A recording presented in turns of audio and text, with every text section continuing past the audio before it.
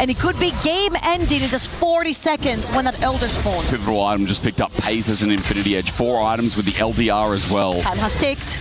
Crypt Bloom for Faker. The Rylai's for Night I'm seeing, but he's got a lost chapter. Wanted to evolve a 4th item, but he's not really there yet. And he will not be, it seems like, with this game. Sorelda's Grudge for Viper. A bit of pen for him, too, to get through these front lines. Very importantly, also Owner with the GA can play a little bit more aggressive, overextend, buy time. Yeah. For pace. Oh, yeah. Leading those auto attacks. Deadman's for Shun. That was his option instead. Wanted to be fast. Steadfast presence needs to be perfect for the engage. T1 hugged the left side of mid. Viper trying to get some poke down. Scatter the weak. Not bad from Faker. Pintro's fine engage. He found Faker. Jumps into the backline. Pathmaker. That guy's in trouble. Missing shot. Not going to find his target. Cataclysm used by Owner on a tank. Doran also whipping the ult. T1. That was horrible. Doran gets popped away as well. 2-man keeper's verdict while Shun's getting tagged out. But Faker is dead. The Medusan roar from Knight. He charges down. Twin Fang erupts. And BLG return to the scene of the crime. Another team fight. Another objective. Theirs again. T1 throws all their ults at BLG and nothing sticks. Steadfast presence, and he won't get out. Carrier's dead as well. And T1, gung-ho, caught out. Messy fight. That was not what we saw 3 minutes ago. And it gets worse here, Hysterics. That is a tower into an Elder, into Baron, spawning right up, and Pace getting caught. He's gonna pop the exhaust. Owner, no choice, all out. He too will burn GA first, then his life, and that might be game trouble. Don't need the Baron. They're going to run it down mid. Viper godlike indeed. Spacing and fights fantastic. On finds Faker. He will die a 9th time, but no more. Another ace for BLG. And Trouble, I think it's time to pull out the stats.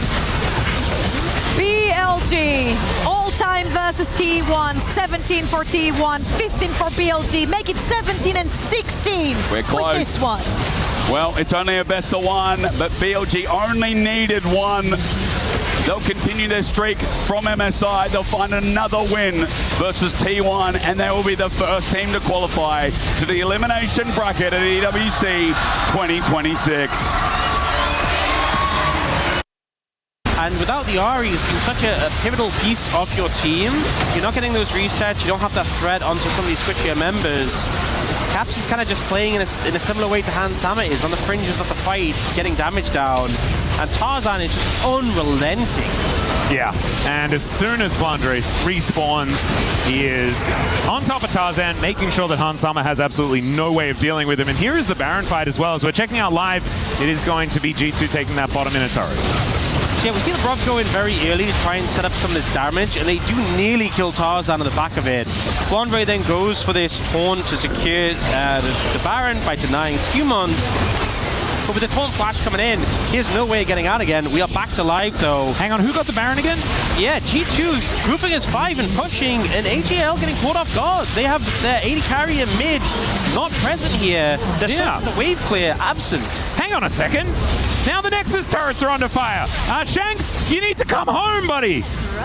He is going to be able to do so, but maybe he's just, he's made friends with these siege minions, and they're going to be his favorites at this point in time. He's now going to be able to go back home, but with this bottom inhibitor down, this is not the play that AJL were looking for. They are trying to find their way in. Remember, they have the stand united, so if Kel reaches someone, everyone will be there instantaneously. There's a TP on Caps, though, so if they need him to come back, he can. The pings are coming out. AGL are going for it. Yeah, Kyle is going to land on the Broken Blade first as Labrov looks for Tarzan. There is that Stand United, and Skumon wastes no time. This time kicks him away immediately. Zenith Blade brings Kyle back into the fight, and look at the AoE damage. The Cataclysm from Tarzan Caps no longer, and Hans Sommer's also dead. Both carries eliminated immediately. And G2, I mean, it was a cute map play, but they may have just lost the game. I think from this position, with only the Anivia alive, the Baron buff as well, they can look to end this. 20 seconds of the Baron buff. Oh, Rob is back up and available, but it's 5 members of AGAL. Will they try and push for the end? They're looking for the Broken Blade. Yep, that's going to be the knock-up on to Broken Blade. He does go golden, but I have a feeling he is still very, very dead. GA's going to pop onto Tarzan, and he will be back for the photo as they take down this Nexus. AGAL looking absolutely fantastic. They bided their time and then won the game in the end. Staying alive here at EWC and G2 down to the lower bracket. They actually got to one-shot Glory with the Nautilus ult that Faker took. That could have been the difference maker for Gam if Glory's able to live there longer, take down pace. It's a whole different fight. And then Kiai is left to 1v3. And he's a scary guy. He can 1v3. He flashes onto Keria. He buys so much time. He's nearly able to take down Faker with the healing, with the damage, with the dashes. But Faker is able to survive on incredibly low HP and take down Kiai near the end. And at this point in the game, he heals up to full pretty much. So they got to do it again. It's like a second phase of the boss, Jack, and you're like, oh my god, he's got the same HP. The raid boss has 2 faces. Yeah. Oh, Cullen going to come through, caught out. Is Faker? No. Not quite at half HP. Gam and their 4-man entirety hover around, or rather 5 through mid. T1 have an angle up in top side. They're going to look for the push up there, maybe, or to steal camps. Remember, Baron is the only objective up now, so that Faker does feel like the game flash. side. Yep. Faker just lost his flash in that play. He's not going to have that up and available, but T1, they don't care. They're starting the Nash. Faker's TPing in. T1 want to fight. What ult is he going to steal? Hijack up and available. Carrier with an angle. Gam move in through this side brush. It's Draktar with the lights to turn off. It's Doran with an angle spotted out. He's got Len, so he knows Kiai is there at the back line as well. At 8k, Carrier starts it off. Onan looking for his angle. The on-call not too bad as well. Onto Kiai. He's versus Doran. Onan tries to jump in and they dive Artemis to the dirt. Meanwhile, Pace is dealing with Taki while I'm watching Faker glide through with Glory's ultimate. We're going to do this again. Kiai is going to resurrect, but instead of 3 this time, there's 4. He'll die quicker, and T1's team fighting when it comes to the tooth and nail of the game is going to be better. And T1, they start the Nasher. They know they have the advantage with the ultimates that Gam burnt, trying to take down Faker. And with that, they seal Gam's fate. They're going to get the ace. They're looking to end this game, running down mid. And what better way to do it? With 20 kills for the GOAT himself. It was messy. It was convoluted, but 20 kills for Faker. I'm not going to say this is a generational game from him, Jack, but I am going to say that he still started this, and now he'll finish it.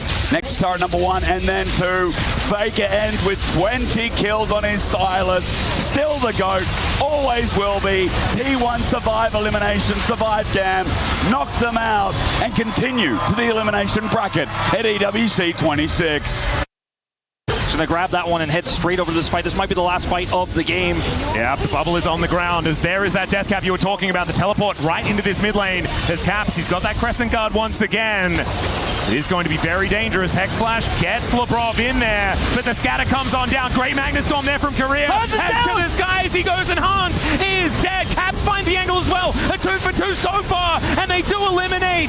And now Showmaker trying to dance around the battlefield. He finds the angle. He picks up all of these flashes, and Lucid is there. The 3 Talon strike. Caps knocked up mid-dash, and now it's Showmaker able to make him look silly, and the ace is picked up. D plus Kia make it happen in the river, and they're going to see whether they can walk up this mid lane and break open the base. They absolutely will break open this base. The shake of the head of that G2 fan in the audience, I think, can be felt around the world as Hans Sama is deleted in the fight. Death timers here, 40 seconds for Caps, 20 on Hans. They get this inhibitor, absolutely, but they may even put some damage here on these Nexus turrets. Labrov going to come up here and try to buy time.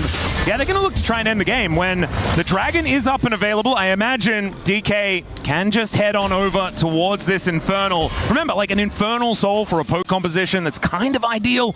And so DK going to get on over there and see whether they can grab that one. I really thought that it was going to be a G2 freebie.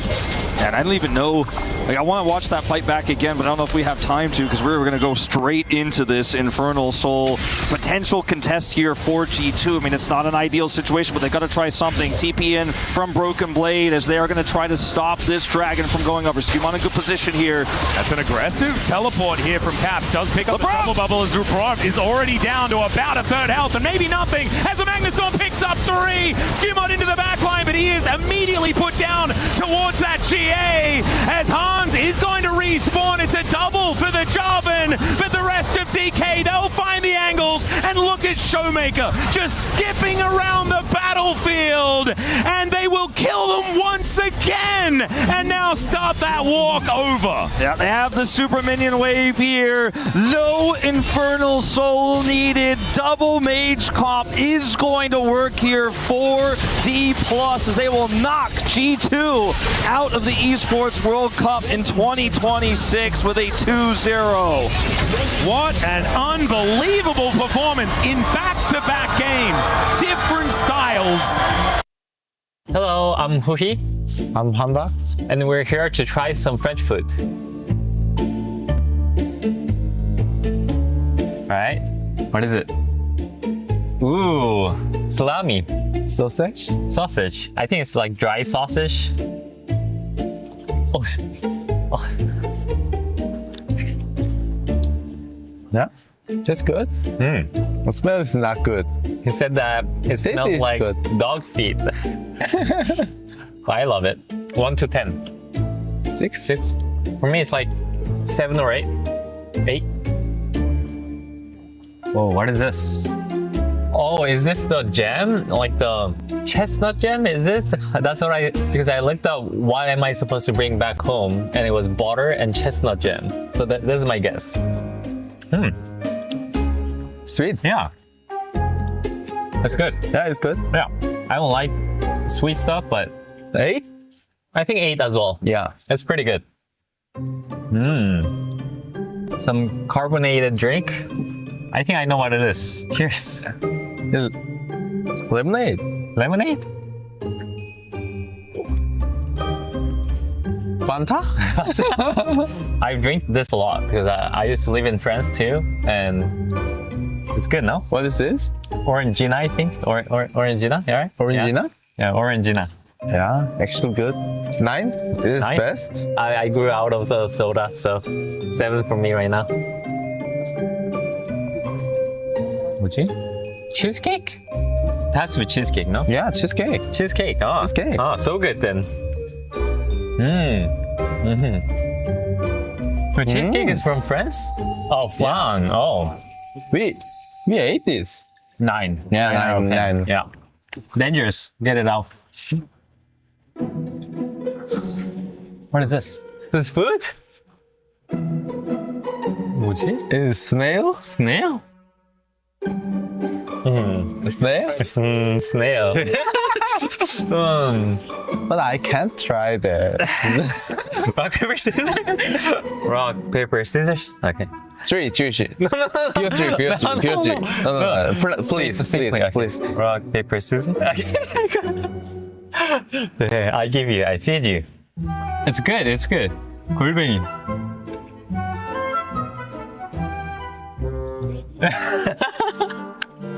Orangina is coming. Rating.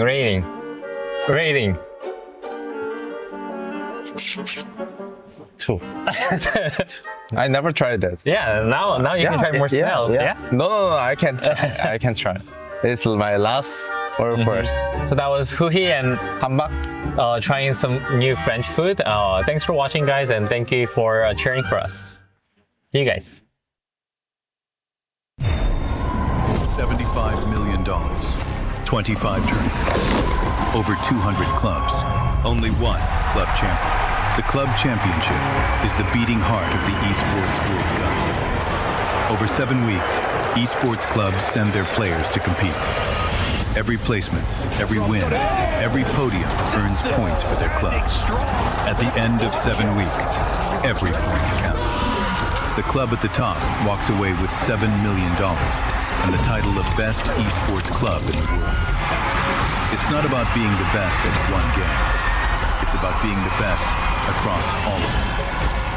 Depth, versatility, consistency under pressure. One championship trophy, one title. Who will take it? Watch history unfold in Paris at the Esports World Cup 2026.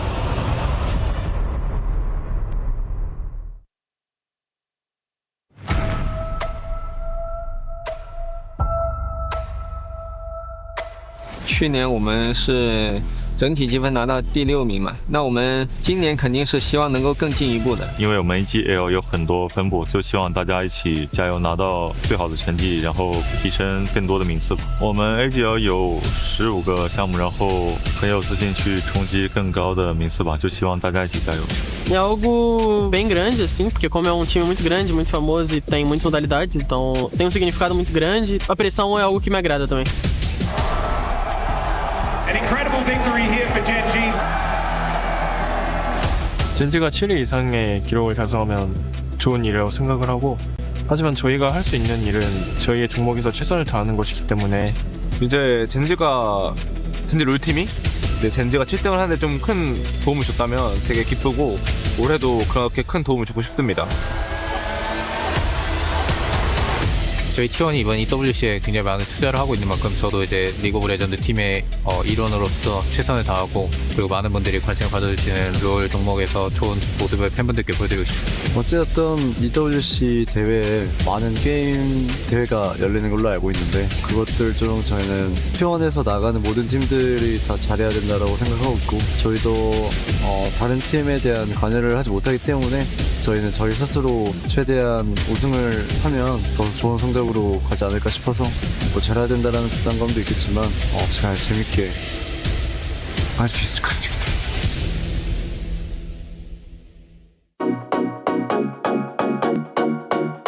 Hello guys, I'm Curse, MBR jungler. Hello guys, I'm Ackerman, I'm support of MBR, and I'm gonna try to help him to clear the jungle. I'm listening. You're gonna move, okay? Don't forget that. I don't know where's the kid. Wait, don't move. Back. Go slow, left, down, bye, up a bit now. Okay, just go. You're going mid, okay? Mid? Yeah, you're in mid now. Okay, you have to back. No, back, down. Yeah. It's so hard. Keep going. More left. That is fine. Click. Keep going. S. The mouse left. Yeah, now use Q. And you're gonna start the camp. I'm doing it? Yeah, you're doing it. Yeah, but I'm smite? No. I mean, you're almost finished. It's 300. You're gonna smite another camp. Go to your left. No, you're going to rear now. No, down. Click. Go. Full. Go click. Go. Where I am? Now go left. All left. Yeah, all left. Go more. Q. Now you're doing another camp. You're gonna smite. But your mouse needs to be more right. A bit. More. I just smite. Yeah, you're doing it. Oh, this is so hard actually. Yeah, I don't know where I am. It's so hard. Keep walking. 2 down. A bit more down. Yeah, there. More down. Yeah, there. You're gonna start another camp. Did I start? Yes, yeah. You're hitting. Can you more left the mouse? Up. A bit left. A bit. Down. You're gonna spawn Q, W, E. My W is not up? No. It's up, sorry. Click. Okay, do the Q through the wall, okay? Fine, you're fighting. You're doing camps. You're doing a camp. What? I'm already here? Yeah, you're already here. You're gonna do it. Your move is so good. My move is so good? S, just the mouse, just move to left. Another more. Then, Q. I'm doing red? You're doing it. You need to smite. Can you go up? The mouse, go up. Left. Up. Down. Okay, just smite. Did you finish? Yeah, you're doing it. No, it's 300. It's the... Now you finish. Go down. Can you press space so I can see up? Q. Nice. You're doing... I can say the word. I'm doing do-do? Yeah. You're doing do-do. You're gonna smite. You have another one. But your mouse is so far away. Wait. In the middle. Try to put in the middle. I don't know where it's middle. Actually, you don't know. Right. Down. Then. Right. Yeah, it's finished. You're finished. Right. Okay. I killed this once. Yeah, you're killing the... I can say. Okay, GG. It's so hard. Thanks for watching, guys. My Momo is kind of blind, like listening, but it was fun.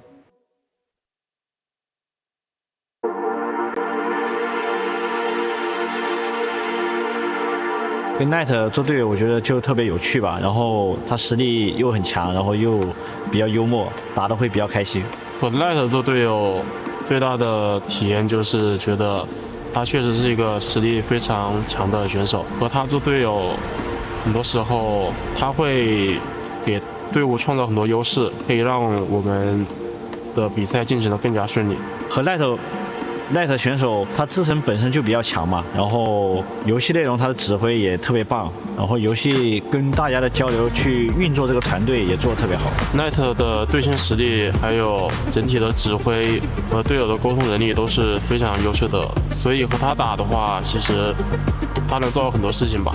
Light 选手的操作能力、对线能力还有指挥能力都是非常顶尖的，这就是他为什么这么强的原因吧。不管是作为选手还是朋友，最喜欢Light他身上的那股不服输的精神吧。我觉得就比较稳重吧。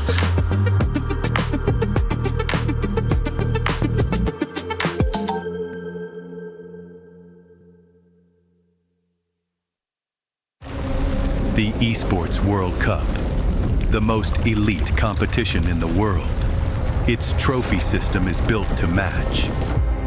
The Club Championship Trophy, awarded to the one club that rose above the rest and reigned supreme across all EWC games. Every participant earns a key engraved with their name. That's their right to compete. Reigning champions hold a key unlike any other. The game trophy is the ultimate prize for every game's champion, incomplete until a champion's key is inserted. The champion's key frame is locked into the totem, a stone marker of legacy, etched with every EWC champion. The losing keys are crushed. The champion claims 3, a personal reminder of who they defeated. The rest are preserved beneath the totem in resin. Every fallen contender captured forever. Will you be remembered or forgotten beneath the totem? At EWC, nothing is granted. Everything is earned. He thinks he can come in here and play my game. He knows nothing but go! Tyler 1, you're done. This is my ladder. You can't climb it. It's better than being hard-suck at Masters. You're going too far now. Your eyes buggy. Your elbows ashy. Is that airline? That's an L airline. Somebody better hold me. Okay, yeah. Do something then. Raw energy. Hard from blow the house down.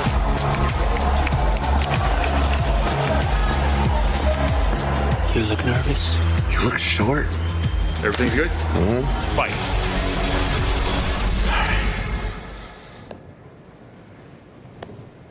Okay.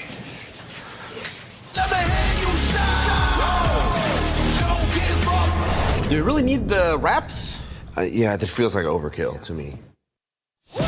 At this year's Esports World Cup, we're bringing you all the games you love, all the coverage you crave.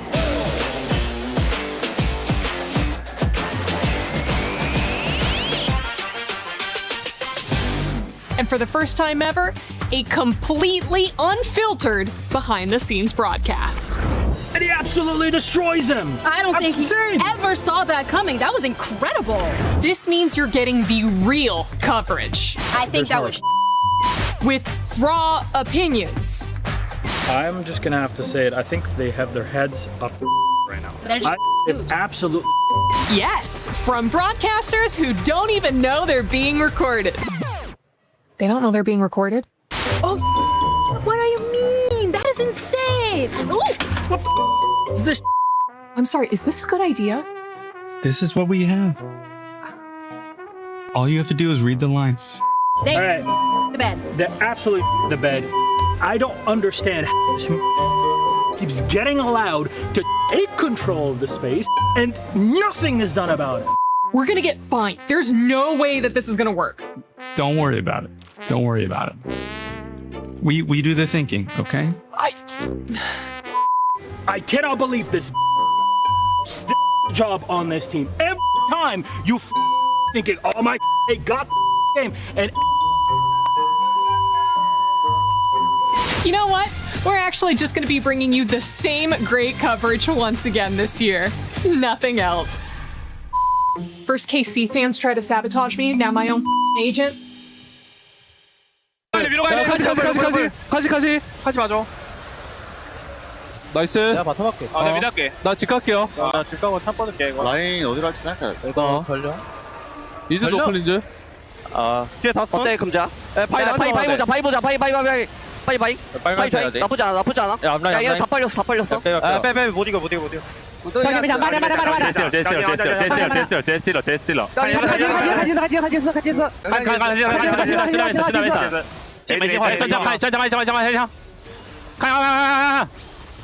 레디스慢点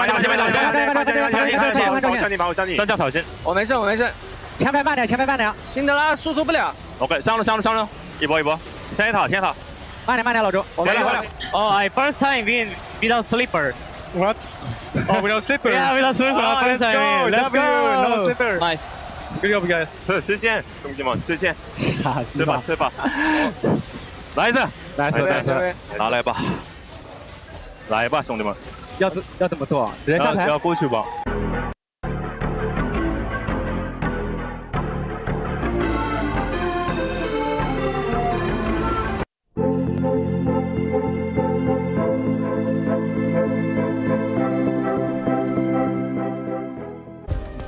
Play is in our DNA. Whenever we let it out, it becomes our superpower. Now imagine an entire city being built to supercharge it.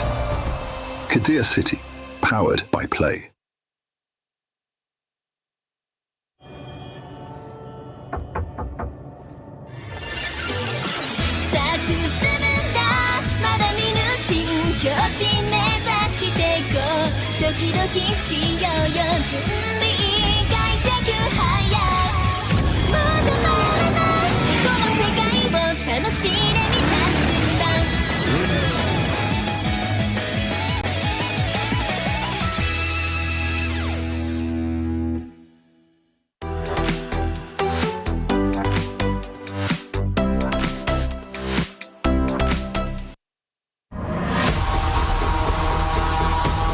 The group stage is over. 8 teams have emerged from the perilous best-of-ones with their tournament lives intact.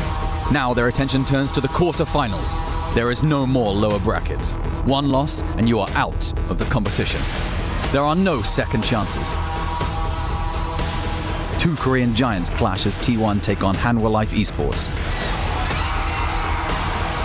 Title defenders Gen G must make it past JD Gaming. Europe's lone representative Carmine Corp comes up against AGAL. Then D+ Kia and Bilibili Gaming will fight for the last semi-final spot. These are the 8 contenders, but only one will lift the trophy. Now is the time to step up. The quarterfinals are here.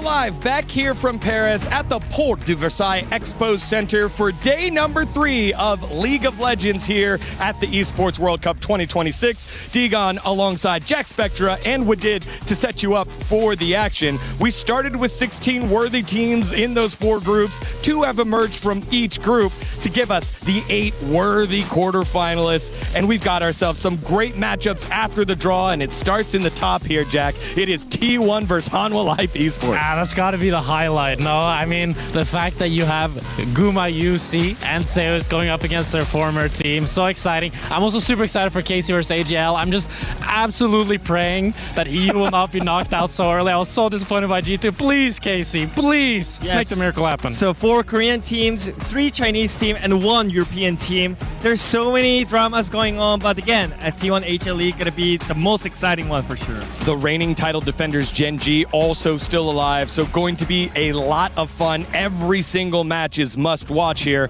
So I'm gonna put you on the spot, Jack. What is your tournament favorite now that we know the top 8 and the draws? It's got to be BLG. I mean, I love Viper. He inspired me to start learning ADC. I just think he's the best ADC in the world. He can play mages so incredibly well. I think it was kind of a fluke that they lost MSI. Their drafts were really bad in that finals, and I think if they learn from that, if they adapt, I can see them beating Hanwha Life, Gen G, all the LCK. Well, wait a second, Jack. You can't say it's a fluke. You know, we all know who won MSI 2026. We do. It's gonna be Hanwha Life Esports once again because the momentum continues, and I think they are still the best in this meta. And yeah, I mean, it's gonna be Hanwha Life Esports again because I think the AP bot lane is just helping them so much. Yes, a fantastic possible rematch of the MSI finals. 2 of the best teams, but let's not forget, T1 still in the bracket. That is that first auto fight there, and they won in 2024 as the title winners of the first ever EWC. And for more on the club championship and what being a title winner means, let's send it on over to the players in their own words, covering exactly what it means to be here at EWC.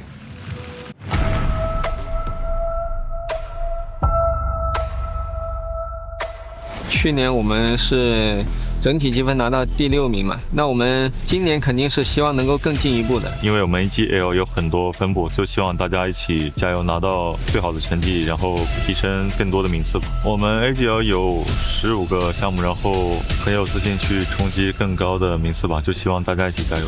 É algo bem grande, assim, porque como é um time muito grande, muito famoso e tem muitas modalidades, então tem um significado muito grande. A pressão é algo que me agrada também. An incredible victory here for Gen G.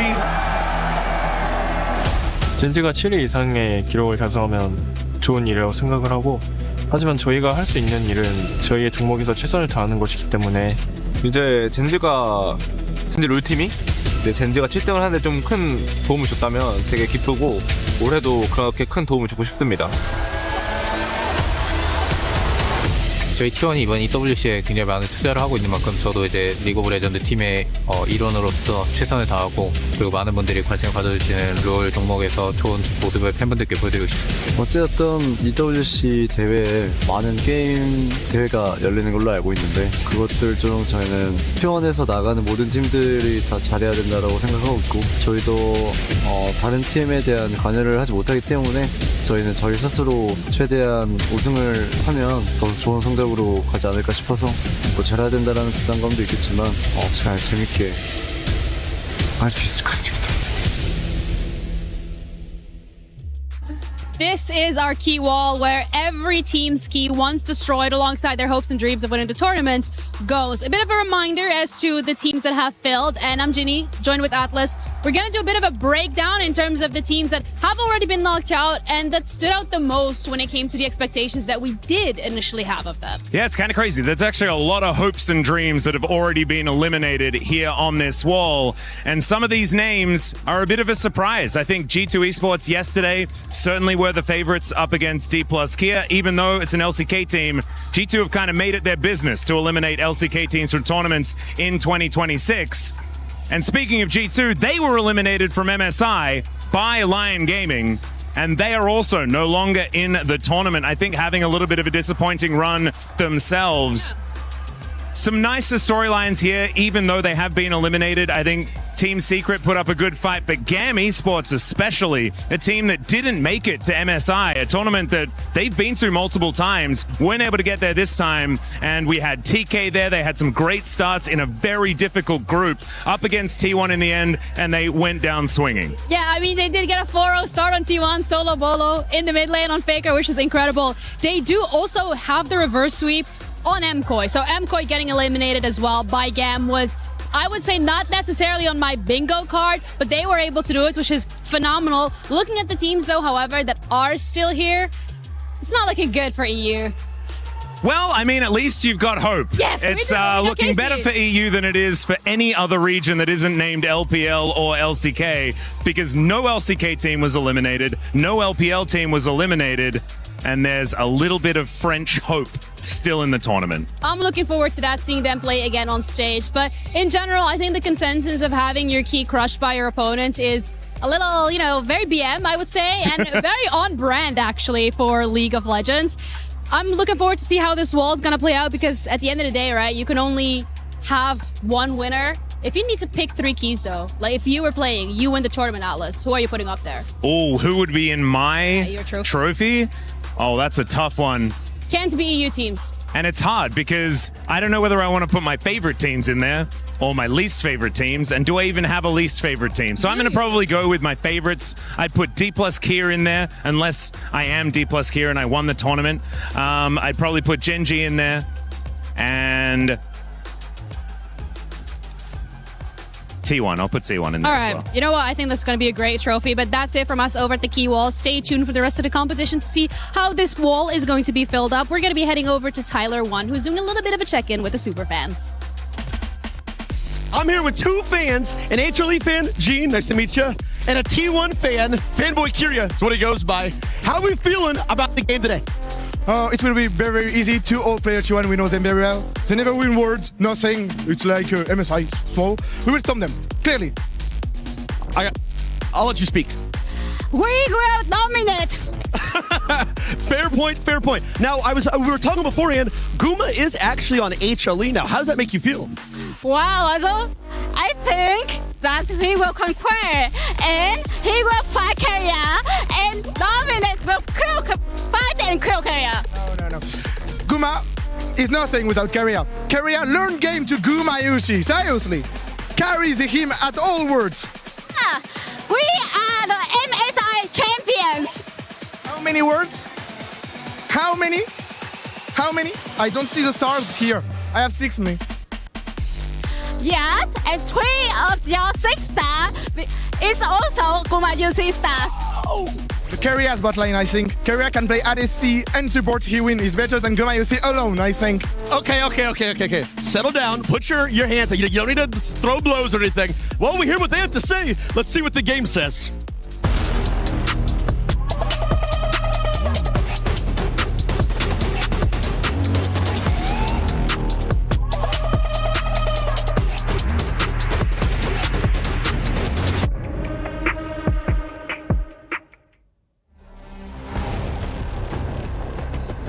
It is the hottest battle across the LCK. Formerly brothers, still brothers, but now on opposite sides. It's the reigning world champs in T1 versus the reigning world champ on the side of Hanwha Life Esports with his world champ brothers. If that was confusing, it's just the beginning. HLE and the Orange Tank roll on in as MSI winners and looking to do damage against the world champs. Welcome back to studio. Digon alongside Jack and Wadid. It is T1, it is HLE, and it is oozing with storylines as our Crunchyroll story of the day, T1 versus HLE.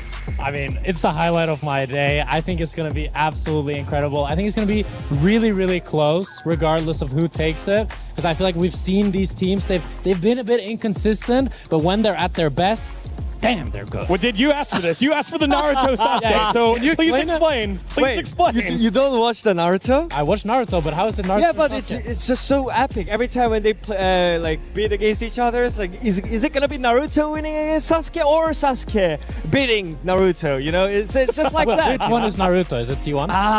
Let's say it's T1 because they got more legacies, Wow. right? And then they have some escape players. You know, they are Sasuke left the league Leaf Village, and they have some players from T1 as well, so a lot of storylines here. Friends at home, you can help decide the deep cut here, Naruto and Sasuke. It is T1 and Hanwha Life Esports as we take a look at the head-to-head between these two squads. Since 2025, these guys have been playing so many times. Now, including in just 2026, you see how many times they played? It has been an epic battle every time these two teams meet up. I mean, for me, most surprising one was Road to MSI because it was T1 who had the momentum from the regular split, and I think HLE was still struggling to find out their theme of the game, but eventually they had such a surprising win against T1, and the momentum keeps going on in the EWC as well. Yes, 10th place all the way to first here has been so awesome to watch. And, you know, one of the big matchups that I think has gotten a lot of eyes on it since 2025 was the top laner swap. It was Zeus and Doran, the two top laners that seem to be fated every time they play to be talked about. But it does seem like one of these top laners currently has an advantage here, Jack. Yeah, I think for me, the one question mark for T1 is can Doran hold? Because we've seen the games where he struggles, the rest of T1 falters. Their loss against G2, it felt like it was really about Broken Blade taking over the lane against Doran, and then the rest of T1 wasn't quite able to get it over the finish line. And we've seen that Zeus is a player, I mean, if you give him resources, if he gets ahead, he's for sure going to carry you the game. So they need to shut Zeus down and help Doran out if they're going to be able to win this one. I mean, for T1 right now, they're trying to find some champions that Doran can actually fit in. Like, they're trying some tanks here, and I think they're trying to fix the draft as well. So I feel like they're getting better when the game goes on, and I think still, though, like Zeus is too much power in the top lane, so it's for sure his favorite for HLE this time. And finally, we are done with these best of ones. It will be best of threes here, so those top laners and the teams will flex their champion pools. Speaking of a pretty big champion pool, we've got Gumayushi standing by right now with Jenny. Take it away. Thanks, Digon. Well, Guma, you're joining us for a little bit of an interview ahead of your matchup against T1. I want to cast us back to 2024 EWC when you were on the roster as well for T1 that won that title. You now have the opportunity to do the funniest thing and actually take it away from them and not let them win it another year. How does that feel? 일단 구마유시 선수 사실 2024년도 첫 대회에 이제 T1 소속으로서 이제 첫 우승을 거머쥐셨는데 2년 뒤에 또 다른 팀으로 와서 또 친정팀인 T1을 상대로 그 두 번째 우승을 뺏어갈 기회를 얻으셨습니다. 지금 기분이 어떠신지 궁금합니다. 오늘 정말 재밌는 경기가 될 거라고 기대하고 있고요. T1을 이렇게 빨리 만날 줄 몰랐는데 MSI 때 못 만나서 좀 아쉬웠던 거를 풀 수 있을 것 같습니다. Yeah, definitely this is going to be an interesting match. I didn't really expect to meet T1 this early, but we didn't meet them at MSI, so yeah, it's going to be a fun match. I'm looking forward to the matchup, but I'm also looking forward to the picks that we could potentially see in the bot lane. How has it been for you adjusting to the new meta on the AD carry role with more mages being in play? 사실 이번 메타가 확실히 좀 비원딜이 좀 성행하는 메타이기 때문에 일단 원딜러인 구마유시 선수에게도 조금 어려움이 있었을 것 같기도 한데 비원딜 적응하시는 데는 좀 어떤 과정이 있으셨는지 궁금합니다. 무작정 좀 비원딜이 좋다는 것보다는 비원딜도 하나의 메타로 해석하면서 어떤 상성관계가 있을지 좀 연구하고 고민했던 것 같고요. 어느 정도 정리가 잘 되어가고 있는 것 같아서 메타 적응하는 데 큰 어려움은 없는 것 같습니다. Yeah, I didn't particularly struggle for adapting the meta because, you know, even though like AP Mage has been a really big meta picks, however, it doesn't mean that it's a dominant one. It's still like 80 carries are still playable. So it's just that like AP Mages are included in the bot lane. So I think it's important to analyze those meta picks and the flow. So I think in that process, I'm doing really well. All right, well, thank you so much for your time. Good luck in your game. And thank you, Maddox, as well, for the translation. That's it from us. Digon, back to you. Thank you very much, Maddox, for the translation, Jody for the interview, and Gumayushi for his time and insights. Champ Pool seems to be one of the big conversation points here at EWC, given the fact that we just saw MSI, and now all of a sudden, it's just a massive rapid change as we take a look at some of the champs here that have been played by both Pays and Gumayushi in the bot lane. So I think at first we thought Ziggs bot lane is most OP champion of the bot lane because it kind of makes the bot lane boring and it enables your support to roam around. But I think people are starting to get some counter picks into it, something like Cassiopeia and also Talia with Shen, so you can actually be more proactive on the map. So I feel like there are some solutions that you can play into, but still, even though Guma said he can still play AD carry in this meta, I feel like high priority is still on the APs, something like Syndra flex pick as well. I think there's a lot of possibilities that it brings into the bot lane if you can actually flex those picks. And I feel like that's why I've been so impressed by Pace. The fact that he's been pulling out the Cassiopeia, he's been playing the Talia, and especially since he's a player that you associate with these hyper carries, that he can only kind of play these high resource champions, that he's able to then adapt so quickly to this mage meta and smurf so hard on these mages. I mean, Pace for me has been incredibly impressive thus far. Well, speaking of being able to play mages, there is the greatest of all time in the mid lane who had himself a field day against GAM Esports in that second game. Like a bajillion and a half kills here with Did. Faker looked like he was back in prime form. I mean, always whenever you watch Faker playing, you might a little bit worried maybe when he's dying a lot, but it doesn't matter. He has the mentality that he's going to do something for the team when it matters. And I think it was Faker once again playing against the one of the best team. I feel like Faker has some kind of like charisma, like when it comes to really important match, like it doesn't matter what he plays, he's just gonna bring some plays for the team. I mean, Faker got 20 kills, a new career high for him, and he was smurfing so damn hard. But I actually noticed he played against BLG, and I noticed his stats in that game. He had 9 deaths. Yeah. And I thought to myself, that seems really high. Has Faker ever died that much? And then I looked it up, and the only time Faker had ever died 9 times was once, and it was against OK Brion, who That's you right. guys are very familiar with. Oh yeah, the Bro Gang. Bro talent does bring out sometimes the best out of some of the teams, sometimes the worst here. BLG, always a menace to play against, and I think that was a fascinating thing to watch because Faker was still making plays, but every time he died, it wasn't like necessarily a knockout blow, but it just felt like the lead was getting larger and larger for BLG. So he too still adjusting with the meta as he's done throughout his illustrious career. I mean, for me, it's all about the matchup as well, because I think he had to play Syndra into Camille support, which is not ideal for Syndra. So I think we talked about a lot of AP bot lanes and the flex picks, but when you're lost in the draft, then you have to play something that you really don't want to play into it. So that's why he had some struggling in that game. But I feel like that's the risk that you take whenever you pick the flex pick. Either you want to go for mid lane or the bot lane, so you have to deal with those kind of issues, and then if you get correct situation for the draft, then you will win the draft, but otherwise you get punished just like that. I think we've seen the ups and downs for Faker, so it's really about, for me, for Hanwha Life, about shutting down mid lane and top lane. It's about these solo laners just kind of having Gumayusi chill, shut down Faker, shut down Doran, and that's really Hanwha Life's key for success for me. I mean, for me, it felt like you have some solution against HLE, but they're playing literally the same strat over and over again. Just leave the Guma alone and then play through the top side. I thought they could actually play into it, but there's no option. All right, well, here you have it. It is yet again another huge matchup. Hanwha Life Esports and T1 do battle in the quarterfinals of the Esports World Cup 2026. Only one can move on. Let's find out together. In the beginning of every game, the scale is balanced. 10 summoners, 10 champions, same goal, same rift, same hush before the horn.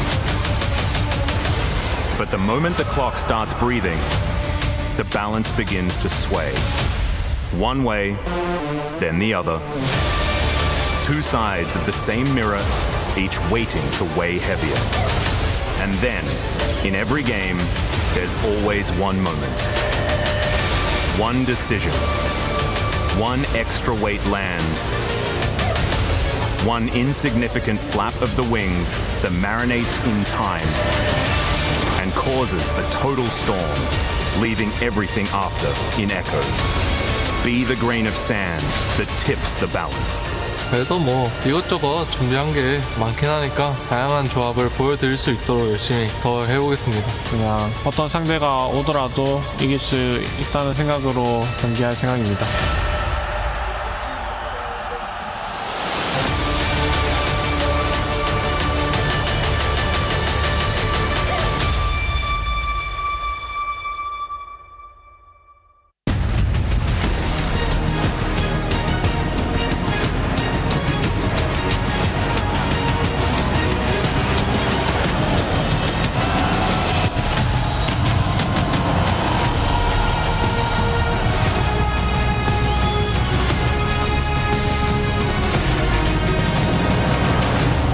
Mesdames et messieurs, bonjour, bienvenue à Paris! On est à la STC Arena pour les premiers quarts de finale de cette EWC League of Legends. Here we are, first quarterfinals of EWC League, and I'm so excited in. Toi, ça va? Ça va bien, et toi? Tranquille, tranquille. The lineup of teams that we've got for these quarterfinals is simply crazy. The defending MSI champions, last year's EWC winners. We've got multiple time world champions in the building, and of course, some hometown favorites too. Lou, the fans are here for it. Exactement, moi je vais te demander en premier, t'es là pour soutenir qui? Who are you here to support? Justin! Carmine Corp here, of course! I love it, we've got some fans down here. Excuse me, sir, who are you here to see?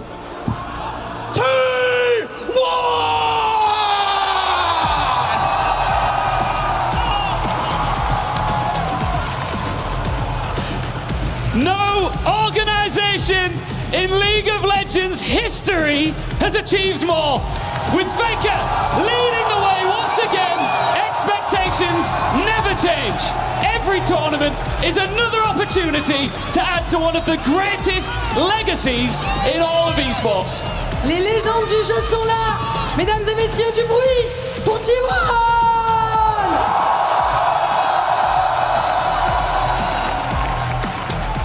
Standing against the crowd's favorite, it's your MSI champions, Hanwha Life Esports!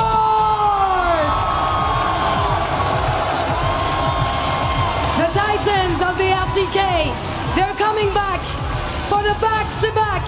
Si t'es pas content, c'est doublé. C'est pour aller le chercher que les HLE sont à Paris. Gumayushi said after the draw that facing his former team is both the best and worst opponent he could have wished for. An opportunity that means everything against a team that means everything. Are you guys ready? We said, are you ready?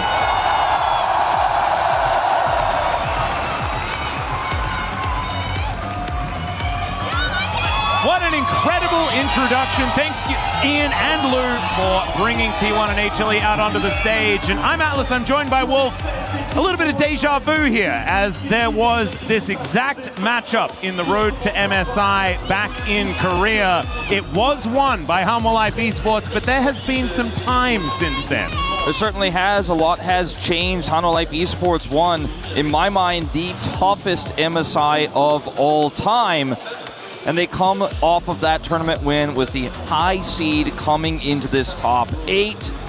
And it was Gumayushi who lifted a trophy in the inaugural Esports World Cup in Riyadh, but now faces off that very team he won it with. Yeah. And a best of 3 that will decide who is moving on to the semifinals. The jump in prize money is massive. You want to be able to make it to that next step, go to the finals, lift that trophy once again. For LCK fans everywhere, it's an unfortunate matchup we got here in the draw, right? A bit of a civil war, as we like to call it, between LCK squads. But this rivalry has been brewing ever since Zeus left T1 to join Hanwha Life Esports. Guma now followed suit. And Hanwha Life here coming in as favorites, coming in as the higher seed. T1 wasn't without struggles their run here to top 8.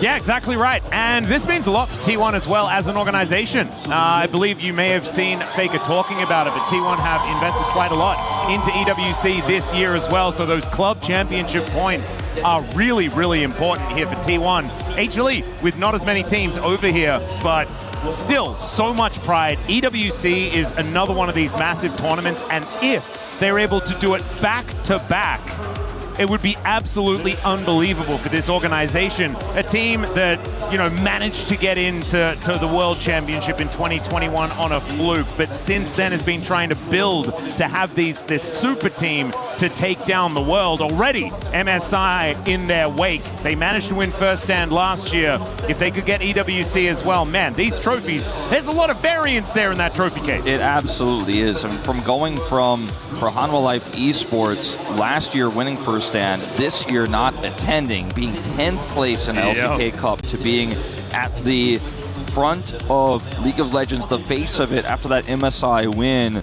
They are the current international champions. To get back to back, I think would make such a statement about how much this team has changed from month 1 of 2026, now July, halfway through the year. Yeah, and it's just crazy. We got the reigning world champs, we got the reigning MSI champs facing off. One of them's going to be eliminated after this best of 3. That's just how it goes sometimes when the draw comes through. And the thing is, if you're thinking about it, you're like, well, what are the other options? Well, there's BLG, probably the next most formidable opposition here at the tournament. There's Gen G, the defending winners here of EWC from last year. There are a lot of incredibly dangerous names that are still in the top of EWC. So I don't know whether there's all that many better options that you could have got. We'll see who is going to be able to take it here as we get into Champion Select for game number 1. I do want to echo what they said on the desk. I think attacking the top side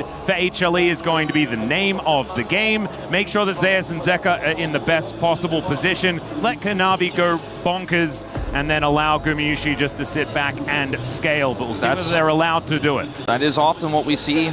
But it is worth noting that even though Doran's performances as of late haven't been his best, he has gotten the better of Zeus in playoff matches, in elimination matches, so many times when they have thought, teams have thought, not just Hanwha Life Esports, but T1, when playing against Doran on Gen G, have thought, we can attack Doran. He defends, he shows up big in those critical matches. Will be an Orianna first pick, to the surprise of no one. What's more surprising is the bans here from T1 allowing that one through. They did take the Nocturne away, so that pairing won't be there. They matched the Gnar ban to the Vayne, so Zeus doesn't get his hands on one of his favorites. Yeah, and I was actually kind of thinking that it would be a little bit more of a thought process here for HLE, just because that buy has been such high priority, especially for a player like Kanavi.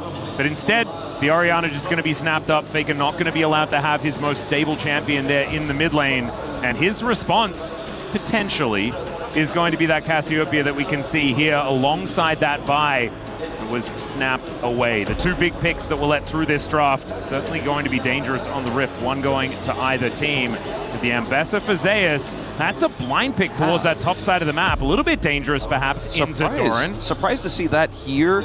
It's a great ball carrier, and it does have a lot of pick potential, can be great into the Vi as well, but I expected the Jarvan. The Jarvan will come alongside, as this is the strongest pick right now Ivern, with the Orianna. Yeah. I remember in 2024 Esports World Cup, Ivern was the meta. We saw it so much double AD carry Ivern thanks to the LPL squads at the time. But it is going to be the Jarvan that we expected. So a lot of setup for this Orianna in this draft, despite the Nocturne ban. See what the response is going to be here ultimately now.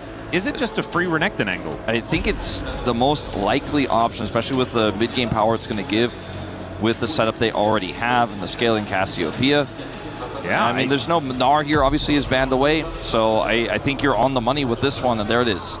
Yeah, and even if the Gnar was there, I mean, the Ambessa's already locked in, so there's just not really much of an option for response here out of HLE. Just shows that Zeus feeling very, very comfortable in this matchup and confident up against Doran in this game. I think that could be dangerous, but the Zig's going to be taken away from Guma. Definitely his favorite mage to play towards the bottom side of the map. You did see that Pays has branched out a little bit further from just regular AD carries there on the bottom side. Let's see what the response is going to be here in terms of Pays carry at bottom. lane, as the Bard is actually still available in this draft, believe it or not. Has been very rarely given to Keria across this year, just because he's so good at it. Even though it's not necessarily the perfect angle for it in this draft, can empower a lot of traditional AD carries. Yep. Akali is removed. Again, that flex of the Cassiopeia being respected here for Hanwha Life. And one more ban come through from T1. Do they decide to get rid of something like the Camille? And they do. That is going to be removed from Delight. Obviously, a whole bunch of other engaged supports if you would like to go down that route, which he's Delight. We know that he does want to do that. The Leona really skyrocketing in priority here at EWC, something that Keria found a lot of success on earlier on in his career, and Delight as well has really enjoyed that champion. But the Shen feels like a bit of flavor of the month, and they are going to be banning that one away from Keria this time. Not going to allow that Stand United extra flexibility onto the Rift. I don't think they have to play Mage bottom lane. I don't think they have to play the Cassiopeia. I think they absolutely can run I think you just lock Nautilus and you can do whatever the heck you want. You can Nautilus, you can Caitlyn Bard. You know, you have so many options here as FaZe and Keria to... Or just lock Bard. Yeah. That's another good one. I think it's just going to be the Caitlyn Bard, as maybe Gumek could deny it, potentially. It's one of his favorites here in the bottom lane, but what it comes with would be a bit of a question mark. There is the Caitlyn. Maybe let's go Caitlyn Nautilus. I mean, the Ezreal is still up and available here, so FaZe could jump onto that one if you would like to. A very strong lane alongside the Bard as well, but it's Karma. It's Karma, the Caitlyn. Classic. They're just going to try and just smash the lane as best we possibly can on Hanwha Life Esports' side. And is it just going to be an Ezreal, or are we going to be picking something for Faker to try and take down this Orianna that isn't named the Cassiopeia and allow that flex to come through? It's going to be really hard to play Cassiopeia Bard into Caitlyn Karma. I would the agree. Ezreal you mentioned is just so much more flexible, so strong into the Jarvan and the Ambessa, especially with the fairly recent nerf to Ambessa's channel time on her ultimate. Gives Ezreal so much ability to escape it, so much time and freedom there.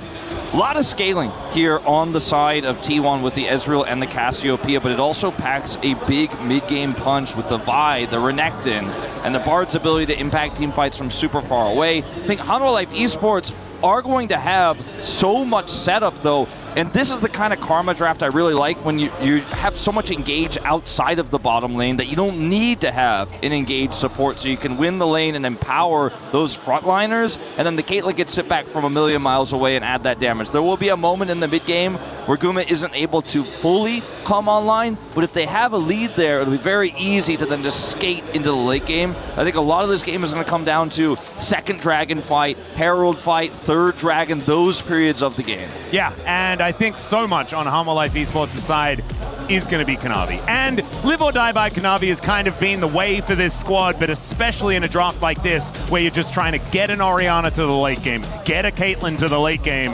The Jarvan is going to be absolutely pivotal, and Kanavi has been able to really warp games on this pick. But I don't know, coming out of this draft, I feel very comfortable for T1 as well. They managed to get the Bard, a feat that I don't think they've been able to do very much at all over the last few months. And the Vi has been incredibly powerful. It's a decent matchup for Faker on the Cassiopeia in the mid lane, and a counter matchup on the top side of the map for Doran as well. And so T1 probably feeling great coming out of that champ select. Let's see whether they can put it into motion on the Rift as we load up and get ready to get into game number 1. It's EWC knockout stages here in 2026. And we'll see who is going to be able to keep themselves alive. This is a best of 3 where one team is going home immediately after this. It is just done. There is no lower bracket to fall back to. You just have to keep winning. You absolutely do. This is Kanavi's second most played champion of the year on this Jarvan. Talk about how iconic Keria is on the Bard, but Kanavi similarly on this Jarvan. 70% win rate across so many games, 17 of them. And see how he does perform here, because I think a lot of this early game is going to be about him, his early pathing, and which lanes he can impact. Most likely the bottom lane, but that immobile Cassiopeia also a potential target. Yep. HLE looking to try and grab the shove here in this lane. They should definitely be able to do so.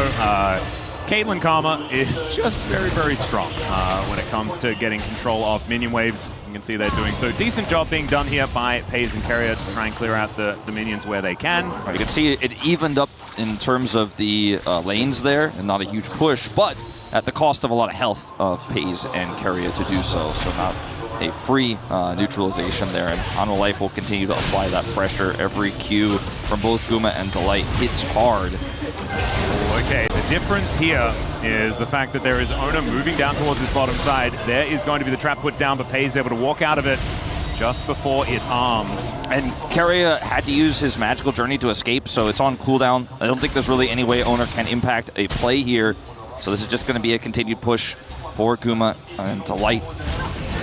FaZe eats another Mantra Q. That is a really, really big amount of damage he's taken here. This is very risky to stay against this cannon wave, but luckily for them, Kanavi is on the other side of the map. Yeah, and this is what this lane is supposed to do, right? If you are a T1 fan and you're watching, you're like, oh no, it's a disaster. Well, it's kind of what's going to happen. That's what it said on the tin as we came out of Champion Select, and we'll see whether they can utilize these solo lanes in order to get some advantages. This should be a good one for Doran on the top side of the map. I know he's had some ups and downs, but navigating a Renekton into Ambessa matchup is something I am still confident he will be able to do relatively well, as the Ruthless Predator comes out towards that top side as I'm saying it. There is going to be a Kanavi up there just finishing his full clear. Both junglers looking to meet on that first scuttle on the top side. Delight moving on over, but Keria hot on his heels.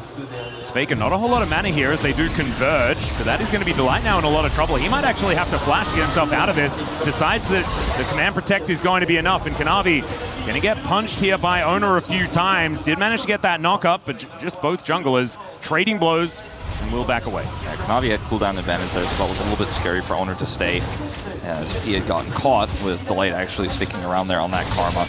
Could have been very dangerous, and they will be able to take the scuttle. But it's hard to get a huge amount of value when the enemy support is following you there on a gank like what we just saw. So we'll just be a reset back to the mid lane here for Zeka. Teleporting in. The game is dead even, with the exception of that small lead in the bottom lane, which is expected. If you don't earn a lead like this, you probably shouldn't be playing the Caitlyn Karma, right? Yeah. And it is Guma, of course, one of the most iconic Caitlyn players, if not the most, of all time. So, everything is going exactly as planned. It's really the mid-game where this game is going to open up. No one's made any major mistakes just yet. And this is the really dangerous time, right? You can have a look at the backs. There's a pickaxe in Gumayusi's back pocket. His FaZe actually going to get a nice proc on that W as he does dash on forward. But yeah, pickaxe versus Tia is not exactly a great battle stats situation for the Ezreal. So FaZe can have to make sure that he takes these smart trades in order to get some advantages, because otherwise Guma will just win out in the straight-up DPS war. Zeka and Faker just fighting it out here in this mid lane. Nothing really to report as we can see. Owner has a meeting. very slight camp tempo advantage. Like, he's getting his very, very slightly faster. He's actually on the bottom side of the map right now as a result of that. This is a very scary moment. Yeah, Keria making his way over. Owner is going to join him. Great net going to connect onto FaZe as the flash over the Vault Breaker is going to keep HLE's bottom lane safe. That being said, now Gumayusi not with that flash. Very important. Faker now in a fair bit of trouble as well, as Kanavi just leapfrogs the Miasma and looks to see whether he can get on top of Faker here. Not investing his flash either, knowing that Faker can flash away. But now the flash comes in. Q secures first blood, and that's Kanavi getting off to the perfect start for HLE. Makes you wonder if there should have been more communication about the fact that Kanavi was not contesting there in the bottom side. Faker too far up, and with Jarvan having such a long engage range on top of that flash to follow, Faker was going to have a hard time getting out no matter what. Didn't have level 6 for any sort of outplay there. And unfortunately for T1, first blood will go to Hanwha as a result. Great flash away from Guma as well. If he gets caught there and he dies as well, it's a 1-for-1, right? And that ends up being a cross map, but instead it's an escape plus a win for Kanavi. Yeah, and this Jarvan well and truly accelerated. We set up the series saying that it's going to be largely about what Kanavi can get done. And already takes the dragon down, takes the goat down, and is able to go back now and see what he can put together. Still things quite even as far as camps taken are concerned, and Owner is going to try and push that even further into his advantage, as those Krugs seem to have his name on it. A lot of indexing here to the top side of the map by T1, faster than Zeka can rotate. And they need to make this happen fast because Zeka is coming up, as we are going to see that dive here onto Zeus. Yeah, Ult at the ready. It's going to be okay. There is the public execution. The flash out of the way as Faker is not going to find the petrifying gaze. That is a lot of healing on Zeus here as Faker's taking up the turret and Zeka takes him down. Overstayed is welcome greeting for the kill. And that is 2-0 here for HLE. Zeus just played it so well. Ults instantly to get the unstoppable, is able to flash away, and Ambessa has all of that healing to come through as well, and they just don't have the damage. Doran flashes away. Faker commits heavily, thinking he's not going to get out. He dies. They get nothing. It's 2 kills here for Hanwha Life Esports, not to mention an incredibly heavy commitment from T1. Doran's flash now on cooldown. They really get nothing out of this play. Yeah, HLE in a pretty phenomenal position now. 1.3 thousand in the lead. 1 minute until these grubs are going to spawn. And T1 starting to feel like they need to make something happen in their direction. We'll see what kind of plays they're going to have for us. They are no strangers to being a little bit behind in these games. We have seen it all EWC long. We saw it in MSI and we saw it in the LCK. This is just the way of the circus, ladies and gentlemen. They like to keep you on your toes. But this is the MSI champs. This is the first place team in the LCK, and a team that has been able to take down T1 in the past. It was a 3-1 last time they met at the road to MSI. And HLE are not a team to give very much quarter. Certainly not. T1 have a lot of scaling in this draft, and the spikes for Faker and Pays will come much later on in this game. So stabilization is now the name of the game. I mentioned earlier that the big fights were going to happen around those mid-game Drakes and the Herald. Right now, Grubs are spawning, as you guys can see the bottom right of your screen. But T1 need to be careful now about fighting and contesting these early objectives since they're already so far behind, because that could just end the game. If they lose another big fight, HLE will just be too big to fail, as they are going to come over here and contest this blue. As the knock-up, as that's Cataclysm, Owner able to get out of there with an immediate Vault Breaker. And so that means Kanavi's ultimate doesn't do a whole lot. Zeka now just playing some defense as you've got Pays moving on up towards this top side. Good defense, though, played by T1. Keep everyone safe. Yeah, just gotta let it go. Gotta back out there. If you lose too many members, it's just going to be lights out in this game. They're already on such a teetering knife's edge to be able to stabilize here. We know they can do it, but any more heavy losses and it won't be possible for anybody. As Pays heading up here to try to poke away, they want to be able to get one of these grubs at least if possible. And right now all of them are going to reset as HLE with 4-man strong. There's the flash in. Cease and desist comes down. That's so much damage. They blow up Gumayushi in a heartbeat.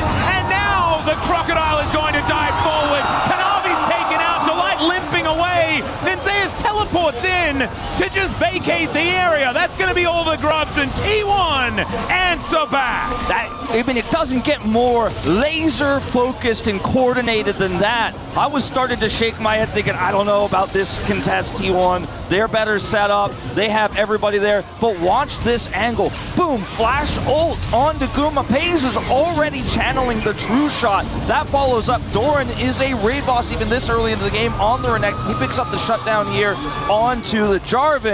And then they have Faker following up for the TP, can head straight back to mid lane. That was a clean contest. It is really just a snap engage there from Owner, taking out his former teammate Guma. Yeah, Gumayushi now back out onto the map. The carrier is chasing him down. Delight will be able to move up here to make it a 2v2. But the flash in! He manages to get the Cosmic Binding. The flash away is there! He gets the shield from the Inspire, and I think he'll stay alive.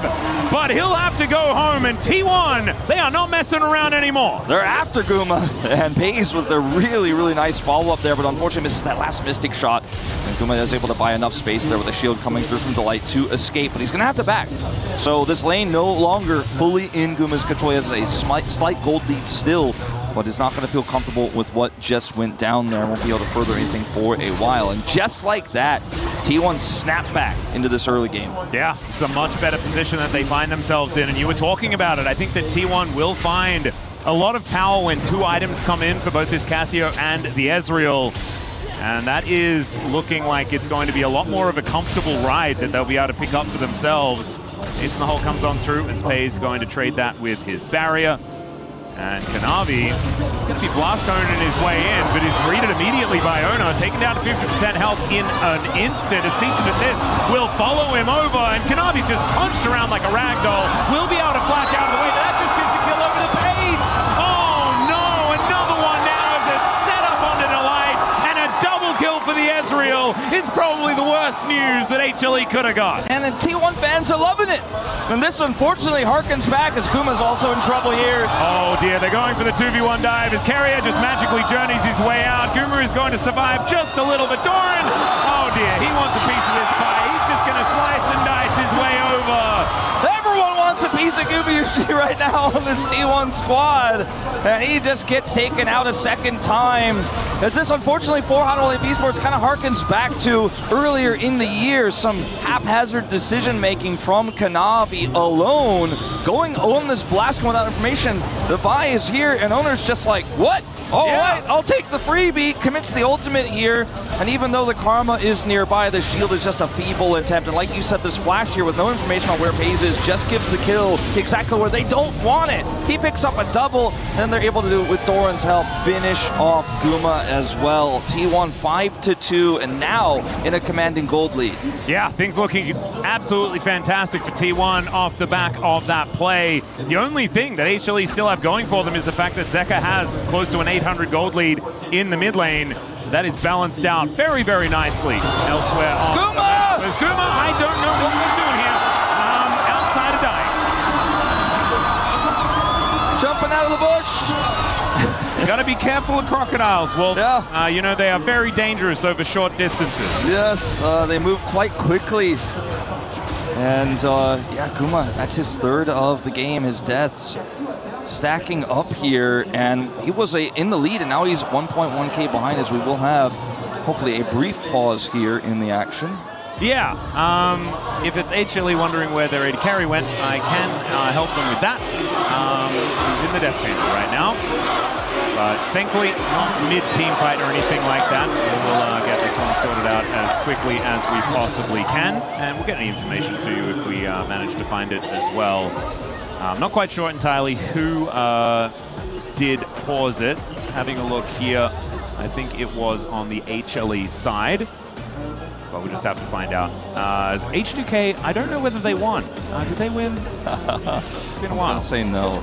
Not in this tournament, but they won it in many fans' hearts, including that man's right there many years ago. Yeah.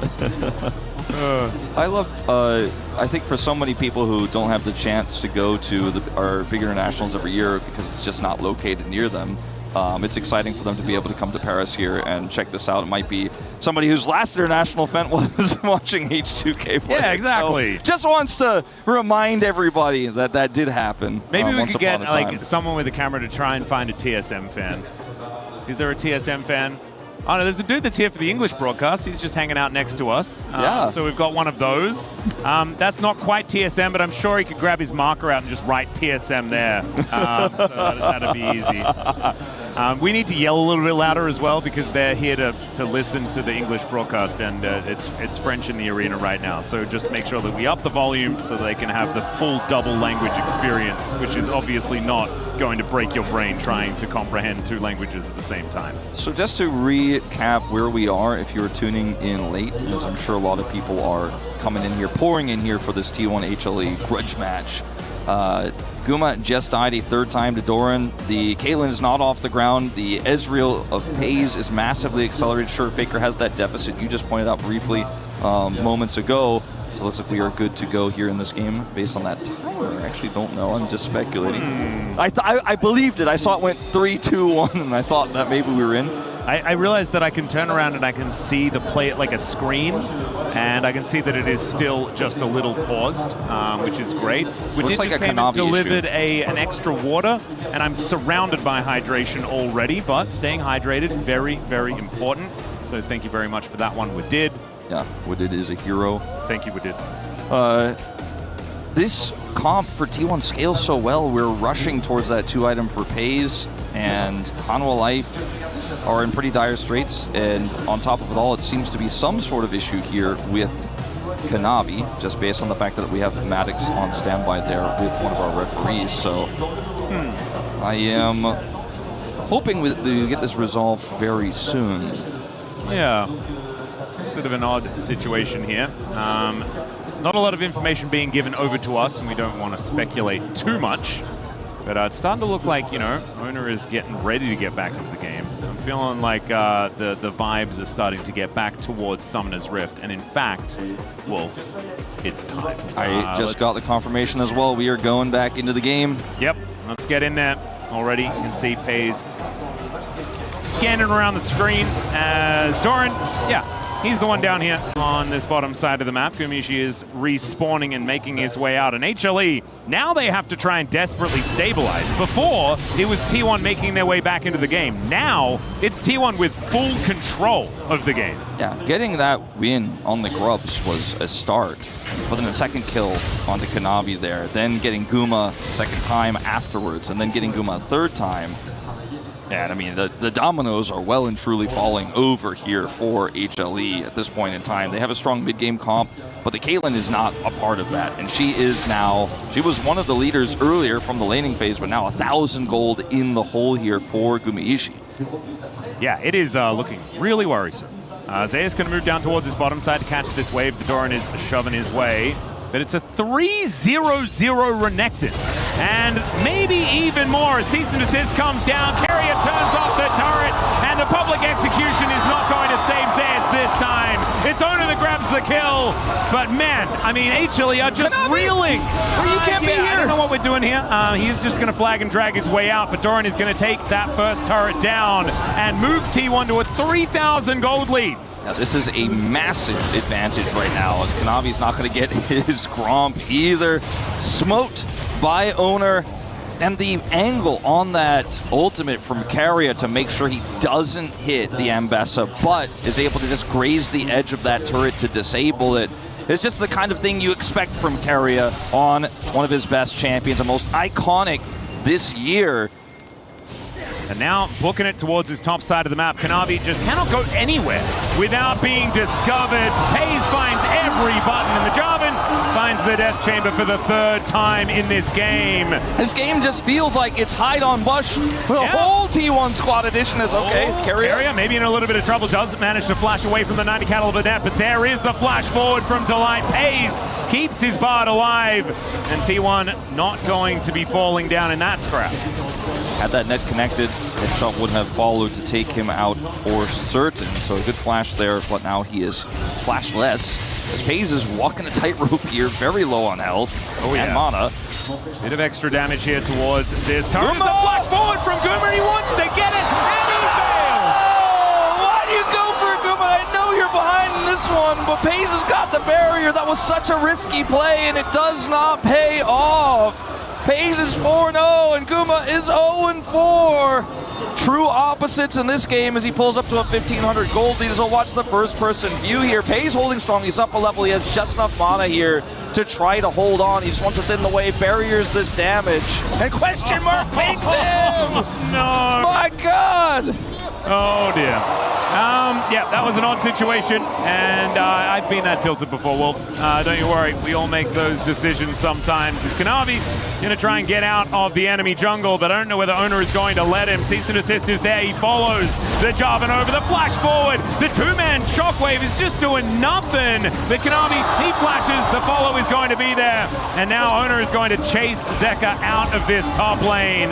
The dissonance is helping, but the Vault Breaker is going to slow him up, and I think the Orianna will be safe for the moment. But T1, man, they only know one direction, and it's forward this game. Guma's hiding, tucking tail, and running between turrets. That's my God, Doran just pops out of the bushes yet again. T1 have squeezed every last drop out of the orange. There's no Hanwha life on this rift. It is just done. That's 16 minutes here, nearly 17. I think this game is completely done, Atlas. T1 taking this mid turret. It was an early pick onto Guma that made us feel like the game could be competitive, but everything that followed after that has just been T1 hiding on bush, popping out of bush, and now Pays taken over. He's fully stacked his tier. He's going to have his Muramana completed very soon, sub 20 minutes. And they're going to look for this dragon now as well. Will be their second of the game. It's an Infernal. Pays says no Guma in this map. Yeah, he's going to teach Guma how to do it, and that is how. Have way more money ready, and then just hit him a couple of times. Delight is going to try and slow up this Ezreal as Carrier takes a magical journey over. There's the miasma down, and Kanavi, I mean, he might make it towards this inner turret, but it ain't helping, ladies and gentlemen. HLE are just falling apart here in this game. There's hardly a good choice to make for them now as they've stacked their soul laners topside here to try to get a bounty turret and try to maybe kill Doran as Zeus is waiting alongside. Doran goes forward, here's the angle. Yep, there's the shockwave connecting on to this Renekton. Delight is going to show up to try and figure something out as well, but I have a feeling that Doran is going to be all right. No slow to come in, and he just gets himself out of there. Now Pays and Carrier are turning up, and HLE, I mean, they're trying to deal with this turret. The Tempered Fate goes down, though, and the Ambassador is in a lot of trouble. True Shot Barrage finishes off the Orianna. Zeus, he wants something back, but he doesn't even find the public execution. It is just privately an absolute domination here from T1 as Delight is going to run away. Pays is so early on in his career. He has so many kills to his name so quickly. He's so moving up the leaderboard. Well. I know. See whether he can find another one in this game. He's just insane. A whole bunch of knockups come on through. The cease and assist from Owner as Pays absolutely godlike. Umayushi going to get another dose, and Kanavi, the next one to probably fall, takes the magical journey over. Arcane shifts back. He is just styling on him. Don't let Pays get a 2-item spike before 18 minutes, or you're going to see a game like this. I want to point out also in that topside turret secure, Carrier was like a millisecond away from Tempered Fating the turret and denying them from even getting that bounty, which is all they got. They lost everything else. So this game is off the rails. Oh man, just Zeka's ult just dodged. Yeah, to get out of the way of a shockwave. I mean, HLE, they are incredibly far behind, right? So there's not a whole lot they can do here, but the way that T1 just took hold of this game was absolutely ridiculous. Dodges the flag and drag with the magical journey and then just comes back and kills him. It's beautiful out of Pays. This is just the kind of game that is a showcasing of what T1 are capable of when they get even a slight lead, what they can turn that into. And speaking of TSM. Glad we got to pop over and say hi to Double F. Doran, he's just going to move away. I think he'll allow Kanavi to have a Gromp this time. As Kanavi's going to see whether he can take down the Crocodile yet again. He does press that pesky E button yet again. And that might be enough to get himself out of the way. Flag and Drag does come on through. Tempered Fate buys a bit of space. They're getting Baron while the Crocodile is just fleeing. He gets away, they get nothing. And T1 get the Purple Worm at 20 minutes. A classic for T1. They're so far ahead, they could do no wrong. They can do whatever they want. Hayes coming on over here, looking to see whether he can take down this inner turret. I have a feeling he will be able to. Zeus nowhere near strong enough to contend with this Ezreal sitting on 3 items. Ladies and gentlemen, we talk about the 2-item spike. At about the time you're supposed to hit it, he picks up 3. Like this guy is just so incredibly strong. 904 on the Ezreal. And T1 now with this Baron, they haven't gone for a reset just yet outside of Faker. Does come back with 2 items himself. But now, I mean, the pressure is just so ludicrous out of T1 here. They are looking to put HLE out of their misery here in game number 1. They have such great siege with this insanely fed Ezreal. Shojin's done on 3 here, 21 minutes, 3rd item. He shoots lightning with his Q, and they just cannot step up. Zeus is like, man, that's my thing. Come on. Must be the case. All right. HLE desperate to try and find any sort of comeback here in this game, but at 21.5 minutes, a 9.6 thousand gold lead. Surmountability is at an all-time low. It's at a premium one. Yeah, it's not exactly the easiest The thing. only thing that can be surmounted in this game is Faker's gold deficit. He's got 3 in the hole. Yeah, the only thing they can get that they don't have on your scoreboard right now is Rod of Ages is going to complete. Zeka's only a few seconds behind him in that regard, but that was the one lead Hanwha had, the one piece, the one advantage, and it just doesn't matter. 9-0-4 on this Ezreal. FaZe does not get the assists, he gets the kills. And Kanavi doesn't get the Wolves, I don't think, as we're going to have a look at this one from FaZe's perspective. Kanavi just extremely dead. They're going to bide their time waiting to see what Guma's going to do, and he's just going to walk a little bit southward and die. Now another one as FaZe is just going to rain these Mystic shots down. True Shot Barrage flies over. Zeka dies as an afterthought here to a very angry Crocodile as T1 will just walk in through the front door and obliterate the base of HLE. What a statement here in game number 1 in our first game of the knockout stage. T1 do not want to be going home today, and HLE, if the MSI champs want to stay at EWC, they're going to have to do damn better than that. They certainly will, as T1, this arguably their most decisive game of the tournament here against rivals HLE. And FaZe just took his lead and sent it in the top lane, in the bottom lane, in the jungle, and in mid to push to end. Massive, massive lead on the Ezreal. They go for 4,000 there, and the end. He's just so good at this pick in particular, any pick that's high skill ceiling. But I think the ceiling was pretty low in this one with the lead he had, but he just doesn't miss. Yeah. And Gumayusi unfortunately netting the wrong direction, but that doesn't really matter at that stage. They were just kind of counting their money on their way to the bank to make a deposit. I think the bank was around where the Nexus was. Monolith Esports had the change jar. Yeah, they did. And unfortunately, they dropped it on the pavement on their way, and it just didn't quite work out. That was, I mean, I'm still kind of reeling from that turnaround, because at the beginning, it looked like what we had all kind of assumed would happen, right? Based on what we saw at Road to MSI. And then T1 said, no. This is going to happen much more differently than what you thought. Yeah, FaZe did over double what Gumayusi was able to. And I mean, it's understandable. Guma was dead half the game. Ooh, bit of a rough one, but I think Honor Life Esports can bounce back. You start falling behind at 16 minutes, that you are just not going to come back. Yeah, what incredible performances out of T1 players. And now it is time to throw it over to the desk to break down that ridiculous game. Thank you very much, Atlas and Wolf. That was the perfect analogy for exactly what happened. It was ridiculous in terms of expectation. You take a look at that white part of the gold difference there, and you're thinking it's the beginning of a specific story that we have seen a lot in 2026. And then T1 flip it on its head. It's crazy. What did I just say in the pre-show? I think I said HLE is going to win everything, right? But what? T1 Magic once again hits the ground, and like, it's again.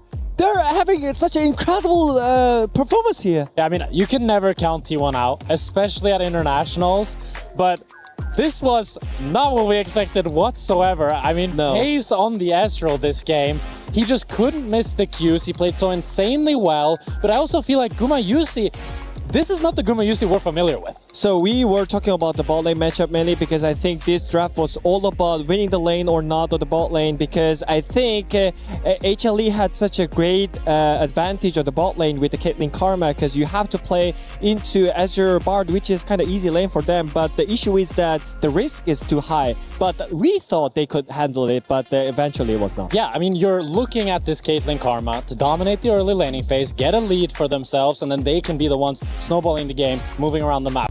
The opposite happened. It was Owner and Keria that took over the map completely, even farming Gumayusi pretty much. Just whenever they saw him, it was a free kill for T1, and it really defies all expectations that we expected. And I think a ton of props has to go towards Owner this game. Like how well he was pulling the trigger. He was so aggressive on this Vi, always going in, always finding his mark, and just really gapping Kanavi in this one. Yeah, and again, this was with the Bard, Keria's Bard on the opposite side. It wasn't going early, so you're thinking, okay, Gumayusi will be able to get out of the lane, no problem here, and instead just was punished at every misstep. And this one too, a Doran at half health, Guma thinking he's safe, and Doran getting the kill on his former teammate. Yeah, in the pre-show we were kind of worried about Doran because he was the one underperforming from the roster, but I think he had such a great draft into this one because he had Renekton into Ambessa, and out of this the laning phase, he could have the window to punish the Caitlyn on the bot lane as well. So I think it was just a really great game overall here. Yeah, I think T1 got everything they wanted in draft. Yes. Easy lane for Doran. carry on Bard. I don't think, like, you don't give carry a Bard, especially in a matchup like this where you're up against the Caitlyn, you're up against the Orianna. It's so easy to find good Bard ults and so easy to set up a team for success. I mean, you were a former AD carry, so you definitely know how hard what the matchup was for the AD carry, right? Yeah. I think this Azure game performance was not that we expected because it's, again, really hard lane into Caitlyn, Karma, but Paige somehow managed to win this lane and have a phenomenal performance here. Let's take a look at one of the coolest parts here of EWC, the POV cams in the middle of the fights, and you're getting to see one of the best to do it. Paige on the Ezreal, playing on the edge and punishing. You can see the question mark thing afterwards. What is this guy doing? I mean, Pace just knows his limits so incredibly well, and he's playing so damn aggressive, punishing Gumayusi at every step. And I just feel like you could see that Gumayusi, the pressure really got to him after the early game. He was missing some of the traps. He was trying to go for the 1v1 even when he actually lost it. And I think game number 2, Guma needs to step up, or this is a 2-0. Yeah, I mean, and this is a thing that we've seen from Guma before. We've seen it from Faker as well. He keeps pushing to shoot the shots. Like, all right, one of these is going to land. I'm going to get going. I'm going to be able to outplay this deficit.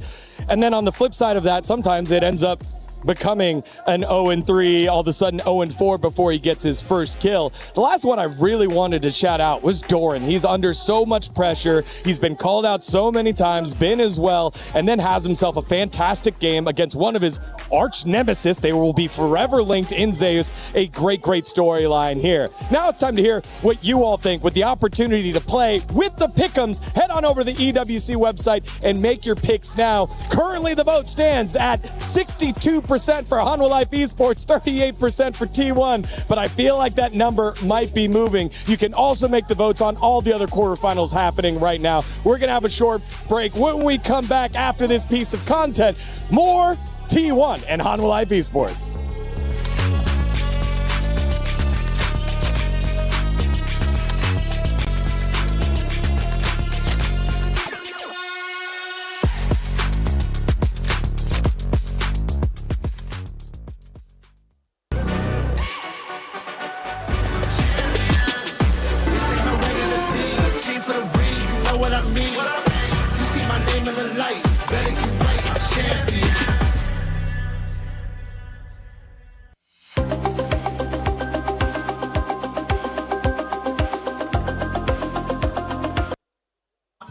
Over at the Kiria City Grid right now with our lovely Glitter, and Free Fire is heating up. What's going on over here, by the way? Okay, so this is what we've got cooking right now. All right. It is survival stage for the teams today, which means we've got 12 teams still remaining, and only 4 survive.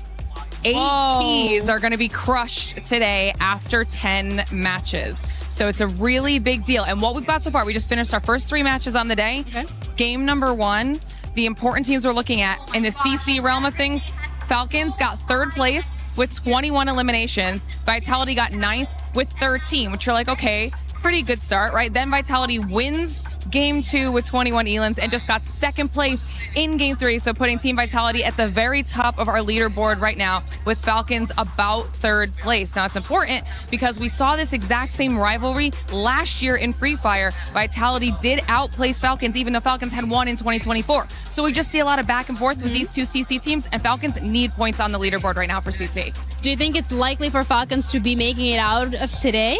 If we get the performance that we saw in game number 1 out of them, absolutely. They're more than capable of doing it, and everybody was assuming they would heading into this event, but Vitality just looked so good. It looks like Vitality turned up the heat over on this stage, but that's it from us for now. We're going to keep checking in with you whenever we have an update. Bye.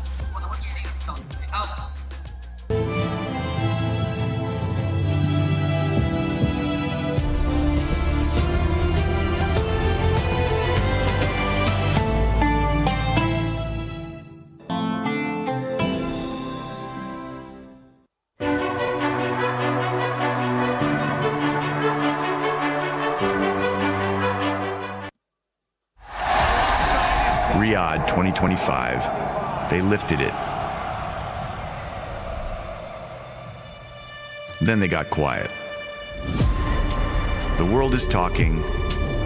They are not. 7 worlds, 0 finals, same ending. over and over.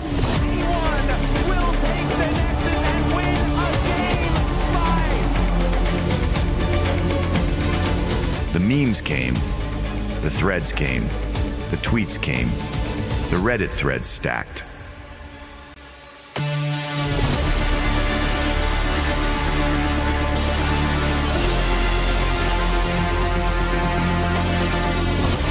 밸류가 밀린다던가 게임의 흐름이 답답하며 조금 더 초조해져서 무리하게 되는 경향이 있는 것 같아요. They've heard every version. The world has changed its narrative. They have not. Duro getting into that backline. There's a knock up onto Ruler, but he takes down Kyle. Now a second to come in as Tarzan's on top of him. Will is the Arcane Storm doing so much work, and Gen G, they are just going to ace them. Kenny has all through there as they're looking to turn it on to Duro, but there is the Impale to answer the ulti, and down goes the tree.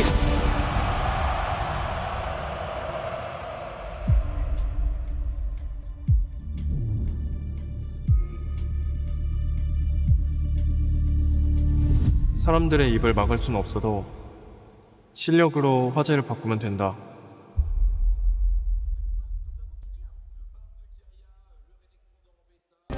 Play is in our DNA. Whenever we let it out, it becomes our superpower. Now imagine an entire city being built to supercharge it. Kadir City, powered by Play.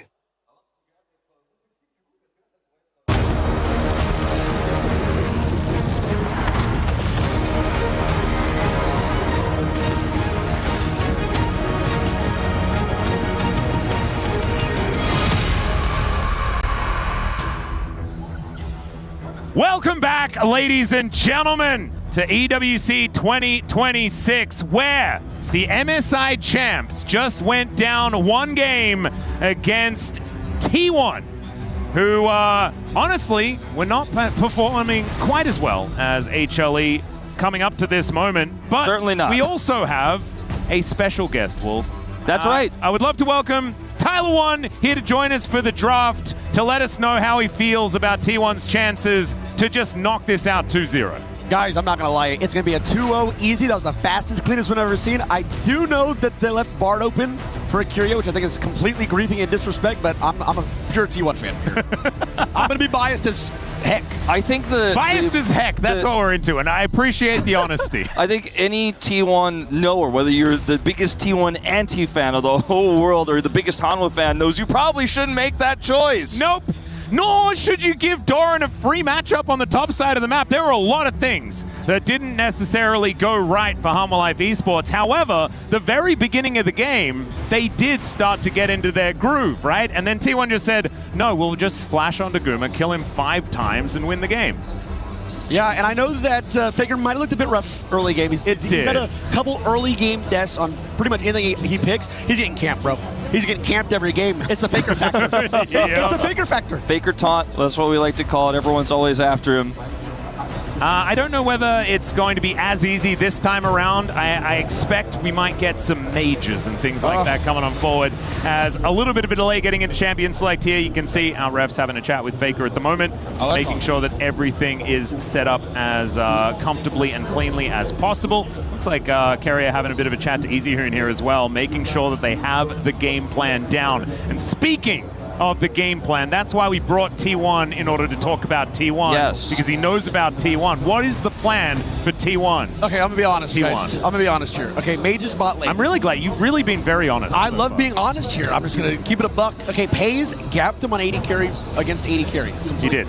Now we got to, like, ego check. Does Guma say he's better than on 80 carry and lock in a Mage now? There's no shot, right? Well, this is the scary thing to consider. They banned point. Ziggs in game 1. That's Guma's best mage, right? I think they're going to ban it again in game 2. I want to know your opinion about just mage bottom lane in general. Interesting you ask me. So I actually play mage's bot lane, but I play battle mage's bot lane. There's what's a battle mage? Brand is a battle mage. Band is he's like fighting with you, interacting. Lighting you on fire. Oh, true. Yes, but these things like Syndra, Seraphine, Xerath bot lane, they're not interacting with you. They're just AFK farming and like abusing mage bot lane. I also play Karthus, that's a battle mage. Wait, so you play the honest mages bottom lane. Yeah. There really is a thing here. You're doing persistent damage. They're battle mages that are looking to you fight. give them an opportunity to fight back. You know? Absolutely. Exactly. Skill. I like that a lot. Now, I do see a lot of Ziggs and Syndra and Anivia. Anivia, I think, is completely broken all throughout the game. These are like those tanks that let the supports roam. You said Camille, ban that first game. Absolutely. I think Pantheon's extremely strong right now. Just Leona is open. Yep.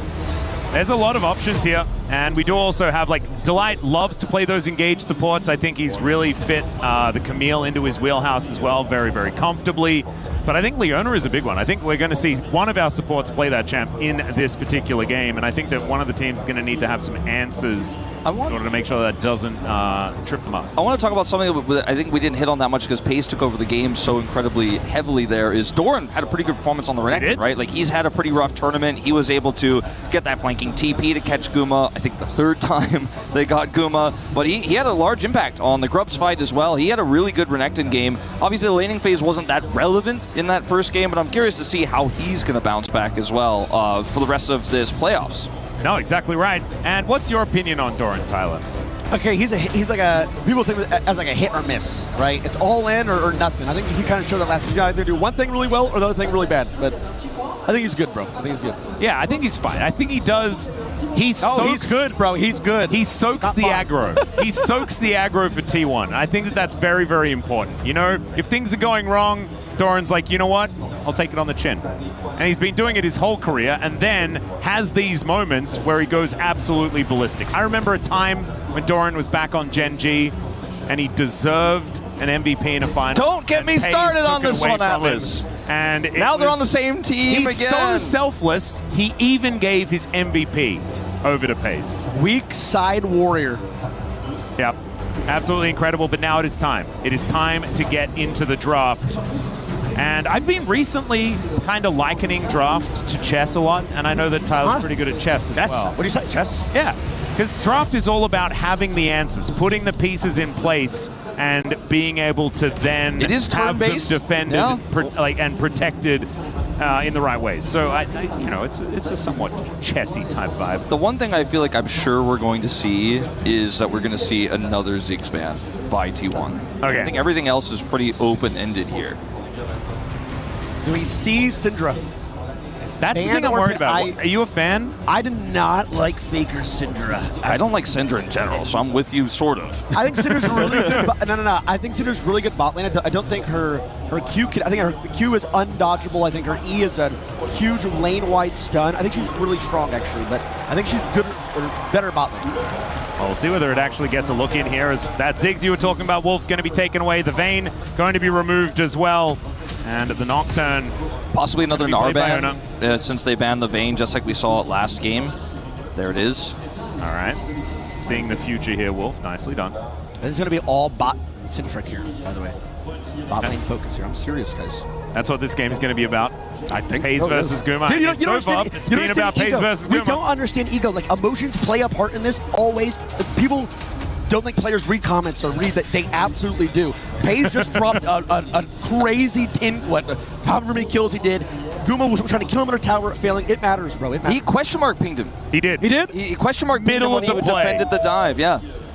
And like that was before Guma had even died to the turret. He question mark pinned him. Oh, it was brutal. Rise ban is pretty interesting. With the Cassiopeia already taken away, I think it does make a little bit of sense to try and avoid that Rise first pick. One more ban. I think it's pretty underrated, the Rise mid right now, just because of the global rotational power, especially with Taliyah still open, still being played in the bottom lane, especially by teams like D plus Gia. All right, Camille. Oh, there it is. Now okay, what's the first pick? What are we picking, T1? Gotta secure Major. Let's see. Major jungle. So worried about a Syndra pick, aren't you? You worried about a first pick Syndra? I don't want T1 to pick Syndra at all. That's the... Oh dear. I feel like as soon as it feels like you're willing it into existence. Instead, it is going to be the Jace. Taking that away from Zeus is another big thing. Doran has had ups and downs on this champion, but Kanavi Going to answer with the Lee Sin, and I feel like we're coming out of the gates swinging here for both of these drafts already if this is going to be the lock. Pretty aggressive picks right here. Navi Lee Sin, surprised to see her this early in the draft. I think that's one you could definitely hold a little bit longer. Also might mess up the bottom lane that Hanwha Life was looking for if they want to get a counter pick for Zeus here in this first phase. As there's the Lee Sin. So gonna commit to that. It's a fearless draft, of course, so we'll deny owner from being able to play it if we have that potential game 3. And now, will it just be picking something into the Jace? That's kind of my question. Will we see what Zeus is going to be playing? Everybody loves a Yorick. Yeah, that's what I was thinking as well. That has been banned away from Zeus a couple of times so far in this EWC as well. But oh dear! There's that Syndra. And a sigh of relief from Tyler sitting next to us. I'm not gonna lie though, like it's Zeko or Guma, and that doesn't fill me with confidence on either front. That's what I'm leaning towards Zeka playing the Syndra here. Which I think is fine. Blind pick as well. They'll flex. It's a flex. Oh man, okay. Poppy into Lee Sin. That doesn't sound like a whole lot of fun for Kanavi here, as Owner has been a phenomenal Poppy player. Keria has also been very good at this pick, though. Not to mention Doran's actually got a few games under his belt as well, so very flexible, likely going into the jungle. Come on. What are you looking for Come here? on, big pace. Come on. I think... Pick the brand. Let's go. Okay, I'm not telling them to do that. And this Poppy's still flex, so it might actually go for another solo pick, so it's easier to pick up the draft. Oh, it's just another flex. Wait a second, this could just be the bottom lane. Yeah. Or this could be the T1 players picking for themselves. What do we do, guys? Are we allowed to rant here or not? Yeah, please, guys, go. You would see this in solo queue as well. How would you ever draft accordingly? If I'm playing top lane, if I'm playing jungle, they can literally triple flex all this stuff, by the way. Yeah. Yep. What are you supposed to do? Not to mention you're playing now Lee Sin into Talia and Poppy. And I know side. in pro play, yeah, you know where they're going. I'm just ranting. We don't. We don't. How do you know? Not right now, but after they lock in. Oh, yeah, after they lock in, yeah. Swain coming in. Now, that's also, by the way, could be a flex. That's a battle mage, though. That's what you're looking for. He is a battle mage. He's a battle mage. Fair. That's some honesty that's going to be picked up here. Do you know what? I don't think Gumayushi's going to be playing the Swain. I'm going to go out on a limb on that one. I don't know whether it's going to be Zeka or Zeus. Zeus has played it so far already at MSI and is undefeated on that champion over the last few weeks. His Swain looked absolutely ridiculous. Is the Silas going to be taken away here? And I actually think, Demon Flare is pretty powerful for the Silas to pick up away from the Swain. I like that ban. Yeah, it does feel like they think this Talia is likely going to the bottom lane. Varus, okay. So they don't think the Syndra is going to the bottom lane. That's what I'm getting. It could be Varus top, though, that they're banning it for. Oh, that's a good point. Yeah. Oh, man, everything goes likely. everywhere, doesn't it? So what's your take on Talia Pantheon? Do you think that's relevant? You think that could be a bottom lane? So that used to be an old boosting strategy back in the day. That actually was really messed up. They used to duo queue, do that all the stuff. They used to abuse bot lane. I think it's actually extremely strong. I haven't seen it in a very long time, so I don't know how. But like I said at the start, I think Pantheon is extremely strong. I think these Sundered Sky, yeah. completely that guy. broken for all these champs, but yeah. All right.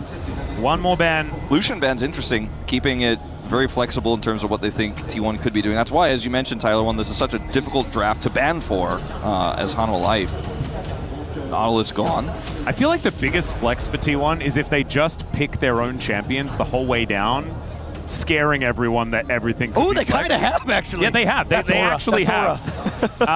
And it could all just be swapped at the last minute, or they could just be like, well, obviously, like, I picked it. It's mine. Bro, this timer gives me anxiety. Can it just go to 0 already? It's like a track. Oh, the API bugs out all the time. Yep. All right, Gumayushi, what are we picking here? Will it be counterpick for Delight? No. So they are holding on to the flex for as long as another flex. I want to see more flex. I want to see Pays on an 80 carry here. Dude, if he beats him on 80 carry twice, he's just so much better. What if he just goes for like a Lulu lane? Like Yunara Lulu? Yeah. Oh, Pays Akali. I can't wait. I think it might just be Pantheon. I'm not even... Oh, man. I'm not afraid. Like, you have Talia Pantheon and the double global with that, too. Take the power and the synergy in the bottom lane, you move it around the map. Okay, so it is going to be the Talia bottom lane, and the Akali picked up here for Faker. Are they going to do it? I think it's good. I think it's right. Also, by the way, if Pantheon is locked, it still could be jungle. True. Oh no! And do you know what? Pace has actually been playing a lot of Jace in the bottom lane as well. I do want to point that out. He has. Wait a minute. Hang on. That's a Xin Zhao. I don't know where I am. It's still here top lane for Doran, obviously. You know Doran plays a lot of top Akali. He does play a lot of top Akali. You are right. Okay. All right, HLE, show us where your stuff's going. Counterpick the 6 supports and 6 top laners and 5 mid laners and all of the other things that T1 have represented right now, as instead just going to be Gumayusi's Jhin. Bro, what is going on? So Swain top, Syndra mid. Okay, so this draft kind of, I kind of like it here for Hanwha Life Esports. You know, you have a large front line to set up the Jhin. It's very difficult to access the Jhin. Even though T1 do have that Akali pick, it's going to be really tough to actually kill Gumayusi if the setup is good here for Hanwha Life. In your take, Tyler One, who won this draft? Man, this is a disaster. What is going on? I mean, I'm trying to lock in and focus, like do some analysis here. I'm like, who is going where? I can't even prep my thoughts. I'm going to say, okay, HLE looks a bit beefy, a little beef ball, and they have mixed damage. I don't think it's so easy for T1 to play this game. I'm a T1 fan, so I think they're going to do it anyway. All right, I like that take. I think there's not a lot of consistent damage here on T1's side. I'm a little worried about this draft for them. They have a lot of burst power. They have good setup. But, for example, the Swain gets rolling in a team fight with Shen also to empower him and back him up.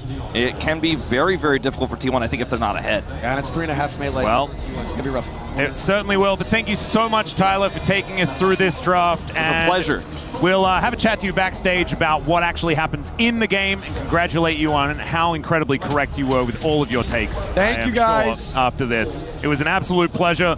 Everyone, a round of applause at home if you're sitting in your room for Tyler One. And now it is time to get on to the Rift for game number 2. HLE, seeing whether they can bring us to a series. I mean, that was fun. I mean, that was really cool. I mean, it's not every day you get to sit down with someone like Tyler One and do a draft of an elimination game. Right now, T1 in match point, right? But the eclectic set of champions here for this second game. I love that also, like, Tyler comes on and complains about the one thing that is exemplified in this exact draft, which is where the heck is anything going? Yeah. Like, both of these drafts were just flexing all over the place. Maybe they got word that they needed to do that for Tyler, and that would have been absolutely lovely of them. But here we are, onto the Rift for game number 2.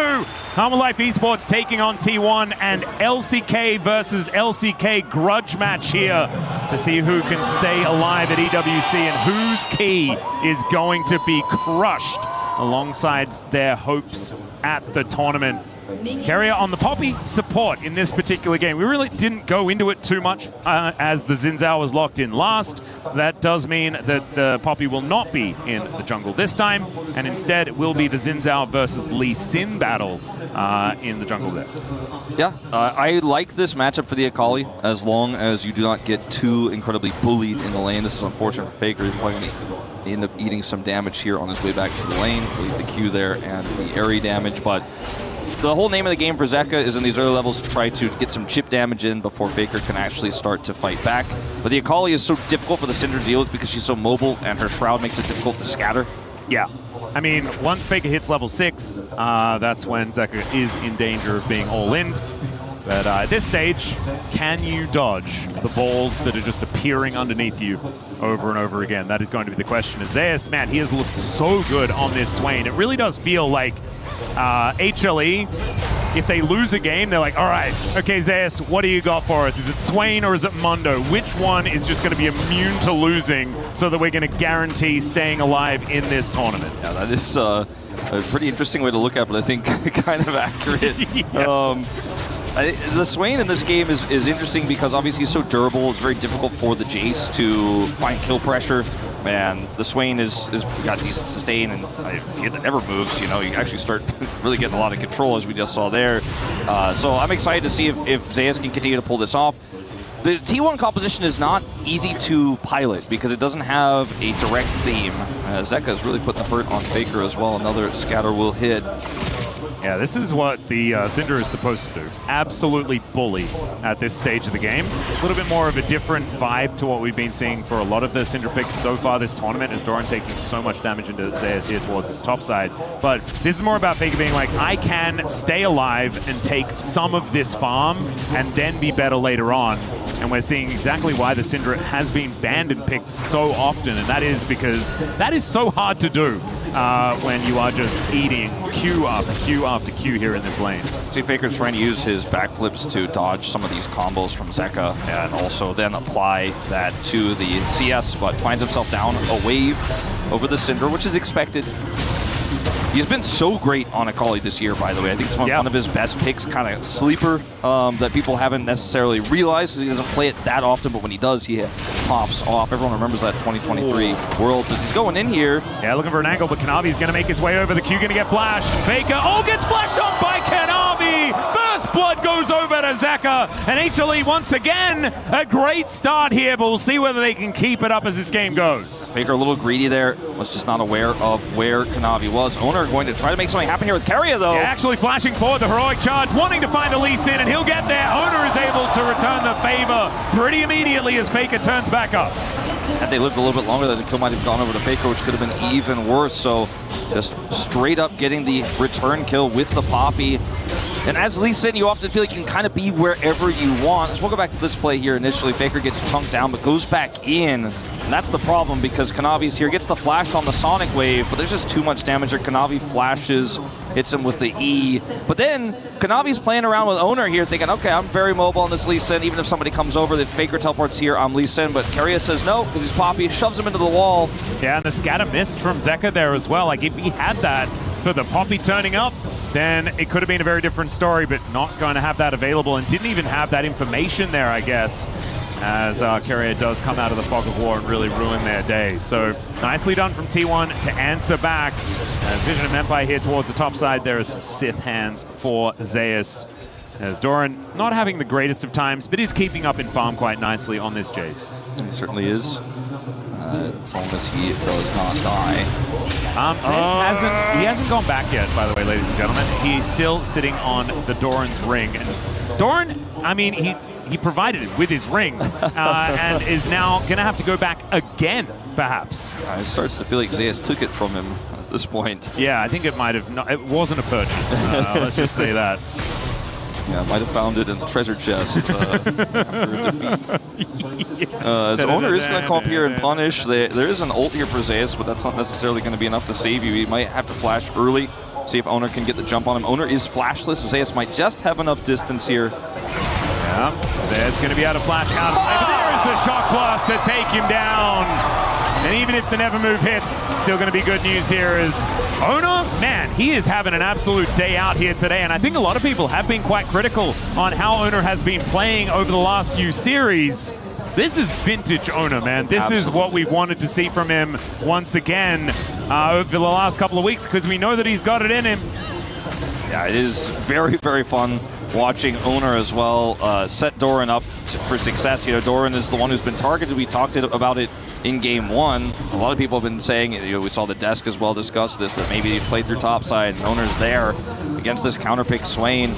Speaking of him being there, he's here in the mid lane. Yeah, another heroic charge going to pull Zeka back. He's going to have to flash to get out of the way of the Poppy Xin Zhao. Oh, Wind becomes lightning, gets him as well. So he's not only now flashless, but at half health as Faker shows back up to the lane at full with level 6. This is such an uncomfortable position for Zeka, even though he's ahead in this lane. Now, Kanavi is at least able to grab his big Raptor, but it feels like Owner can kind of go anywhere he wants here in this game. Despite the fact that Kanavi is kept up in camps, still a 200 gold advantage here for Owner. And close to that for Doran as well, off the back of that gank towards the top side. A wave not in a great spot. Zeka has to back. Keria is lurking to try to punish him immediately. He's still there on the Poppy. And let's see if he can actually get anything done there in the mid lane as Kanavi goes top side here for the overload. Keria looks like he's going to leave as the wave does eventually push back. Yeah, and there is no Stand United here for Delight. So Gumayusi is just extraordinarily far up. He's exposed. A whole lot of places to go. Keria does have the flash available. There is the flash out from Gumayusi as the rocks go down. The heroic charge pushes him back. There is the steadfast presence to help out here, but Gumayusi just stands and delivers. And just not quite enough damage here as the curtains have now being called. Pays takes the first one. Second one going to miss. There is the third, and the fourth will be blocked. And T1 looking a little worse for wear, but looks like Guma is kind of all right here in this bottom lane. Yeah, very, very strong flash from Guma there. You could see the moment where he was calculating all the possibilities, all the different angles Keria could take. And do have Delight here for the defense, so Faker needs to be careful.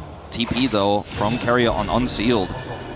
So it's just going to be a 2v2 here as Keria is in such a great early game on this Poppy, despite not being able to get that kill on Guma. Now the Jhin is flashless, so no flash on the Swain, no flash on the Syndra, no flash on Jhin means this early game for T1 has been incredibly successful, and a follow-up in any of these lanes with these missing flashes could be massive. Yeah, it's about what happens next that's the most important part, as Keria takes half of his health bar in damage from Zeka here, just trying to convince them to leave this area as Delight getting himself out of there. Good taunt onto Ona.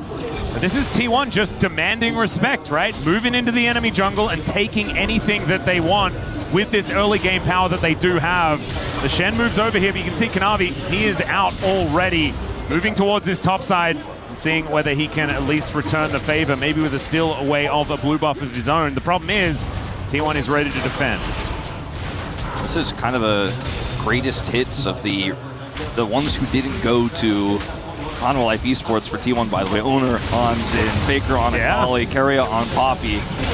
And it's such a strong draft for them. They obviously have a massive amount of mastery of, and they're just showcasing their ability to take over games early. Now, it's a lead for HLE, but T1 have a lot of control in it. Like you said, there's a lot of things that could happen very soon with the amount of pressure they have right now that will change that gold read rapidly as Doran's going to go in here.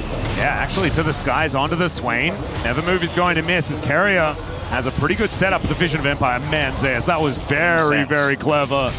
Spots him out, understands where this Poppy's going to be, and then just zaps down these minions. The Swain in an alright spot, even if he is 400 gold behind. Great seismic shove there from Pays as he finds Gumushi walking up the lane. The 1v1 between these two AD carries has evolved into something that's not quite 1v1 between AD carries, more like a mid laner and an AD carry.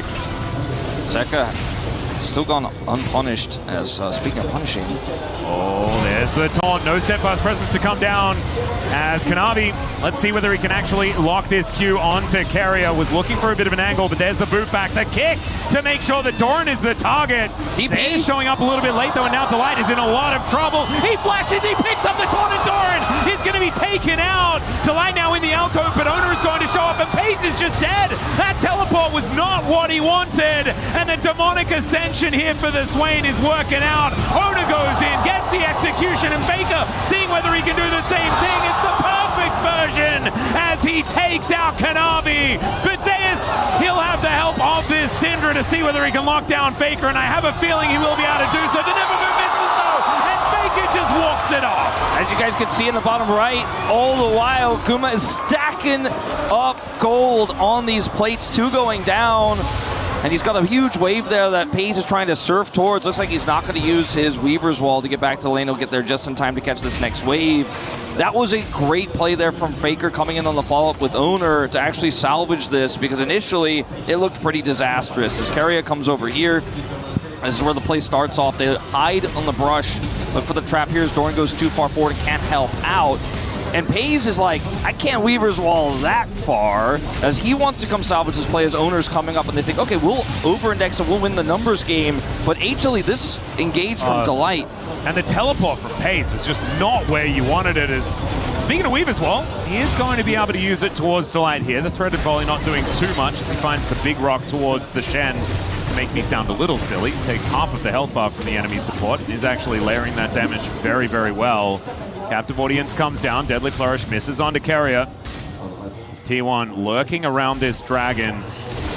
Will be the first of the game, actually. Quite a late one here at 11.5 minutes. As the Q is going to connect onto Owner. Kanavi doing a fair bit of work as Sundered Skies are completed by both of these junglers. And another Q going to come on down. Tempest not going to quite find the mark or anything like that just yet, but HLE, I think, have bought themselves some space to get into this river. No Weaver's Wall for Pays, so he's not going to be able to do any zoning here in this fight, with the exception, of course, of his Unraveled Earth. I suppose you could slightly zone with that, but no obvious play here for T1 to actually start this dragon up.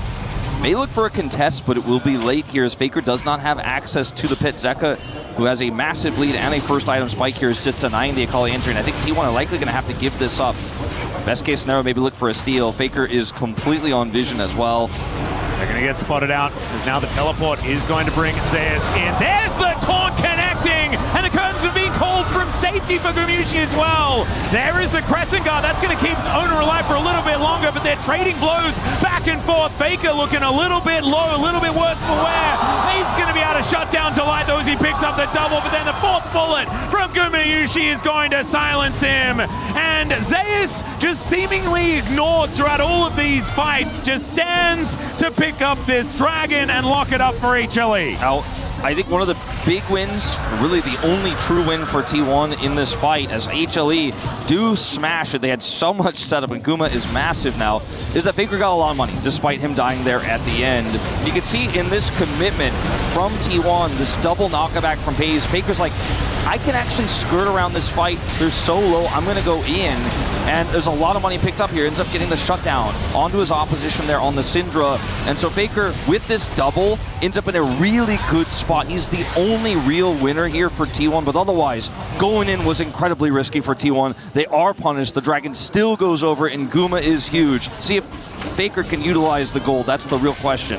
Oh, and also, let's see whether this trap is going to be sprung by Carrier and Doran towards his top side. Zeus is going to walk towards this brush and does not get the information. Ooh, very, very sneaky. Now Delight possibly in trouble. He's able to taunt his way out of there. FaZe is up there too. Okay. FaZe in position. Zeus, Demonic Ascension not available just yet. And Flash now not available as well. Seismic Shove does go wide. He gets the full information as to who is here and will be able to back away using that. The Rylize is completed here as well for the Swain.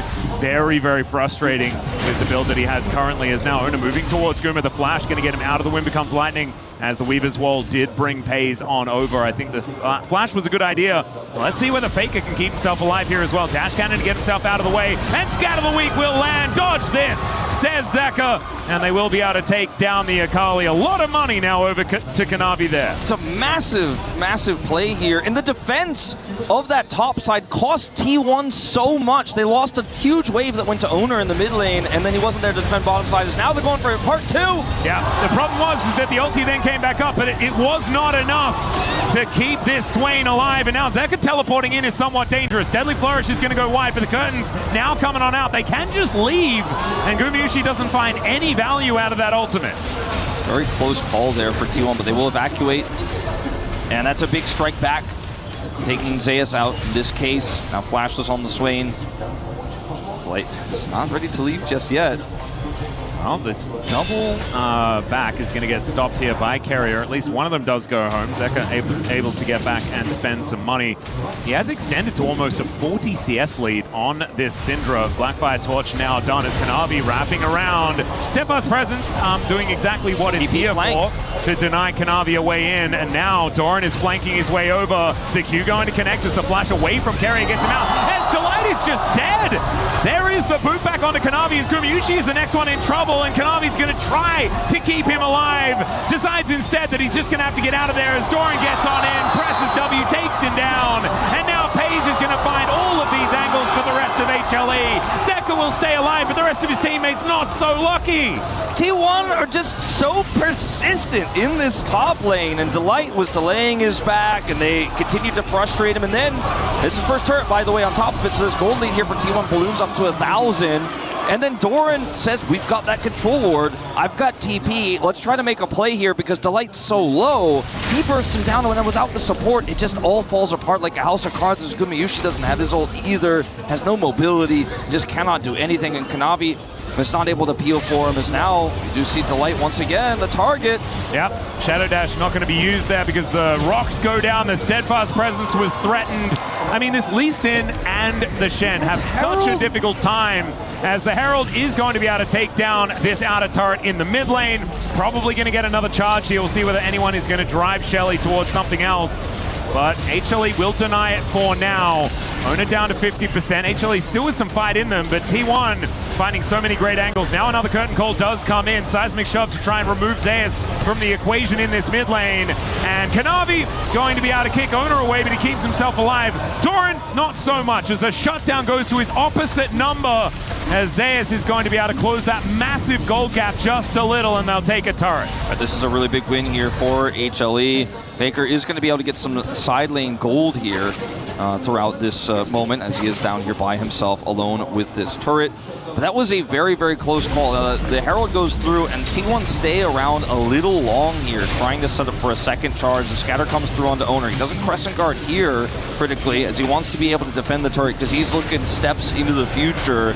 And then this ultimate here from Guma misses the second time. Kanavi's like, all right, we're going in on this. Crescent guard comes through, but Kanavi is the one who hits him, so he can actually apply that damage. And then, unfortunately for Doran, he's the one who's the casualty. They get the turret in exchange. So a turret for a turret here, and like you said, they cut the gold lead for T1 in half. Jose's going to move on over. Vision of Empire is not going to be able to steal away a blue buff. And the Cloud Drake looking to be taken here. So far, this series, we have only had Earth, Wind, and Fire Dragons. Last time it was in order. This time, we've got the Mountain and the Cloud. Will it be? It is another one. It's another Infernal Soul. It's only Earth, Wind, and Fire here. Yeah, it's a bit early for September, but... Oh, we are going to groove tonight, Wolf. Absolutely.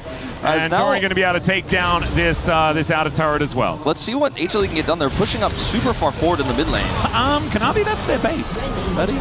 That's a Talia also.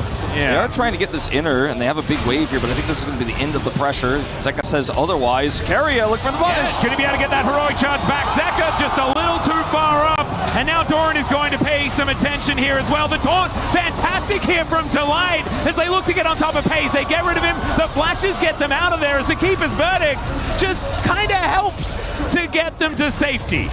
Delight going to taxi over away from this skirmish as they still want to force this red buff. Still a risky call. Owner very healthy. Yeah, these health bars are actually looking a little better here for T1 as it is going to be that red buff secure over to T1 as well. Zeus now moves in, give them that man advantage as Faker able to backflip his way over this wall.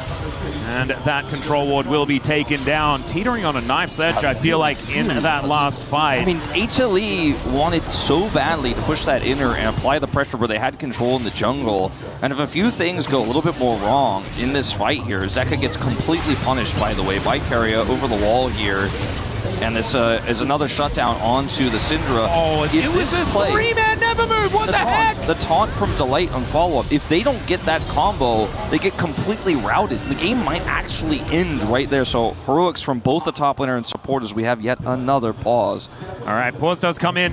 I assume someone was like, how did that never move hit all three people? That's ridiculous.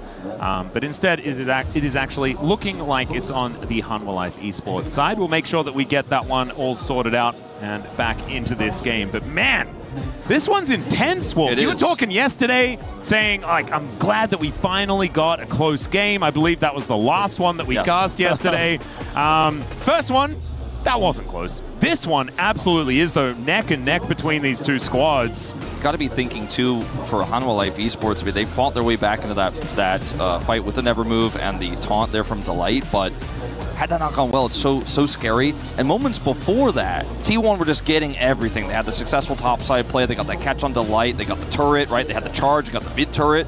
And it was like, wow, if you blinked, you might have missed it. You know, if you were like, oh, I'm going to go get a drink out of the fridge, you come back and you're like, I thought we were winning. But they are able to get back the gold lead.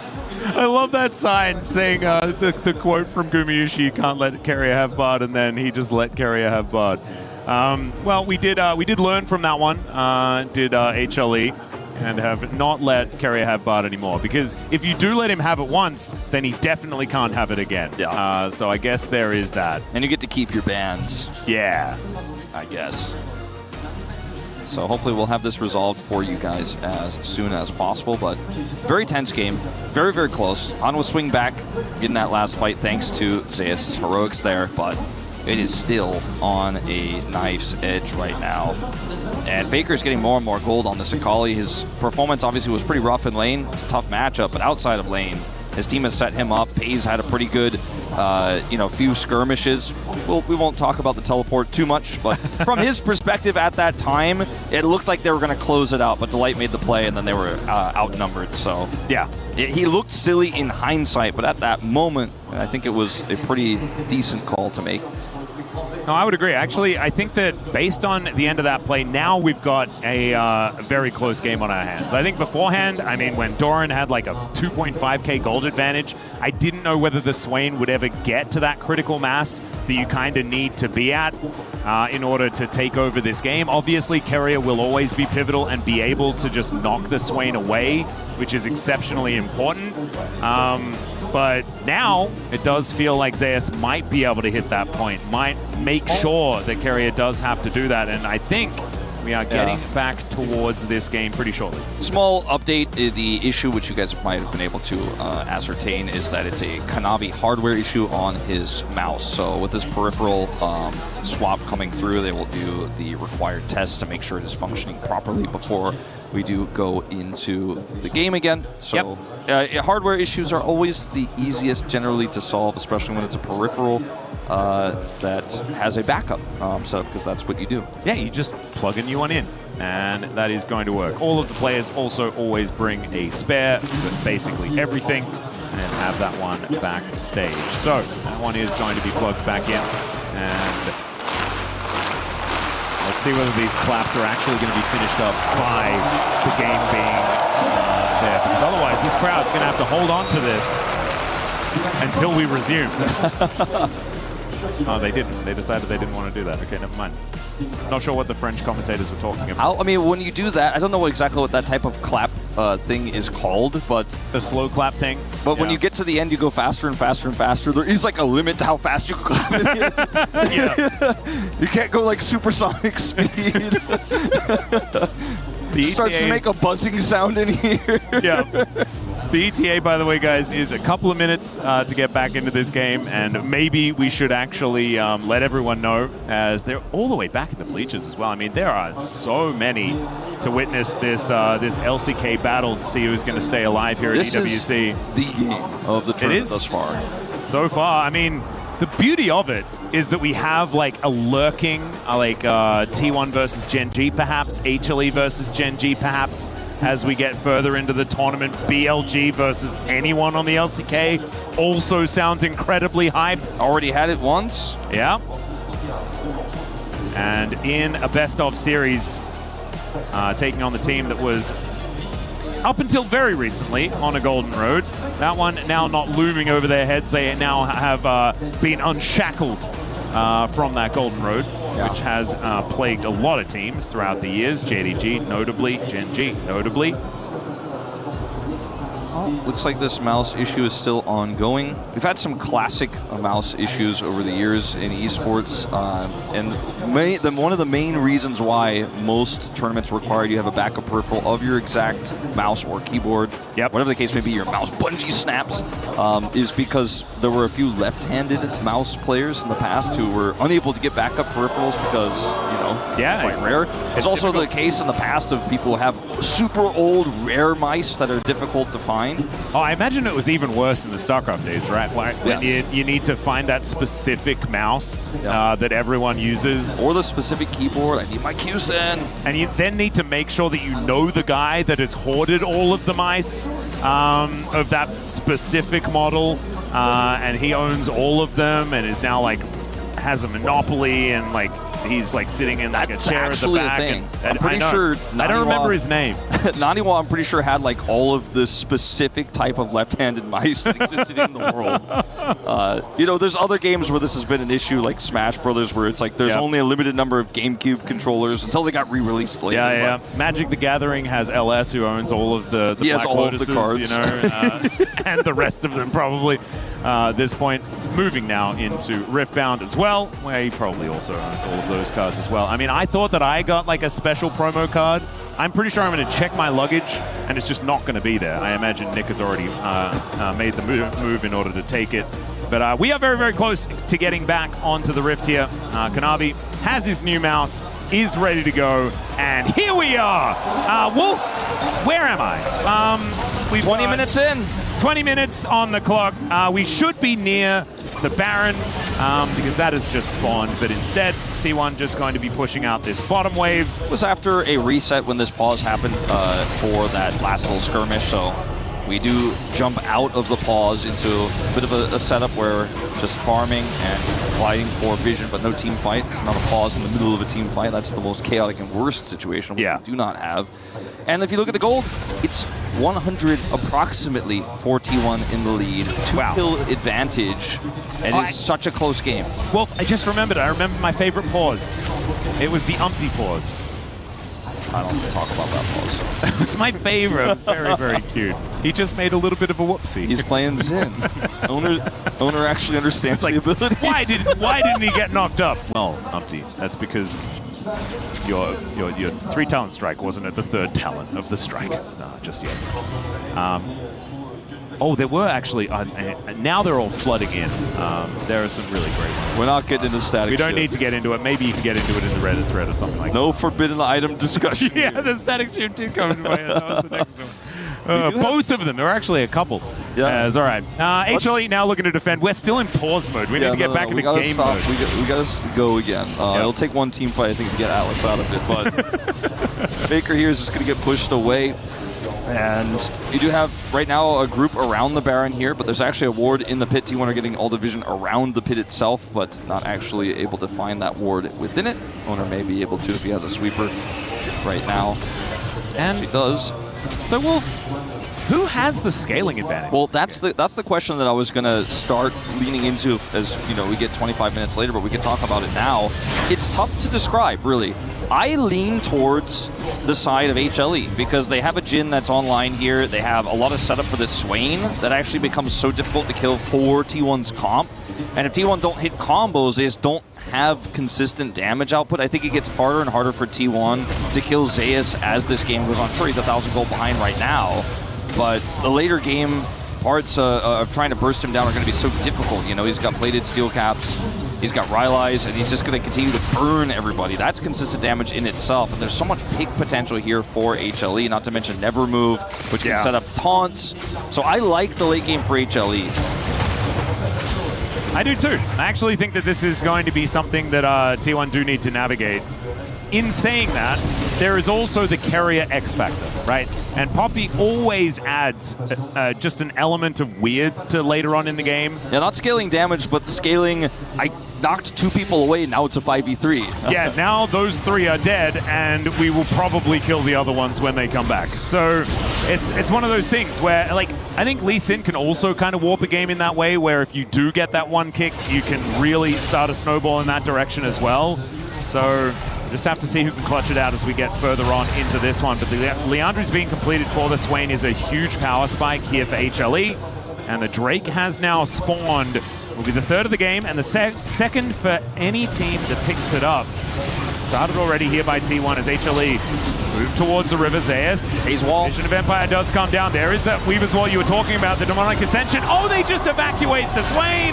And Kanavi not going to be stealing this one away. The teleport is so aggressive, though, from Faker. Scatter the Weak does come on down, and Faker still looking for more of an angle. The Unleashed Power is not going to quite kill him, and HLE will just be ushered away from the river. That was a brilliant setup from T1. They had the flank there for Pays to deny the follow-up there for HLE, and then the TP deep from Faker seemed risky initially, but allowed the poke to come through Doran. Doran does not know where the enemies are.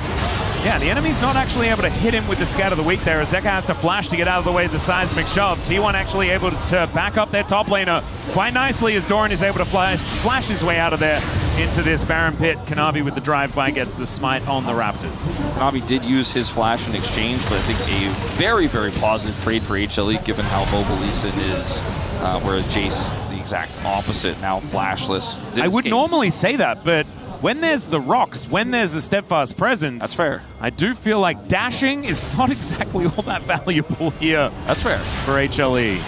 Still, I mean, the flash from Jace being down is a huge deal.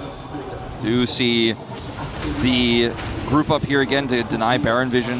I think the turn for T1 is insane, as we saw just there on the Dragon. Sure, it's not a turn to kill that we saw there, but a turn with, you can't get near me and I'm knocking your players away. That is so difficult to deal with for HLE if T1 have to set up, if they're the ones with Cryo. A term that we don't necessarily use as much as we used to, but being first on objective, having that control, turning, becomes so much easier. And I tell you what, I have been pretty impressed by Zeka on this Syndra so far. has been landing a decent amount of these Qs. The pressure on his control mages has certainly gone up in recent days. I was a little bit worried just because it is Zeka, right? Managing to find Carrier here as well. Not going to quite find him, but the Baron is getting pretty upset. Carrier is just going to have to go lick his wounds somewhere else. But it is refreshing to see Zeka continue to expand that champion pool over and over again. He just looks really good on this pick right now. Ooh, okay. T1 actually going to try and force this one. Pace gets right into the back line. Not sure about that one, but they just eviscerate Kanavi. And immediately the Swain is out of there. We mentioned it before. He is going to be able to come back in. But can they actually do enough? That is going to be the question. As Zeus is just so difficult to kill. Owner gets into the back line though and takes out Delight. And they're just distracting this Swain over and over again. Doran picks off the carries one by one. And yeah, Zeus now completely alone. He'll be taken out and it's just surgical here by T1 in the team fight. And that'll be Baron, and I think surgical is the exact right word for this. We talked about how difficult it is to kill Swain in the late game. We're not quite late game yet, but you saw how difficult it was to kill him even there with everyone dead. But if you kill every single other member of HLE and the Swain is the last man standing, it won't be standing for very long. Very low health bars here for T1. We do have some contesting members coming over, but I think they have the damage. It's going to be close. Kanavi's heading over. T1 not going to bail out. Oh, he's so close. He at least got the ward in, but T1 are going to be able to finish off the Baron. And HLE with not enough members to actually get enough done here. So Kanavi back out onto the map. The Baron is now gone. I mean, when you look at how this is set up here, gets the kill on the Lee Sin. They get the knockback. Jin goes down, right? Get the follow-up here from Faker. And then now Owner's like, well, Delight also, potential target here is waiting, biding his time. And the Swain's doing his job, but he's just going to ignore it. He's going to find the juicy targets here at the back, avoids the scout of the week. And then Syndra here kind of lurking around. He's like, got you too! Oh man, the follow-up from Doran over and over again as well. Every time, Owner marks a target, and Doran says, all right, I'll kill him. And you can see, I mean, Tom and Easy Hoon were still a little bit stressed. We're going to have a look at this fight as well. The fling back onto Zeus. He is going to get taken out. There's a lot of damage done, though, as Doran was traded as well. Scat of the Week avoided by Pays. Gumayusi is there with a fair bit of damage, has a full health bar as well. HLE still needing to be respected as T1, I mean, that was best case scenario in the last fight. They'll have to do that again if they do want to make sure that they win. But now here with the Baron. You know, this draft just, and how this game is quickly shifted to a 5,000 gold lead here for T1 just kind of harkens back to what Tyler once said in the draft, you know? It's going to be hard, but they'll get it done. They are getting it done right now. Delight, I don't know if you want to stay here. He's going to bait Faker a little bit. Yeah, Deadly Flourish does come down. Gumayusi going to get dashed on by Faker. It's such a difficult draft to pilot, but they've just done it now 3 major fights in a row. Just impressive feats, ignoring the Swain, and 1,000 gold still Guma's, right? He's had that basically all game. Watch this here. So big group up from T1. The knockup, Zeus is burst down. They have so much damage because they got so much gold from that last fight. Not to mention the Baron buff on top of everything else. And they will get this Infernal Soul Point. 3 dragons to 1 here. Oh, 5 minutes time. HLE are going to have to hope that scaling is going to come in big. But they do not have any map control to fight for that prio I was talking about. And Gumayusi might have a lead.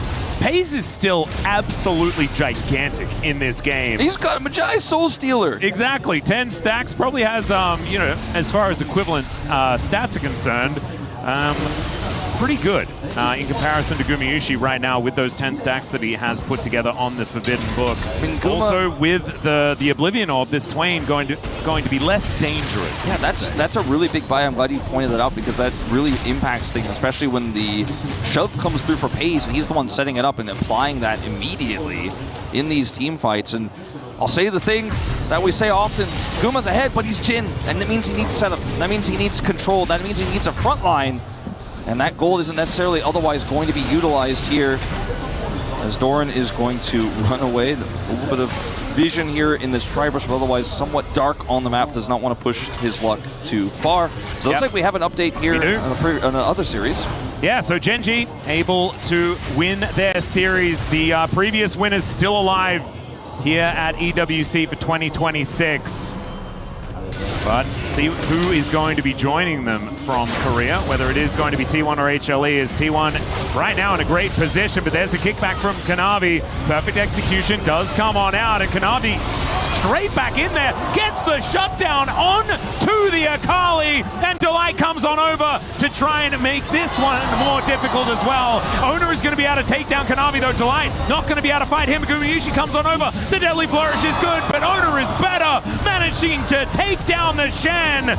Curtains now getting cold, pays so much damage, but he dances out of the way. Owner gets on in there, and there's the shutdown for Gumayushi. Vision of Empire comes in, pays. The Deadly Flourish does not get the stun, but he is still limping away. Doran's in the meantime, yeah, Doran is just going to be taking down the enemy base. But HLE going to do their very best to just ignore that. The reason why this is so important, even though it's a massive win fight-wise here for HLE, especially considering how far behind they are in gold, is it now means the push will be on the top lane, the opposite side of the map to where that Infernal Soul for T1 will be spawning. So it's a great map movement. Let's see if he gets punished here, however. Yeah, Gumayushi's moving up. Doran just clearing out the Krugs. He is the Krug Lord after all. He gets away with it because he is. Absolutely. This game is a special place. This game is still so playable for HLE, as we saw in that last scrap. They can index into finding one target, someone who's overextended. Can really be so difficult for T1 if they get separated instead of being a fist into 5 fingers. And that's exactly what happened in that last fight. But one of those, maybe perhaps the index was pushing into that inhibitor. So now, again, HLE gonna have to fight for prio and also manage that wave. So teleport cooldown is really important. Zeka right now is the one who holds it, so he might be the one who's relegated to go up there and defend the push. Yep, and a minute and a half on that dragon that you were talking about, the all-important Infernal Soul for T1. 36 seconds on the Baron as well. As Owner picks up that Sundered Sky. Had grabbed that one a little bit earlier on, though, but now has 4 items, ladies and gentlemen. More Malmonius, the Black Cleaver, and the GA. 3K up. He's never afraid to go in. And I mean, he's the main character of this game. Yeah, tell me the last time Owner looked this dominant, man. Like, I feel like this was, like, definitely a vintage performance from Owner, who's just come alive in this series specifically. This has been one of his picks that we associate with him more recently, and he is just once again popping off on it. Now, Zeka is in position to defend that wave, does have TP as we're looking for the angle here into the backline. He gets on in there, the Crescent Guard, just to split up the fight. There's the Demonic Ascension, and out goes the Swain. He's going to try and get back here, though, and it wasn't the full commit here for T1. Weaver's Wallace pays is going to try and find an angle. They do push the Shen away, but HLE playing this one defensively for now. We move over towards Faker, who looks for the angle. 5-point strike and a connect onto the Shen. Ninja versus Ninja, but no one is going to draw blood this time. 30 seconds until the dragon spawns. T1 aren't able to get the picks they wanted, so there's still some fight here for HLE. They can respawn and set up for this dragon. The top side push out was enough to buy them a little bit of space there. And T1 do not have this dragon for free. Pay's going to back and TP back in here as well. See what he can pick up, actually, in his inventory right now. Yep. Keeper's Verdict going to be the biggest cooldown to keep your eye on around this dragon. But HLE, I guess maybe they're going to give up the soul and actually just look for a Baron instead, as Keria has to flash. Get out of the way of that Deadly Flourish. HLE are able to kind of grab you from very far away. T1 need to stall because right now Owner is on that dragon. Well, he was. He's actually backed away. They're going to rush over and look for a direct contest. This could be the end of the game if HLE get routed. Yes, top side push is huge. In. Half the health bar now, but here is the turn. Looking for the angle towards Faker. There is the kickback onto Owner comes in. There's a nice stun off to the other side, but Doran just decides to jump in on top of Gumayushi. He gets the barrier. He gets himself out. The Keeper's Verdict once again as the Deadly Flourish comes down, and all of the GAs are being destroyed.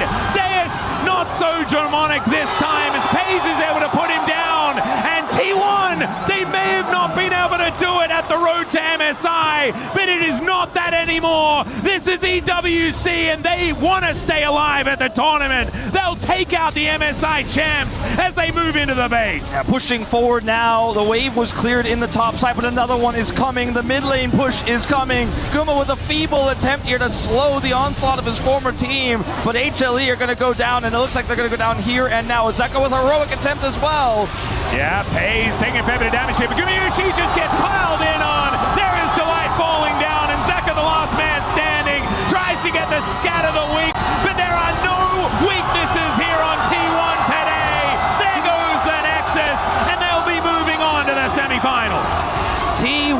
a statement 2-0 tonight against rivals Hanwha Life Esports. What a game, a tough draft to pilot, but owner across both games just would not be shut down.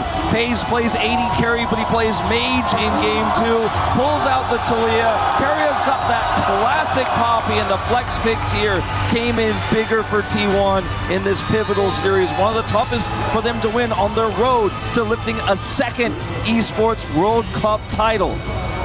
And there is still Genji there waiting, but man, it really did feel like Hanwha Life Esports were going to be the biggest test. I thought that the draw was so rough for T1, but if they wanted to be the winners, they're going to have to get through the best no matter what. And if you do it already in the quarters, then it's going to make it so much easier as you move further on. But man, I haven't seen T1 this locked in for what feels like months. This was unbelievable. Hanwha played, especially in game 2. Obviously game 1 was so one-sided that we can't fault Hanwha, but there wasn't a lot of playing to be done. In game 2 they played really well. It was a really competitive game, tough draft. I would argue much harder to play for T1, and they were able to do it. And it's crazy because all of the doubt, all of the fears T1 fans have had this year feel like they just washed away in this series. Unbelievable stuff. But now it is time to throw it over to the interview. Take it away, Ian.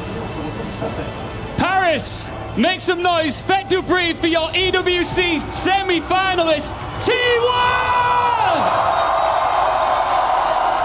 We're here with Doran and our translator Maddox.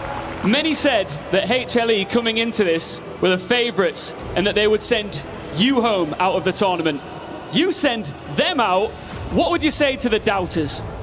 일단 도란 선수 승리 축하드리고요. 정말 많은 분들이 사실 한화생명의 승리를 예측을 했습니다. T1이 여기서 떨어질 거라고 예측을 했는데 그런 의심의 눈초리를 가지고 바라봤던 분들에게 이렇게 T1이 승리했던 모습을 보여주셨으니까 한마디 해주시죠.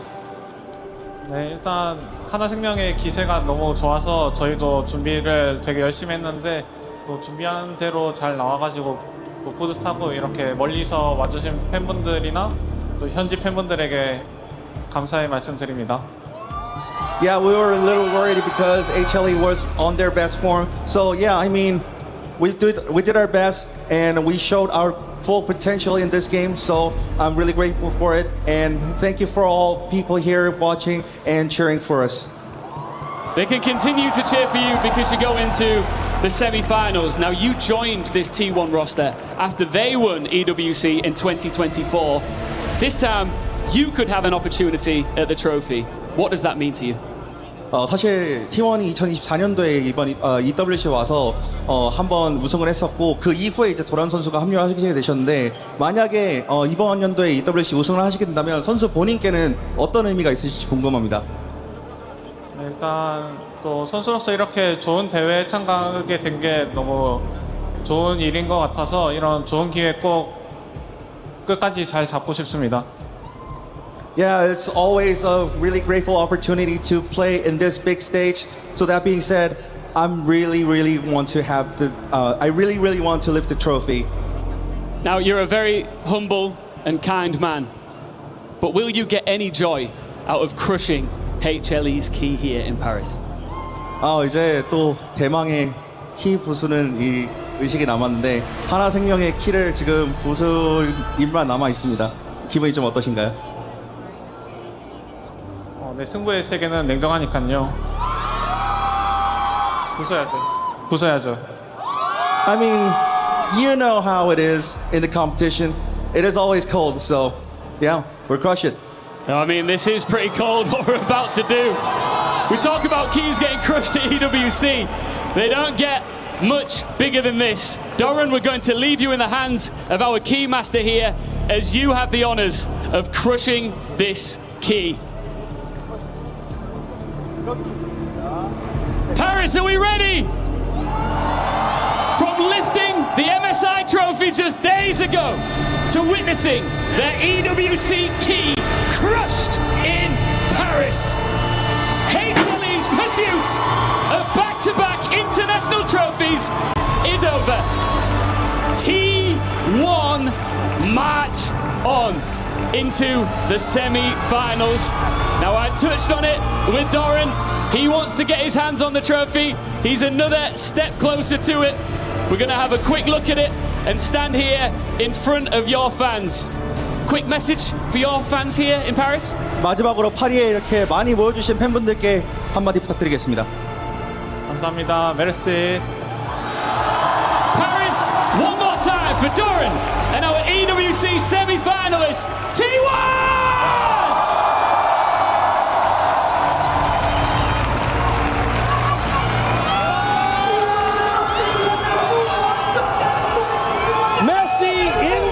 As it is T1 winning the Battle of the Brothers over Hanwha Life Esports. They will move on here at the Esports World Cup in a 2-0 fashion to the semifinals.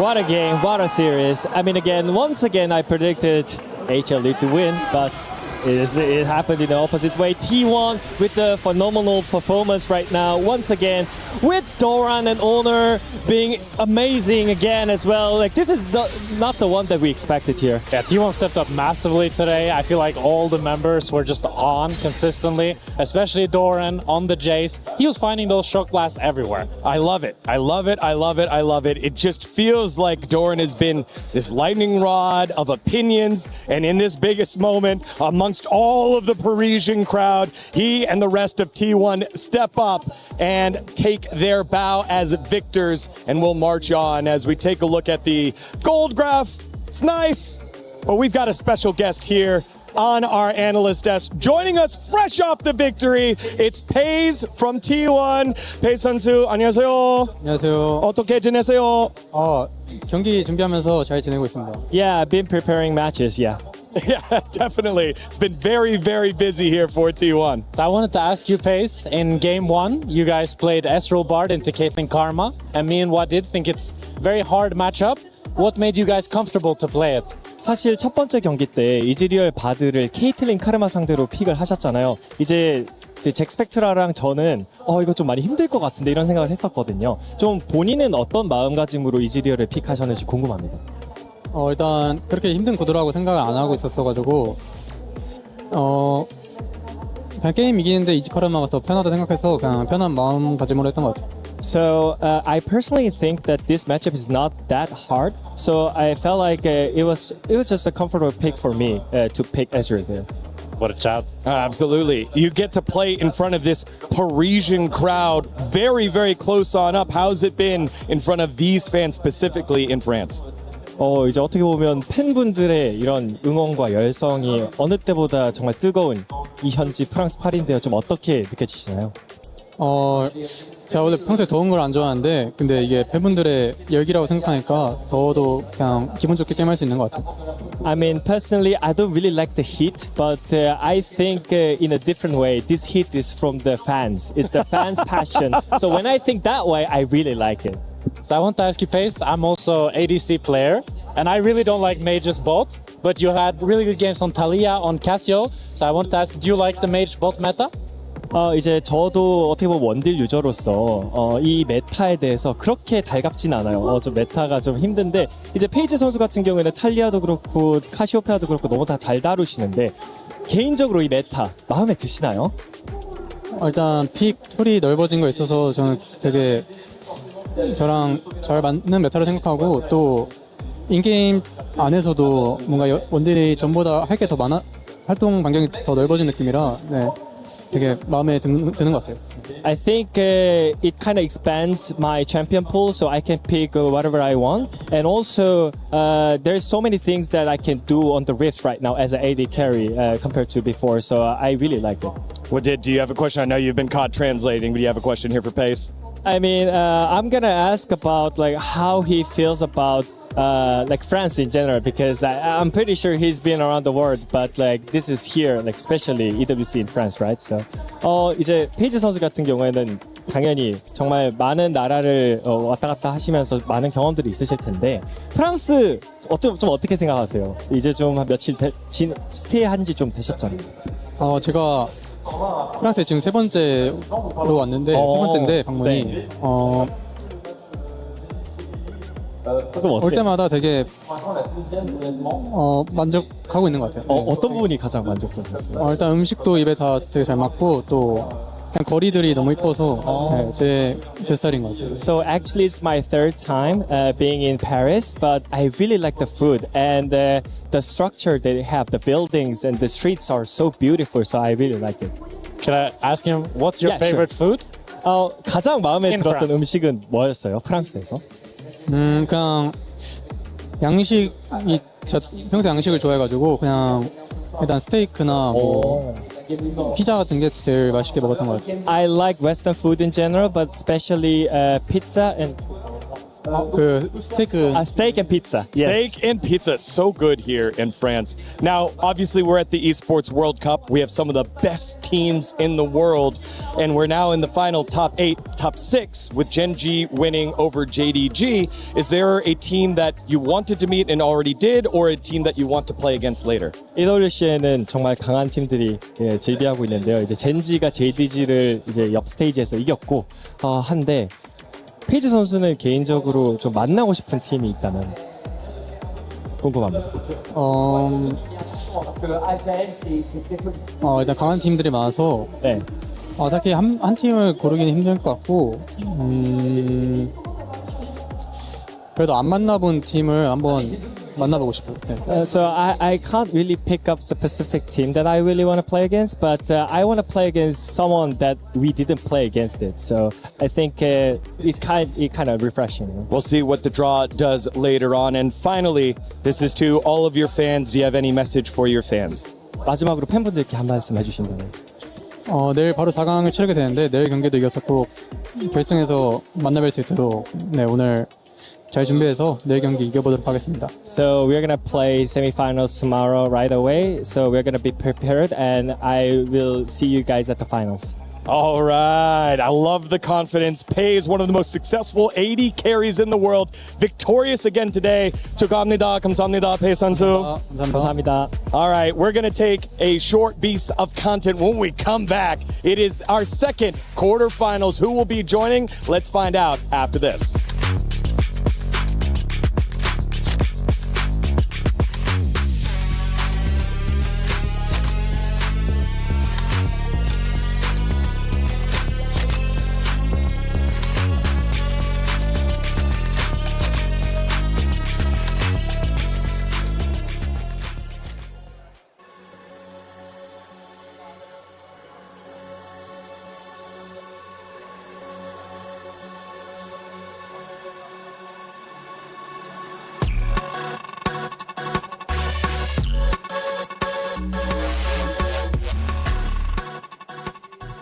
위로 진.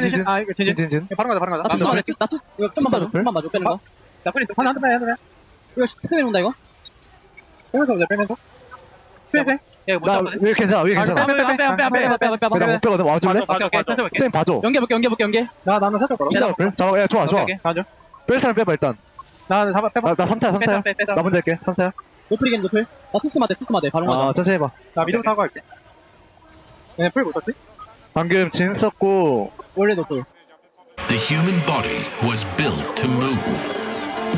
Not trapped at a desk in one singular posture for 12 hours a day.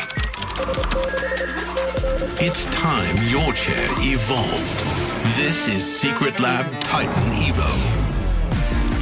Ergonomically engineered for you, gamers, hybrid workers, artists, backing your every move.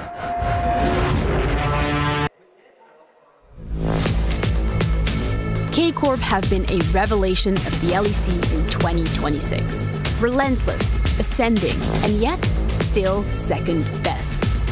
Twice they've ended splits as runner-ups to G2 Esports, and the EWC qualifier looked set for the same script when G2 swept them 3-0. But K-Corp clawed back through that lower bracket, took down Movistar Koi in the second chance series, and booked their flight to Paris. Now, the French side plays on home soil, not just in Europe, but in Paris, with their own fans packing the arena. Overall, we're just focusing on practicing and making sure that we can be as strong as possible, I guess, for the tournament. home turf has boosted rosters to upset before. Can K-Corp do it again?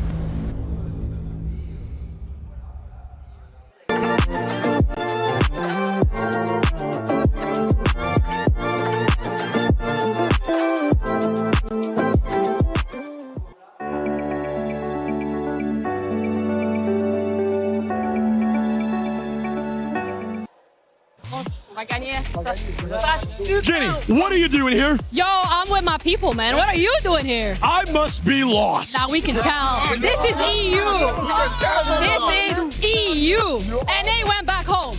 These are KC fans, I can tell. Oh, yeah. Who are we?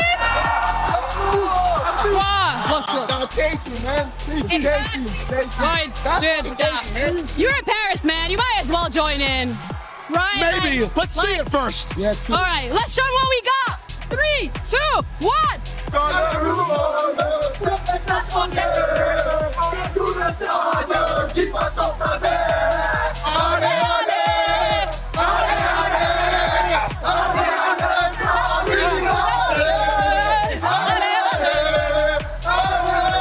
Okay. No more from me. Come on, man. We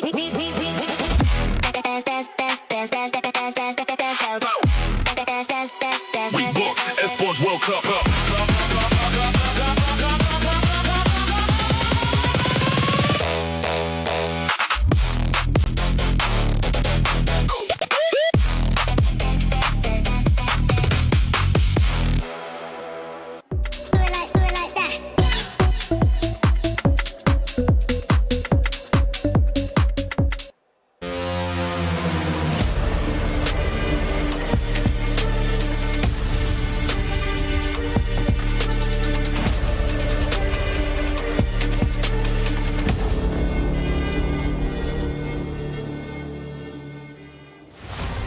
Hello, everyone. Welcome back to the Esports World Cup playoffs. We are in the quarterfinals, and it is the only non-Eastern team left. The West's final hope rests on the home team, Karmine Corp. But in their way are last year's EWC finalists. It's AGAL. Going to be a fantastic matchup. Welcome back to the analyst desk. Degon here alongside Jack and Ox to set you up for our second semifinals on the stream A.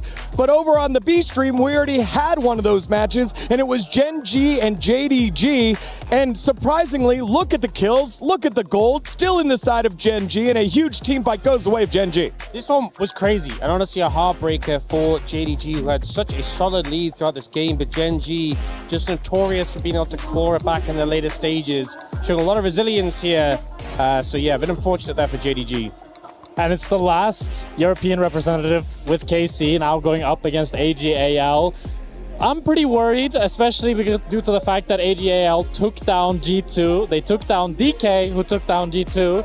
So it does feel like this is a very uphill battle for KC here. Well, let's see who will be joining Gen G and T1 later on. We know a person who has hopes, dreams to join them. It is owner of KC, co-streaming live here from Paris. Kameto joins us on the broadcast. Welcome, Kameto. You asked for BLG yesterday. Hin said you get a different LPL squad in AGAL. Yeah. We got AGAL. Thank you guys for welcoming me.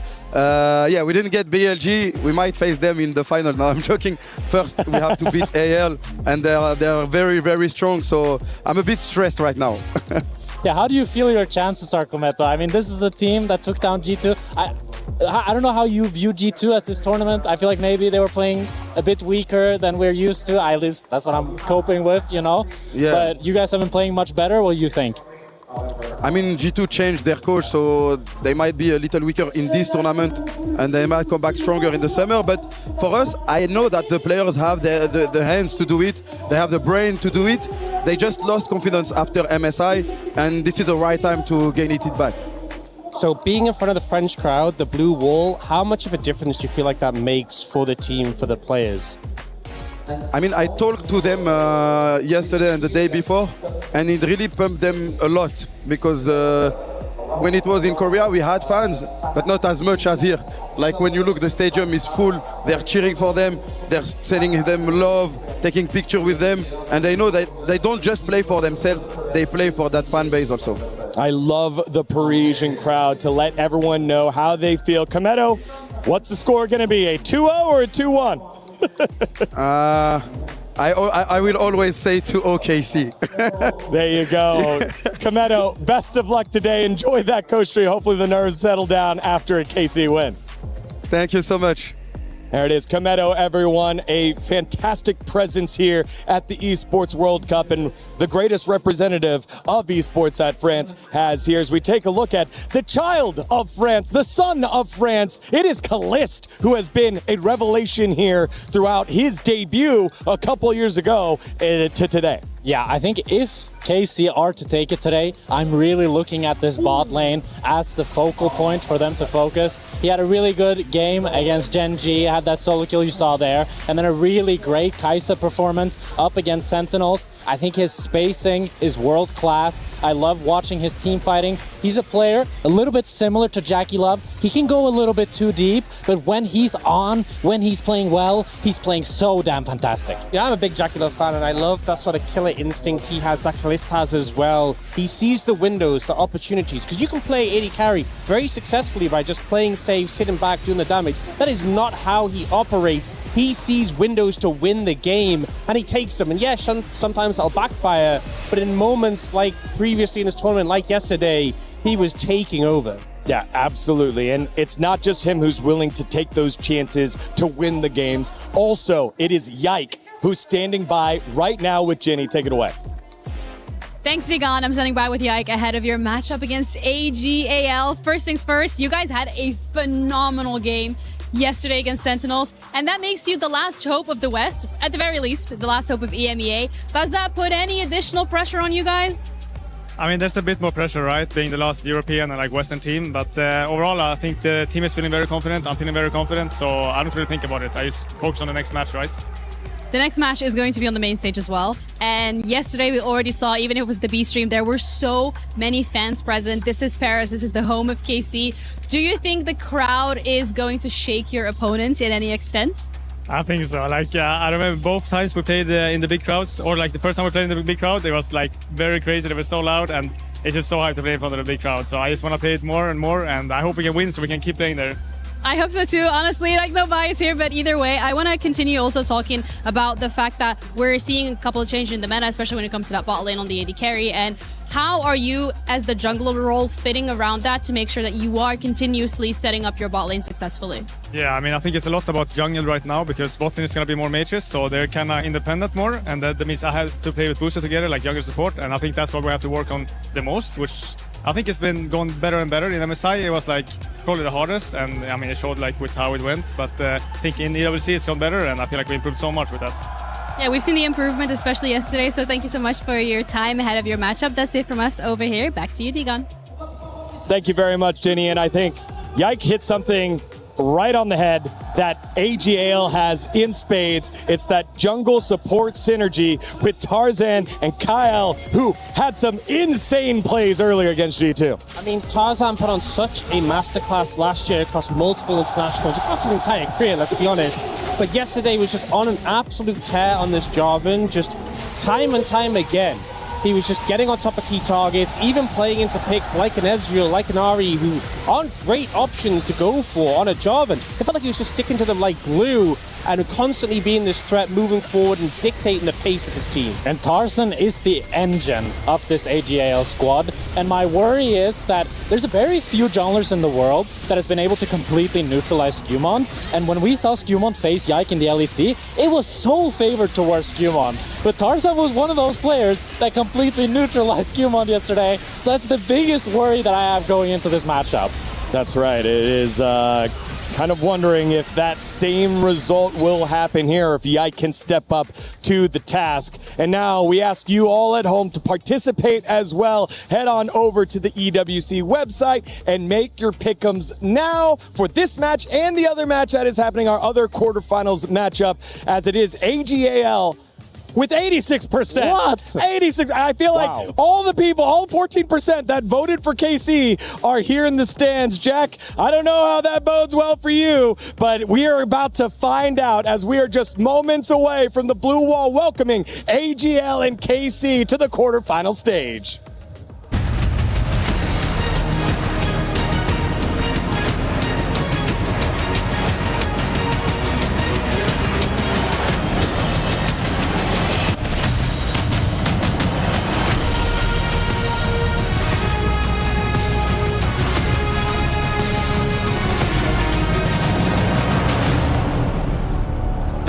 Comment ça va tout le monde? I can sense some excitement in the STC arena for a certain team to step onto the stage. Now we've already witnessed a piece of history. The MSI champions HLE's Key crushed. They are no longer in the tournament. T1 waiting in the semi-finals for an opponent. Who will it be? What a question, Ian. I am biased here, but we don't care. I am with KC fans and they're ready for it. Les gars, on le sait, on est en quart de finale, c'est déjà un espoir de dingue. Personne ne s'attendait à ce qu'on soit là. Est-ce qu'on en a quelque chose à faire? Des prédictions ici? We don't care about predictions, of course. Et je vais te demander, qui est-ce qui va carry aujourd'hui du côté de la Carmine? Caliste! Caliste about to carry the BO. We're gonna see, les gars, est-ce que vous êtes prêts? Les Ultra Carmine, on va faire entrer les joueurs. What's the color? What's the color? I said, what's the color? Let's go!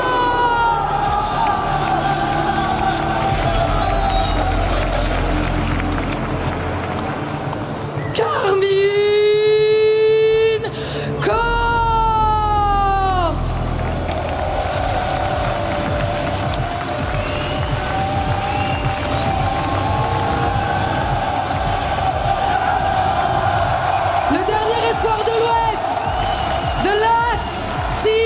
Standing for the West. Can they make the impossible? Can they defeat the LPL? We're gonna see that right now. And their opponents, AGAL!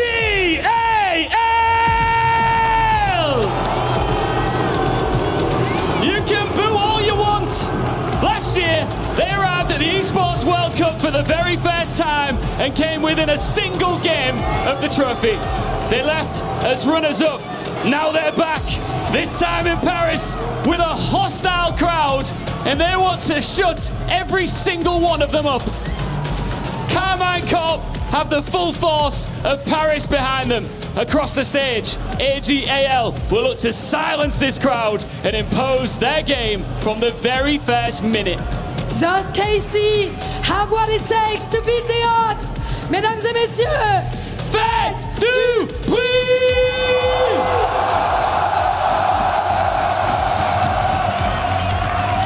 It's a friendly boo, but it's one to warn off anyone's legend as they enter the stage. They don't get much crowd support, but will they even need it?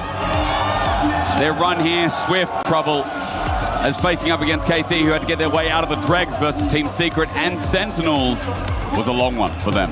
Absolutely. Happy to be joining you here. I feel like KC were sort of lucky here with the draw as well. I feel like they got an opponent that hasn't necessarily shown as much strength as they showed last year at internationals. Yeah. So this is looking very, very winnable, and they are the last hope for EMEA. And it is a best of 3. 5 off the table. Does it make it better or worse? A lot of fans might say that makes it better for, these teams that don't have as extensive pools. AGAL is a team I fear for champion pools with players like Tarzan, Kael, with all these niche pocket picks. They can go any direction, and the longer the series goes on, the more fear I have as an EU fan for KC. Absolutely, and I felt like they said it very well on the desk as well, that we're looking at consistently KL and Tarzan making plays all together. However, the one thing that worries me on the other side for AGAL is that Hope hasn't really shown many mages down that bot lane. If you look at his entirety of the year, it has been him primarily sticking to traditional AD carries. Now, we have seen that teams can still play traditional AD carries and make up for it. I feel like AL have been playing their team fights really, really well in the last 2 games that we saw. However, KC have a lot more reps in this tournament. But you know what I'm laughing about now in hindsight is that we look at Hope's champion pool, but I look at Kalista and I'm like, yeah, he can play mages, but not really that well. I haven't enjoyed his Ziggs this tournament. I haven't enjoyed, I think we got a Syndra down there as well. People can correct me if I'm wrong. I have not enjoyed Kalista on these mages, so likewise, we might get in a traditional AD carry versus AD carry matchup down there with a flex that comes through from our supports. Remembering that Camille has been priority picker banned so far as well. We even had a bit of Poppy that Carrier has made look absolutely broken as of the Humble Life series. I feel like when we go back to the more traditional AD carries, we see a lot of Ezreal, we saw some Kai'Sa, and there was a lot of back and forth. So we might be into a very, very explosive best of 3. Oh, yeah. We do have more traditional AD carries, the Lucians, the Ezreals we mentioned. The 2v2 really does count, and KL and Hope have really showed that they want to take their chance. And historically as well, Hope and Kalista both loved the Ezreal. Ziggs is taken off the board. There goes that Poppy as a reflex from the last series, I'm sure, but also the tournament. Nocturne going to go through as well. Reminder, Jhin has also been great with a lot of these Syndra comps and Jace comps. And speaking of, Jace is still available, while AGAL do not want to give over that Ezreal to KC as a first pick. Permaban the entire series versus Team Secret as well for KC. Kalista showing what caliber of an AD carry he can be on that particular pick. Jace and now, is it Cassiopeia? Is it the Jarvan? Is it the Syndra? It is going to be the Jarvan locked in for Flandre right here, which means that the Cassiopeia I'm expecting to go over to KC. Jarvan, most big jungler of the tournament as well. I'd be surprised if that's an Akali. As you said, Syndra is available. Side note, Varus as well as an option that can also fit into the Poke comps. So I'll just leave that there because for now, KC thinking about what their 1-2 is going to be. I feel like Camille is also pretty early in the rotation for game 1. So it might just be a Cassiopeia into Camille sort of situation right here for KC. Yes, just to take it away from the double wall that the Jarvan creates with it. Kana Jace. Kana is going to choose for most likely himself. We have seen the very rare occasion where Jace might just end up in the jungle at this point, but it's a very, very rare occasion as well. Again, I am expecting to honestly see the Cassiopeia right here. However, Yehu played a really sick Akali, so they might even be looking for that counter pick. It's always there as an option as well. A Nivea for setup might also be there. They were flexing around the Rumble before, obviously thinking that maybe Flandre builds a hot pot for himself. As it's going to be Victor early. This is blind, no support, no AD carry. Interesting from KC that they've set up a blind mid. This is making me a little bit worried from KC because a lot of the times in the LEC they locked in their tops of the map super early and got countered on every single one of them. I feel like Shanks and Flandre have shown the caliber of players they are in their traditional lanes on the 1v1. Flandre with so many weird picks in his back as well. Could definitely pull out something like a Yorick to go up against Kana's Jace here. That's also true. But again, Jace could be a wild flex into Yike's jungle as well, so we'll see that Varus getting locked in, another flex. I truly wonder though if this victor on the side of KC was a preparation for the potential Cassiopeia that has been left open. You know, trying to get some lane priority here for Yehu against Shanks. And Shanks reverse? loves Cassiopeia, well maybe. But the setup so far, Jarvan, Varus, is it going to be that Camille we talked about? Are they going to play for lane dominance, or is it going to be the matching of mid here so that Shanks doesn't lose those options that we enlisted before? Knowing Flandre right here, this could very well be a Varus top lane going up against the Jace. I feel like it's a pretty fine lane. Or he's Shen again for like the 3rd time this tournament. I mean, AG is just triple flexing right here. Sorry, double flexing. Yeah, Jarvan is gonna come the classic of the meta, isn't it? But it could be KL on the Shen, or it could be Flandre, and then traditionally it could be Hope onto the Varus or Flandre. So KC are going to have to make a really big call right here. Traditionally, you do not want to pick Camille down that bot lane when Shen is on the other side. A lot of people have been saying, not necessarily a counter, but it can flex around the map really easily and follow up that Camille. It is going to be the Nafiri for Yike. Yeah, so who's going to follow that up? Because so far we've got a bit of Poke, we've got a safety net built by the solo laners, and now dive built from Yike. He needs follow through. Side note, Flandre's only played Shen this tournament, so if that's not a Flandre Shen, I would laugh. As we're going to get more of the answers now, of course, as well as we do find out in these next 10 seconds where KC are going with bans. No bottom lane picked up for them, but there's no support on the side of AGAL either. I feel like KC right here have built a lot of range with the Victor and the Jace. They just need somebody to engage these fights, or disengage rather, what AJL will be throwing their way. And with the Poppy being one of the many disruptors permanently banned almost in this tournament, they're gonna need to find other ways, whether it's something like a Brom that can go down bot lane. They have played a lot of Seraphine lanes as well, but I would like either some hard engage so they can have the ease to start fights themselves in their own terms, or something that is like super disengaging down that bot lane that can actually dissuade AJL from getting too deep into the back line. Poppy would have been really nice as well. For now, Camille's going to be taken out, so that's one thing that can help with that dive. Bard taken away by KC themselves. Busio, this split, his Bard hasn't been super exceptional, but it is still a comfort and a favorite for him. Regardless, though, doesn't want to give it to Kael with that Varus, which is very well put here. So again, what is the final option going to be? Camille's already taken away. Another engage piece. Maybe it's going to be the Nautilus ban here, Trouble. Just something that could follow with the Neferi. Nautilus, Rel, I wouldn't be surprised maybe to see even Leona Seraphine, range. even though I do not want to see Ash Seraphine down bot lane for Kalist and Bustio. I mean, I don't know, maybe something like if they want to play super aggressive, they can lock in their support here, or their AD carry. Something like Lucian could potentially work. He's very slippery to get away from the Javan as well. And then you counterpick, you try to create a lane like a Nautilus or a Rel. Yep. They're going to pick the support instead. So there's part of the engage that was kind of needed for KC's comp. But I do worry about the 2v2. How is it going to shape up? There's been a lot of roaming at this tournament at MSI. It's been all about those level 2s, those level 3s, getting impacted mid. We were talking about that set lane as well a little bit before. The Cassiopeia has been left up and available. The Victor was picked optionally into what was going to most likely be the Cassiopeia. Now it's confirmed.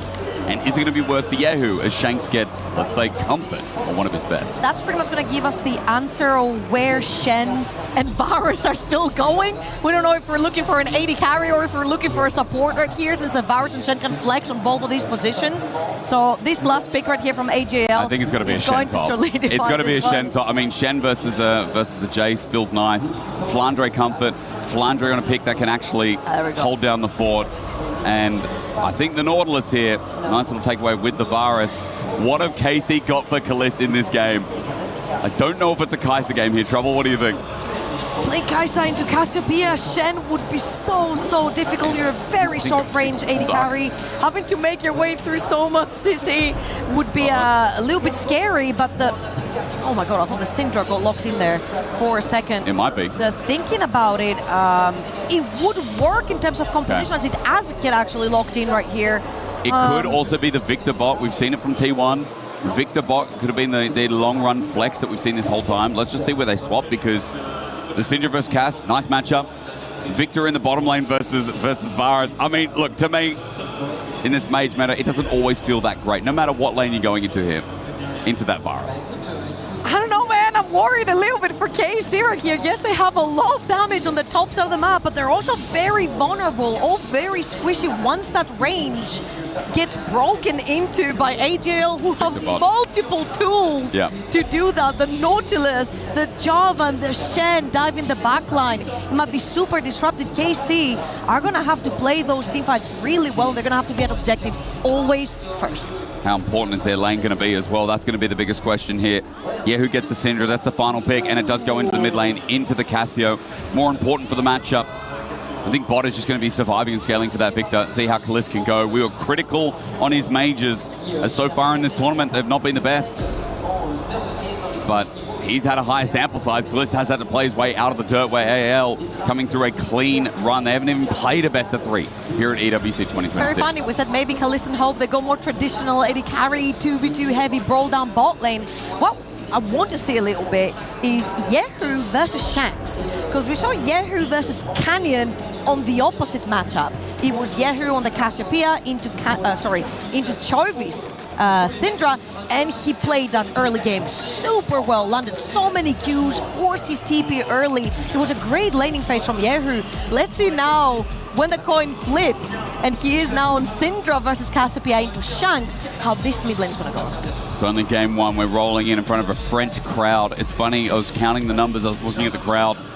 It looks almost as packed as T1 Humble Life, but it is still packing up, as you said. But the bleachers are extending. The KC fans are huddling up It is completely one-sided here in Paris, as you'd expect. The last hope of the West, the last hope of EU. G2 couldn't even get their way through to the quarterfinals. And now it's up to one team. Buso gives us a smile, and KC look to be in a delightful mood, which is always good to see when you are the underdogs running into one of the best China has to offer. Absolutely. You are the last hope, as you mentioned, so you got to be in a good mood to beat the LPL. Has been a thorn on our backs for quite a while in terms of international events. However, right here, I feel like KC are very happy to have the extra reps, having to play that extra best of 3 versus Team Secret. Team Secret pushed them to their limit. And that could also work in terms of problem solving. When you are pushed to the limit in the tournament, you actually want to problem solve really quickly. So KC have obviously, hopefully solved a lot of those issues that forced them to have to problem solve in the first place. And right here, I'm actually super excited to see Kalist on that Syndra, the redemption arc on the mages, as you mentioned as well, into one of the most aggressive bot lanes that we have in the entire tournament. Oh yeah. Looking forward to it when we do get in now. Shanks is moving his mouse like crazy, and no one else is. Can I just say something? I'm worried we're not getting in. Yes. I found Shanks playing basketball at the arcade section. Really? I asked him to 1v1. He did. He did? He destroyed me. Honorable. Is he good at basketball, is he? Oh yes, he scored 67 points. I scored 13. 13. Where were you aiming? One shot! Dude, okay. There's 60 seconds on that machine. Where were you aiming? So maybe he wasn't good. I was trying. Right, I'll 1v1 Shanks. I got 84 on that machine. Wait, you beat him? I cleaned it, yeah. And Dagon did it after and got like 90 something, so. We should have put you there. Maybe you could have like destroyed his ego. No, bro, that's unfair. He's going to go into this game and feel sad because I destroyed him at basketball. But nevertheless, he's on a high here as KC surround their arena with their delight. But how long will it last? And can they get it across the line? T1 awaits in the semifinals. But GAL are heavy favorites here. Anyone's legend missed MSI. I was saying it only the other day. It was because of WE's miracle run that they went to the lower bracket. Then BLG took them out cleanly. They have a tendency to go over aggressive. But against KC, will that matter? Good little Dark and Dagger to start off from Yike as he is on the Neferi. And KC want to get the ball rolling real fast in this game. The one thing that's really going to go well for KC right here is that they do have champions that can actually force a push. Now, Fairy wants to be free to farm. This is the whole point. Want to get to the first item super quickly, get the Voltaic Cycle Sword in there, and start playing super aggressive into the Javan. On the other side, we have seen Tarzan do some crazy stuff on the Javan. We've seen the level 2 gank, into a level 3 gank, into a level 4 gank. Yeah. And let's see if he's actually going to have that early game impact, because he is the moving gear for AJL every single time. And hopefully, if he can get to the top lane and get that early flash off of the Jace, Flander will have a great laning phase. Tarzan, someone who is one of the most flexible junglers in the LPL of all time. He can really be a dog to his laners, but he can also be that carry jungler himself. Sounds very basic, but when you know LPL junglers, it makes a lot of sense. Crashdown comes through from Busio. Kale's completely fine here. Kalist just steps out of the way, and behind the minion wave, the power of this Victor is he doesn't have to step into Nautilus range consistently. Shanks pushes down mid lane, has landed a few Qs, and rough. Here comes the back. Now, we also saw that happen into Owner. You back, you grab the extra long sword, and now you're ready to fight. You have the extra item in your inventory, you've got the extra pot in your inventory as well. I feel like Tarzan is looking to actually potentially play 1v1 or 2v2 versus Yike for those Scuttle Crabs. If Yike gets involved, that bottom side Scuttle might just be the go-to as both junglers are pathing the same way. Yeah, who you can see in the middle of your screen dodge a lot of those noxious blasts. Shanks looking for it yet again here. Enough mana in the pool to get a trade. Finds Yehu. A couple of those early ones landed, and that's why there is a pot difference in the mid lane. Shanks actually up 1, but the mana difference is in Yehu's favor until, of course, he either misses the scat of the week or launches one out to get that final pot from Shanks. Super fast clear out here from Nafiri. Yeah, he's going to finish that jungle really quickly, of course. Tarzan is 1 back up with a longsword in his inventory. However, they are both landed on the both side of the map, and Tarzan is slightly stronger in terms of raw AD power. Hope is going to push out that last minion, and both AJL and KC are looking at that first Scuttle Crab down bot lane. HP advantage for Kalist. Hope is on the wrong side as well, not there yet. We look towards mid because Tarzan's going there. Scuttle given over. I think Hope's HP bar was a deterrent that KC knew they had the upper hand.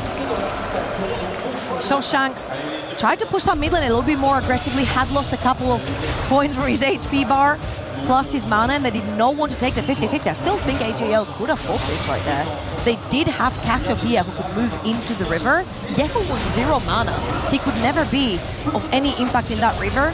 They decided to go a little bit more slow and steady, which is very uncharacteristic for Tarzan on Javan, in particular with the extra power in the inventory, as I feel like that bot lane has been going at it back and forth this entire time. Feels like what you do with engaged supports. Oh, that dredge line close. You can see Kyle is shifting angles through this brush, trying to find Kalist, but Busio, being the best friend, really hovering around in front of his AD carry as Tarzan looks top. He's trying to shadow right here for Kana, knowing that Nafiri is clearing towards the top side of the map. Could potentially pull a big wave into potentially a dive onto Shen, which is never easy. However, Nafiri has W, and when timed correctly, it can work into Shen. This is not going to be the case. Tarzan starts the clear again, going to back now. Kana gets away, pushed in here as well. Slow pushing. Ouch. Could have been a bad spot if it wasn't pushed in before Tarzan made a move. Next wave going to be hard shoved as well. Flandre will TP back in. And as Kana does that, he will have probably the advantage being able to walk to lane once it's there. No, he's going to go for plating instead. Fair enough. A There we very go. uncharacteristic AJL early game right here. Wait. They are showing KC so much respect due to KC having so much pressure down bot lane and top lane. They know they do not have their lanes to move really quickly. Plus, they don't have to do anything for the time being if you're an AJL, because Flandre doesn't have level 6. You definitely want to get your Shen online to try and make plays cross-map whilst you know Jace is going to be pushing that top lane. It's the advantage, isn't it? It's that global opportunity that Flandre now has as Trouble just pulled out, 6 acquired. TV was burned by Kana in the end with the serrated Dirk, and he just picked up a cull as well.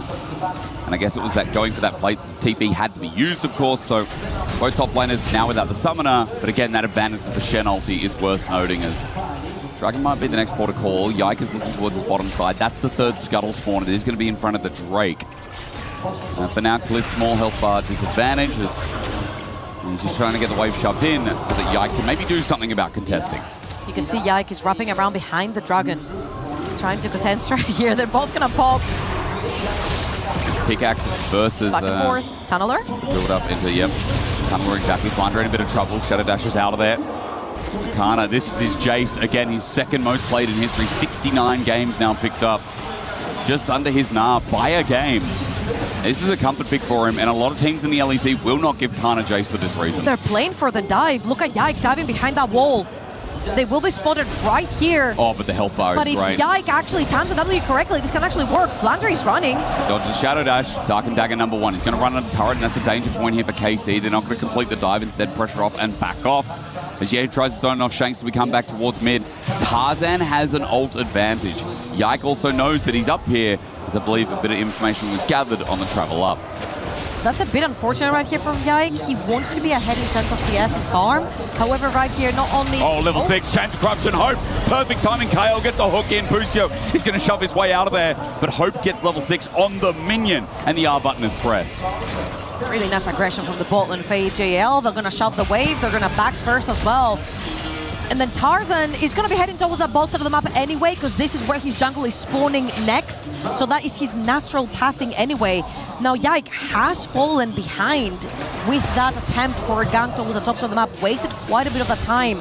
Tarzan also heading towards the top side. Can I slow push in that wave? He's going to choose to crash it right now.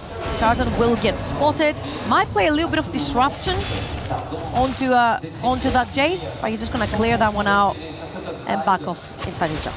Yeah, Kana also backs off with his timing as well after the wave gets shoved in and neutralized, or at least pretends to. He's going to receive. Busio on the way up, spotted on a ward by AJL in the river. Grubs up in 30 seconds. Topside, a bit of a priority here is Scout of the Week not going to connect, and Busio is just going to travel maybe back towards that bottom side where KC have more control. They're both heading towards that mid lane. I feel like because that mid lane wave was not pushed, it's a little bit scary now to walk inside their jungle into Fog of War. Saying this, the second they spot Yehu walking back, this is where KL feels a little bit more confident to walk up, clean down that vision, and Yike knows that I feel like both sides of the map is off limits for KC currently. They've got it all locked down. However, AJL know this as well, so they're going to contest towards the top side of the map. Bit of extra items on point here for Tarzan. Pickaxe and longsword for Yike versus the tunnel and longsword and crystal plus the moat. Just forcing them off. And he's going to force them off. That's Kael looking for an angle as well. Lucio going to have to face check. Shanks with the Petrifying Gaze waiting, trying to lure them in. That's one scuttle picked up. Yike now trying to trim off the hedges off this left side. You can see Kana has pro. Is it going to matter? The Shen ulti going to be used. It's not. Dredgeline into a dog. The flash over the wall to get Yike, and the Shadow Dash captures him. First blood with the dunk of the Cataclysm. AJL were playing with their food, I feel like, right there. They were trying to toy with Yike, walking up close to try and potentially look for those void grabs, but they were better. Kalist now. Hail of Arrows getting to stack up the Blight. Hope just use the chain disruption. You're going to flash forward anyway, looking for the piercing arrow after the Blight is applied once again. Kalist in trouble, trying to use this choke to his fog of war. No, Kalist is going to flash on out. He survives for now. Hope will not be able to get the chase. The Q's on cooldown. Kalist will survive. It's always at 9 minutes, man. 80 carries get bored.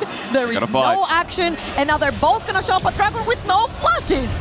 But let's look at the fight that happened at the Void Grabs. Yike walks up, tries to challenge the 50-50 on the smite on the Void Grab, but stays around because he knows that his top laner is first in the river. What he didn't account for is that it doesn't matter because Shen can just ult and make the play. Call the pack was nice for the initial engage, but then Shen rocks up, and there's nothing that Yike can do against Flandre, who opens with a kill. Minimize that gold cap that Kana was really finding himself a bit of a lead with. And AL are going to be first on the ball. Gold lead is still in KC's favor, and for what it's worth, it does feel like that is because of how Kalist has been farming, how Kana's been holding that lead.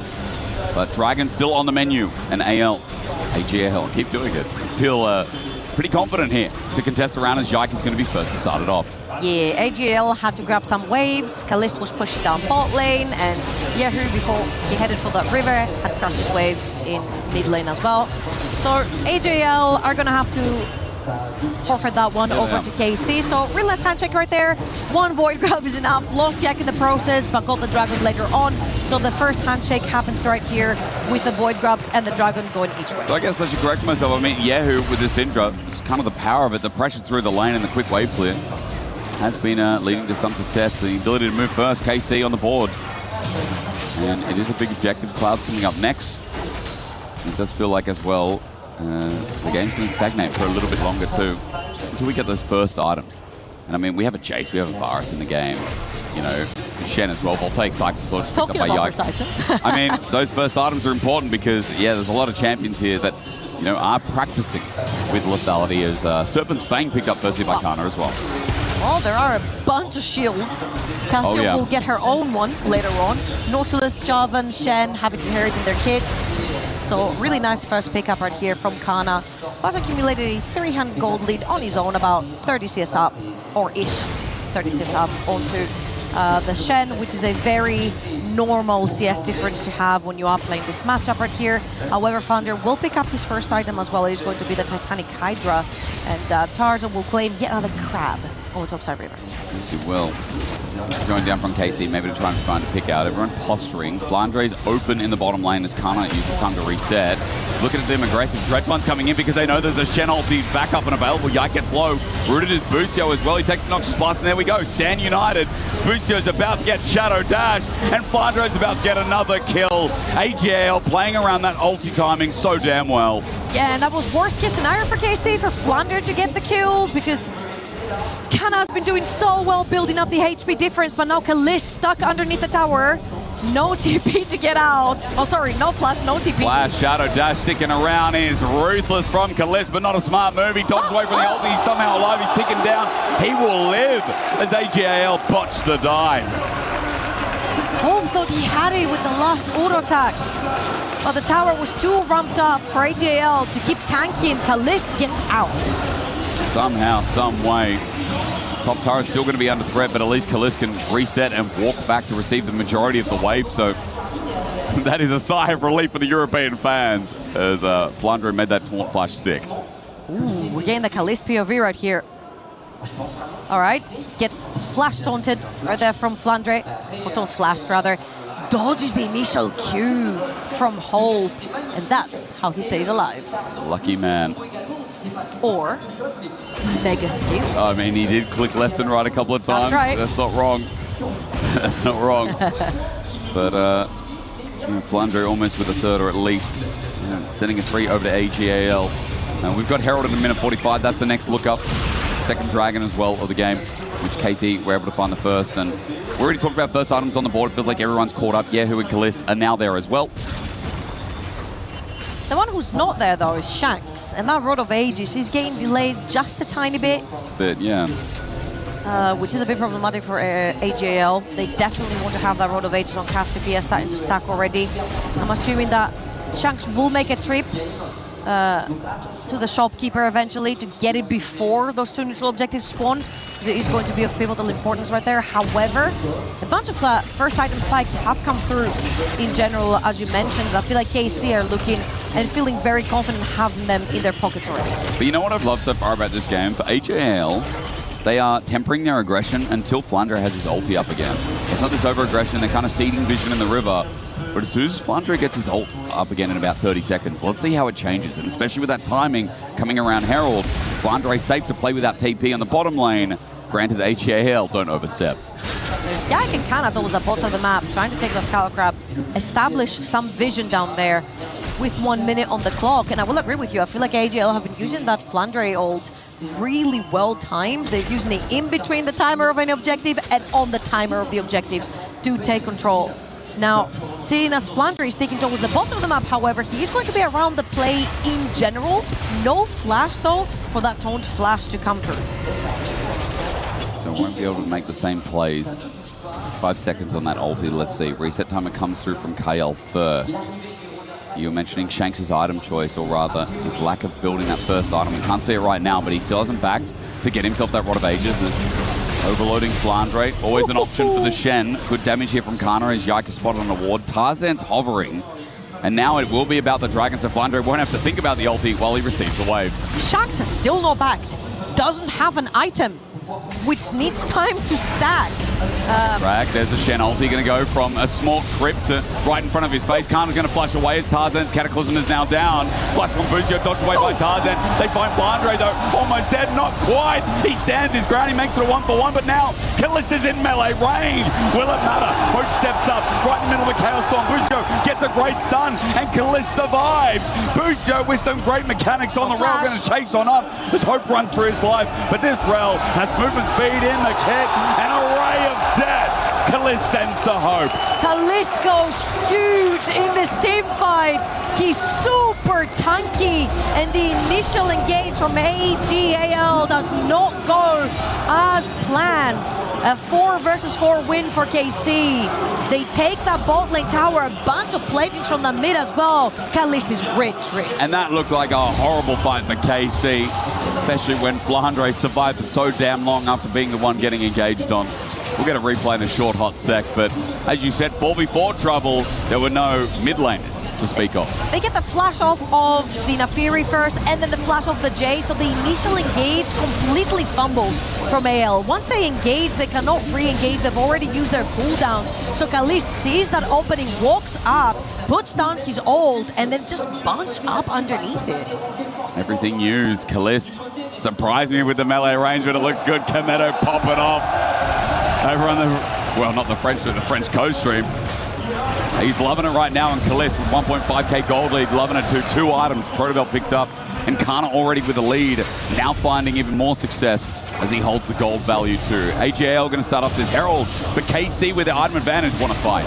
Yeah, I don't know about that one. Shanks has his Rod of Ages finally, as KL gets interrupted right there from Kalist. No Shen ult.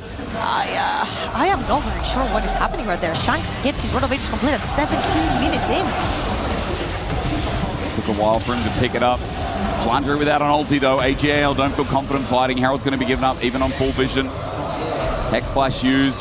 KC probably going to take this and take the long way out as anyone's legend find an inside track on mid, and Flandre is alone on this turret, but there are no TPs from KC. So Kana's going to have to take the long way down, or at least give up a lot of plating here on this turret.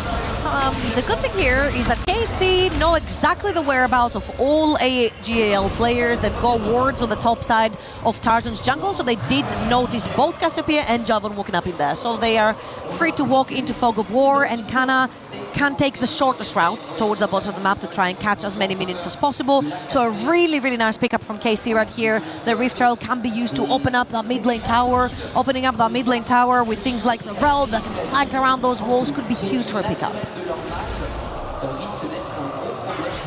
That Herald mid is a very feasible target right now. Top as well.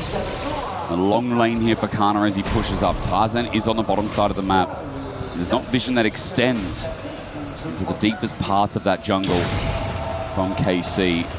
But Yike hovering around his bot side. Just quick note, also picked up the Serpent's Fang. So trouble, as you said before, all the shields. A lot of value being added here by the lethality users of KC. Importantly, Dusk and Dawn completed as well for Flandre on that Shen. He has been the recipient of all the kills for AJL. Not sure this is the best outcome possible. However, we've seen him completely pop off on Shen. So if he gets like a really good tone down with flash available, it could be game changer for AGAL. However, as we expected, KC using that referral the OG way to try and open up mid. But Tarzan hovering over the side, Kael as well with the Hex Flash. Herald's going to go down, Yike presses the W now, waiting for the flag and drag. Dreadblank gets the dog, and the Stand United was used. Thumbs up from two players at KC, because they know that's a big commit from anyone's Legend. Huge bait right there from Yike. Tries to take the referral, but he turned around, so it died whilst the players were hitting it. Ends up stuck in the middle of everything, and AJL see it as an opportunity to potentially strike back. Wasn't quite the case, and a very important cooldown for Flandre, which might be very close to not being up for the next round. Let's see, I think it'll be there, but if only just. Baron's spawning now as well, for what it is worth for the fans out there, and I think KC, every time they see that Shen ulti used, there's this sigh of relief. That, you know, Yahoo has been playing sides, can continue pushing. Kana can do the same if he's not matching this Shen, which for the most part he has been. But just knowing that it is strictly a 1v1 with good vision tracking is really nice here from KC. Yike clearing away some of that defensive vision from anyone's Legend as the blue buff attempted steal is going to resume after the patience goes down, depending on if he's scared of Kael and Tarzan moving down. Scout of the week. Shanks may be in trouble. Boost's coming up. It is indeed, and Callista's also walking up as well. There's going to be three members here, and as I said, KC, no fear. TP's going to be used. AJL getting support. Shanks gets Petrifying Gates. Nice onto Yahoo. He drops the ground as down. My was big, but Callista's in. The flash out of Shanks. Getting Shadow Dash though. The TP from Flandre. It makes sense. It brings in clutch plays, but Kana cutting up the retreat. Tarzan flag and drag. Finds one. Yahoo's down. Flandre the next play, but he flashes away. Cataclysm down. Helps out taking Kana. And KC felt safe, but they were wrong. Teleport in. AJL looking for the chase up as they've gotten two victims in the sand.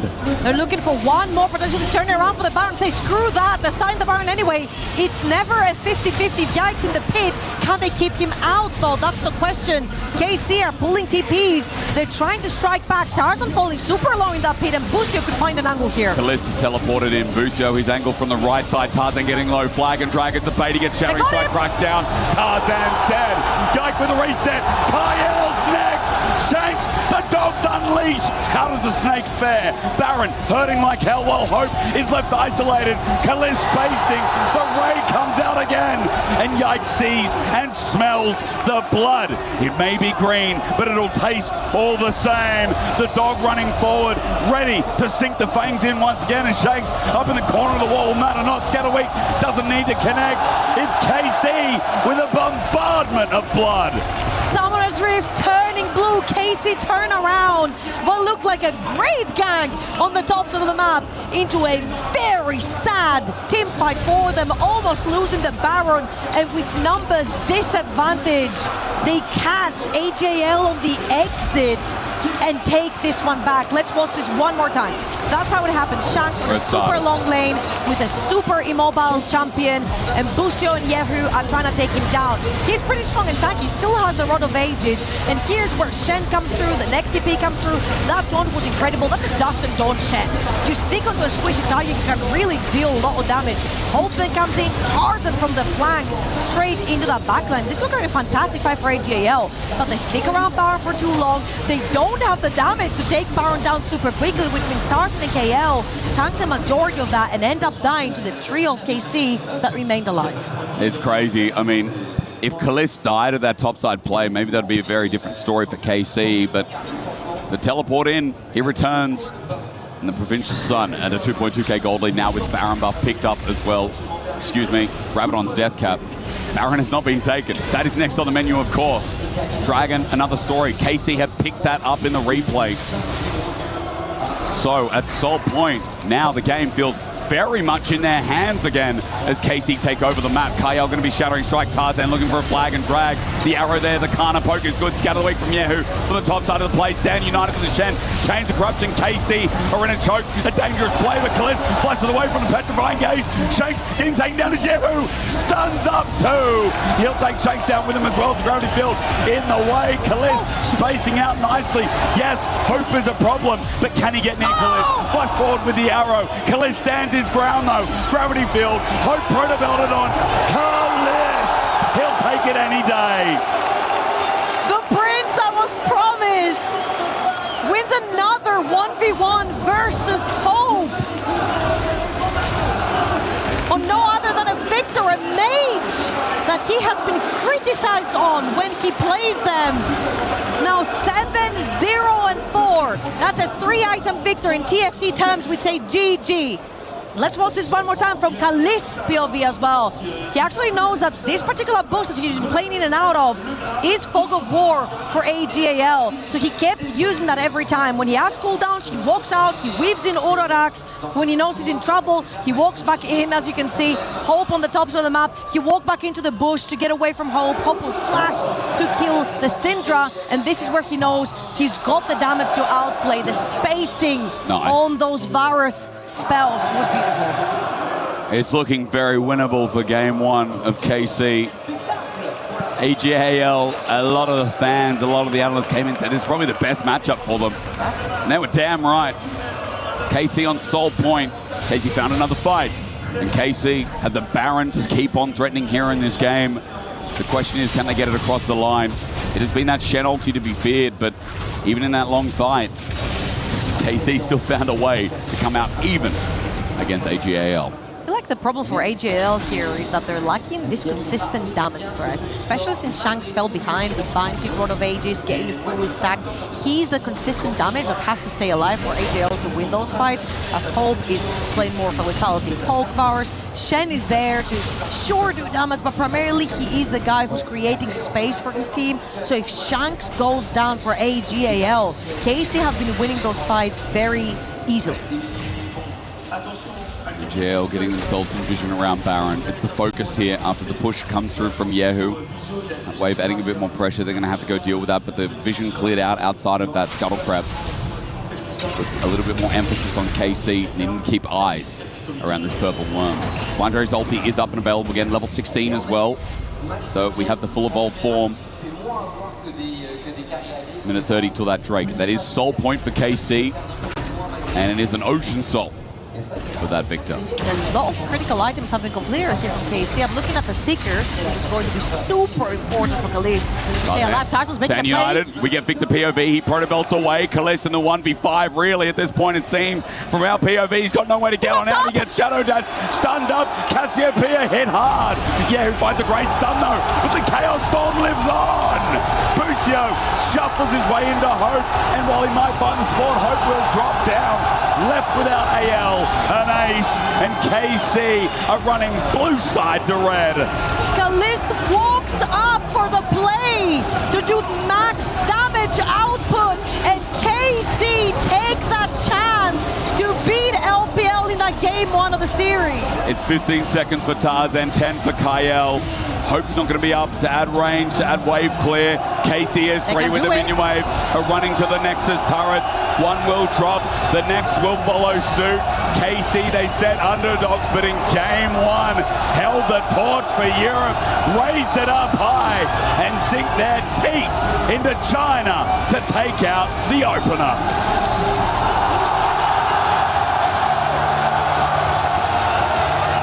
The whole crowd standing up to cheer for KC.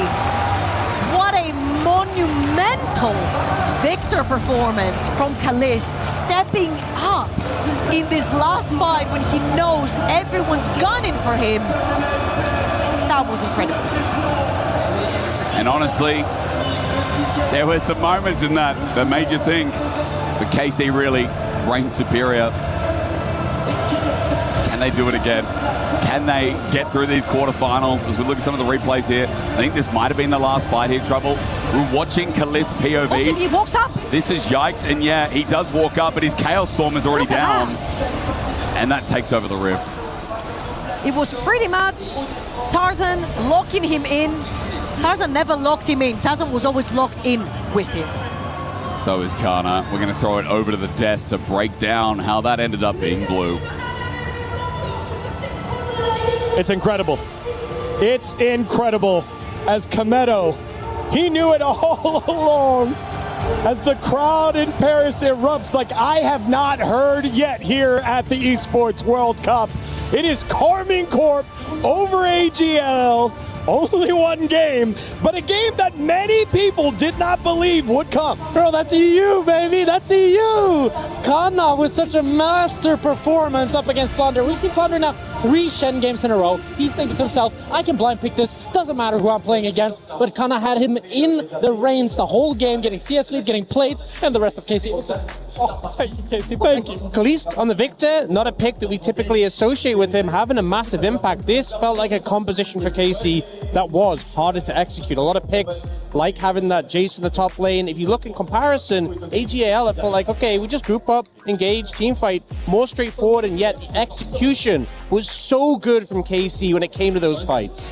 Let's take a look at one of them down on the bottom side of the map, 15 minutes in. Just so fun to watch. And I love what you're saying, Ox, because you see how KC need to play. They need to disengage, flash away from the engage from AGAL, and then they can actually re-engage. But it's so much more difficult for KC to actually pull off this composition because they need to do it in these 2 steps. And that's why it's so impressive for me that they kept being able to find these fights. They kept flashing the pivotal skill shots. As you see Kalist there flashing Hope's Q, it just allowed KC to actually get ahead in these team fights when otherwise it feels like we've seen these Asian teams be outplaying EU any day of the week. It felt like they were hand-checking them. And as the last Western team in the tournament saying, you know what, we'll throw it down, we'll hand-check, we're up against Tarzan, we can do that. That's crazy, and yet it worked so well. And usually doesn't work that well, which is one of the most awesome parts, and that led us to that exact hand check where AGAL were like, okay, you want to fight us? We'll come fight you. One at a time, over the wall. That led into a Baron that then led to KC coming back. Yeah, this one actually ended up starting pretty good for AGAL, where Shanks is just able to survive initially. You see Flandre come in, and then Tarzan, who joins late, gets his really high-value engage, taking out the Syndra, forcing Kalist away. And I was thinking, oh, it's Kael. Have KC just thrown? Is this enough for AGL to get back in the game? They go onto the Baron, but KC do not let them take this for free. Yeah, I was ready to be heartbroken when they survived on so low HP, but due to the fact that Flounder doesn't have the ult, doesn't have the TP, he joined so late that by that time, the carries of AGAL have all been chunked by the Nasher and gotten so low that KC can just clean up, and it felt like after that fight, KC were just in control of the rest of the game, but I don't think it can be understated. You're playing Victor and you're playing the Syndra up against Jarvan. It is so difficult to play these team fights, especially when you don't have flash, because all AGL need to do is send the Jarvan in with the Shen ult, and it's so easy to clean up, but there was so much discipline, so much patience from the carries of KC that they were able to make it work. What I loved, as someone who dabbles in wrestling, that felt like The Royal Rumble. Who's next? Who's coming in next? Here comes Flandre, gets away, but he's going to come back in. Then Yike over the wall. Tarzan from the top rope. It was just an awesome moment here in the arena. The fans were erupting, and then it led to the loudest cheer of that last match, the final fight, where finally the victor falls, but it's a cleanup from Yike and the rest of KC. So this is kind of what we're talking about with the Tarzan engage potential, but at least the Proto Belt, the Rocket Belt away from the Jarvan engage means Tarzan's left in no man's land and they're able to peel here. Yes, eventually the victor dies, but at what cost? I mean, he got the ultimate off, and you see how big it gets, yeah, when he's able to take down these members. But I think one of the things that we talked about was Proto Belt being so valuable, because when Tarzan wants to go for that engage, you Proto Belt before he gets down the ultimate, and then suddenly an engage that would have been pretty free becomes incredibly deep, takes a lot longer, and that's how KC were able to prolong these fights and actually get them in their advantage. And for me, this game gives me hope, because if you can hand check, then what can't you do? You know, if you can win with the worst draft, what can't you do? I have full hopes in KC, and I can already see the 2-0 in front of my eyes.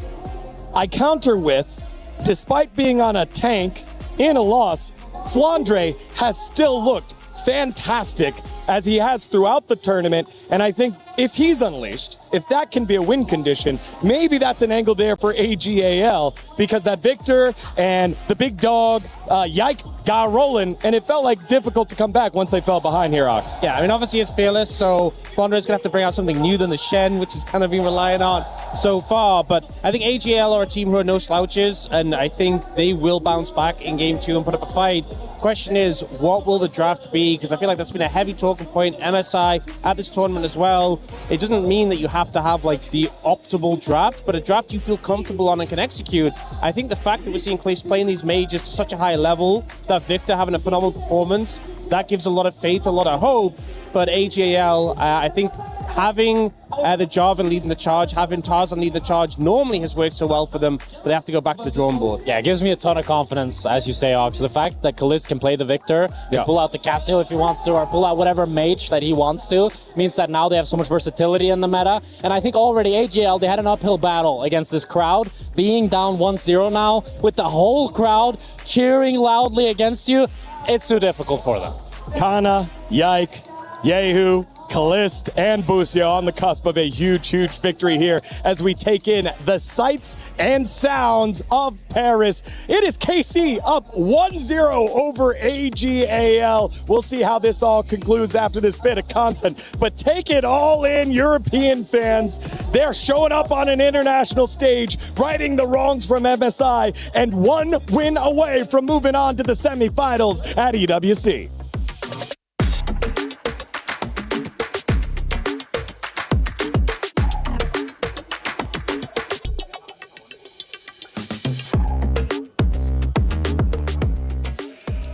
Okay. No, you win. Go. Where's the flash? Can you end? Yes. Maybe.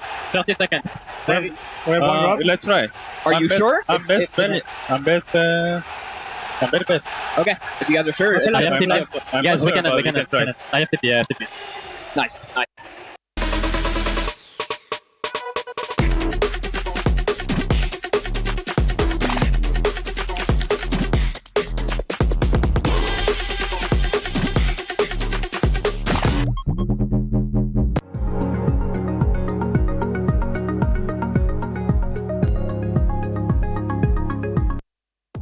I'm here at the League of Legends EWC booth where you can play League Classic exclusively. Let's see what some of these guys and gals are playing.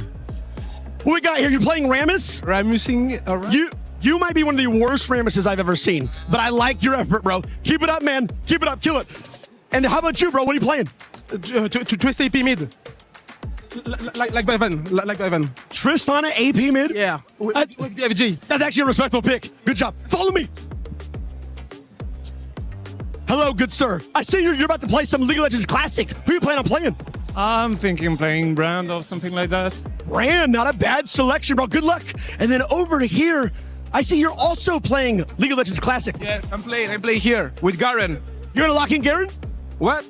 Are you gonna play some Garen? Lock him in? Yes, Garin. Good luck, bro. You're probably going to need it. You're going to, yes. Good luck, good luck, good luck. Reminder, guys, League of Legends Classic is exclusively here at EWC. Come check it out.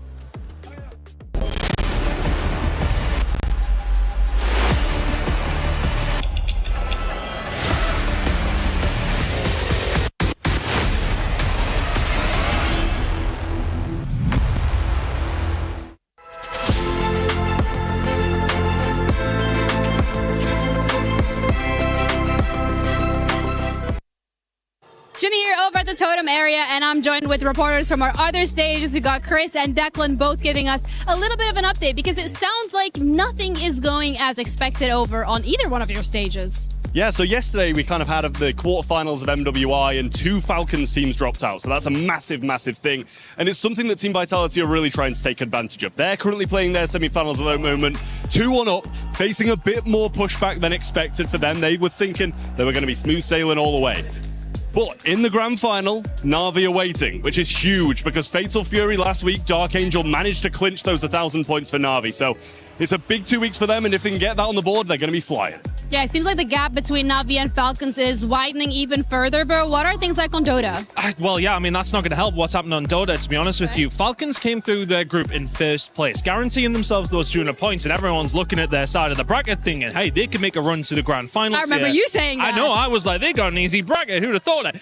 Either way, though, they go up against Vici Gaming, who weren't supposed to even be there, and Vici Gaming beat them 2-0. So Falcons crashing out of the tournament. I just want to bear in mind for everybody, Dota did not really have massive representation as far as what we would consider club championship contenders. So it was a massive moment for Falcons to get some free points, essentially. Okay, they make 200 points up on the competition, but they had such an opportunity to get 400, 500. It was a massive, massive waste for Falcons when it comes down to Dota 2. It sounds like the Paris debuff is hitting Falcons. They're not playing on home turf, and I think they're struggling a little bit with that. That's all the updates that we have for now. We'll keep you in the loop. Bye.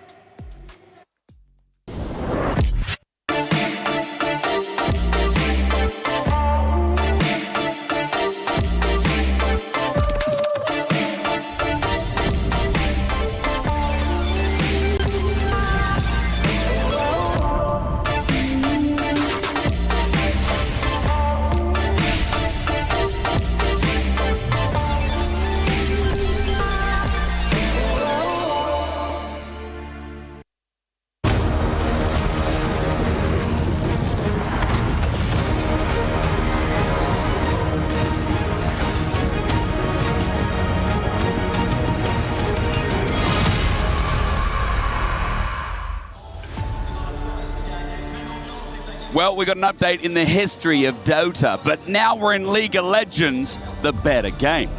My name's Hysterics, I'm joined by Trouble. I only spit truth here, Trouble. I think you know, you've confirmed that over the years. I am in awe of Casey's Game 1. And I think they outplayed AGAL, made them a bit dizzy. That Baron in the history of League of Legends wasn't in the top 20, but it's in the top 50 for sure. Top 100 at least. And that's your truth? That's my truth. Did you by any chance walk into the KC crowd and you came back with No, I walked in, I talked to Atlas. 15. I came back, top 100 actually. It wasn't that great, but it was iconic for the tournament. I've lost my voice a little bit. I'm going to apologize to everyone at home, but I will try and keep up with whatever happens in this game too as we're about to jump into pick and ban. Now, outside of my goofy antics and whatever I just said, Poppy remains to be banned. And I think we talked about this in Game 1, Treble, how important it was, how good it was for Keria. It feels like a pick that is going to continue being idolized at EWC 26. Ezreal's been left open. He doesn't get left open, thus Khaleesi hasn't actually perma-banned. But Hope will pick it, for It sure. was only Gen G that did not ban Ezreal versus Khaleesi. Maybe a and that's mistake. because HAL have the first pick. Yeah. Hope is an all-time favorite. Yep. Think of Elk in the history of LPL.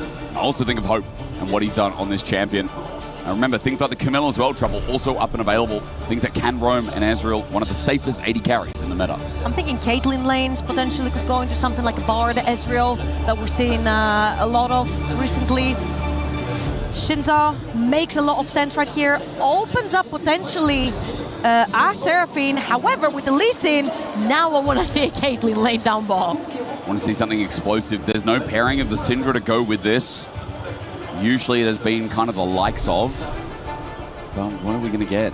Rumble usually partnered with Jarvan, locked in, blind from Kana. I mean, the Varus is not open, and that has been the go-to a lot of the time globally for this Rumble option. What does Flandre have? A Rise Up also could be it. That could just be going to Shanks as one of the best next mids in the lane.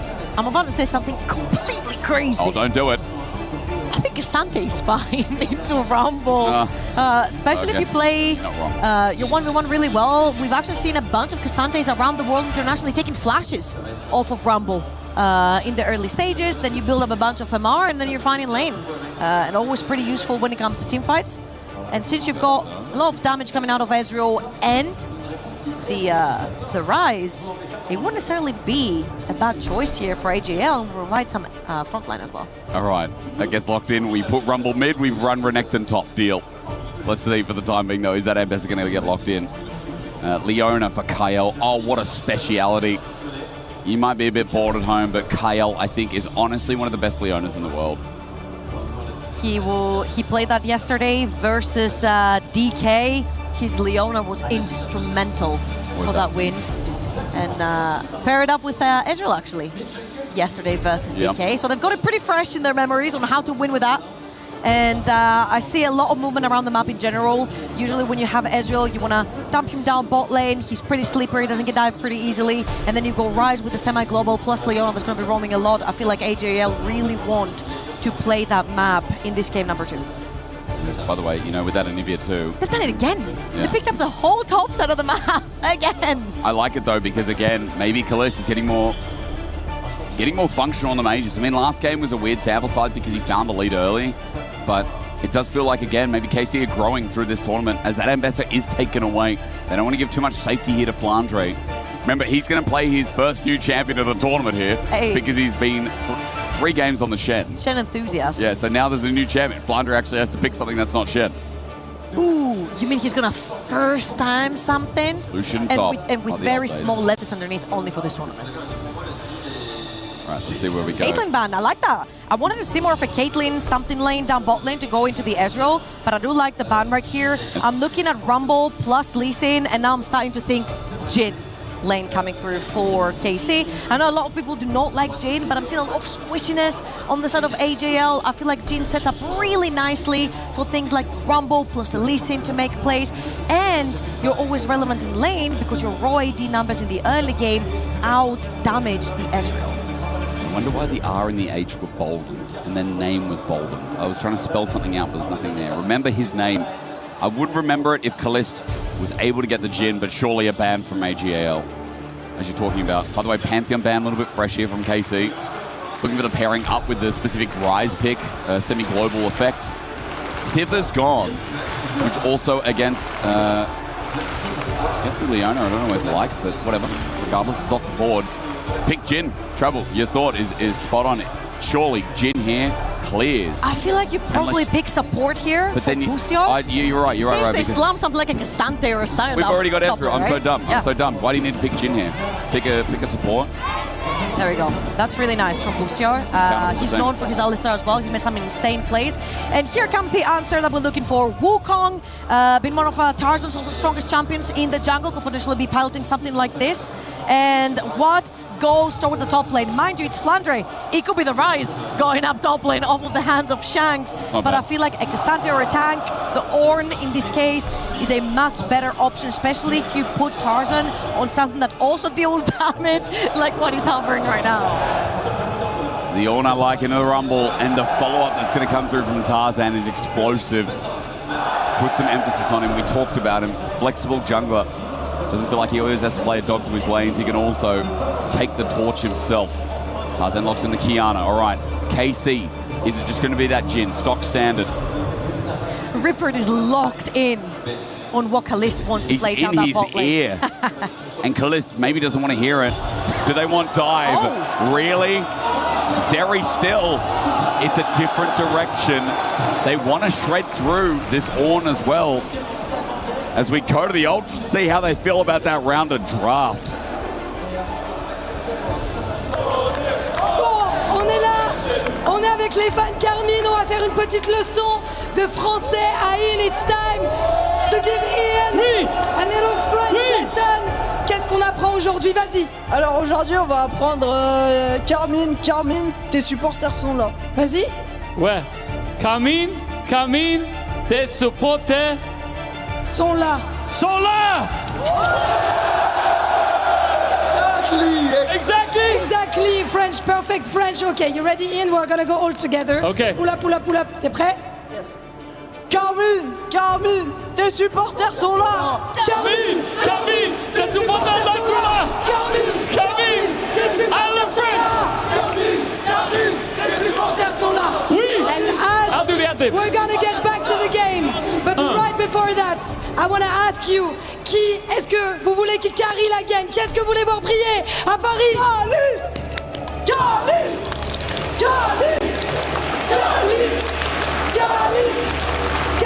Perfect French from Ian, by the way. Absolutely exquisite French. I couldn't repeat the line if I wanted, but the Ultras are firing up. Couldn't either. Guess it was. I'm not sure. I'm not quite there. I'm still trying to learn Mandarin to see where the AGAL Gyro section is, but it does not exist here in this Hopefully arena. there's no Lila here in game 2. Well, the LPL fans fan. want Lila. I think KC want a bit of Lila.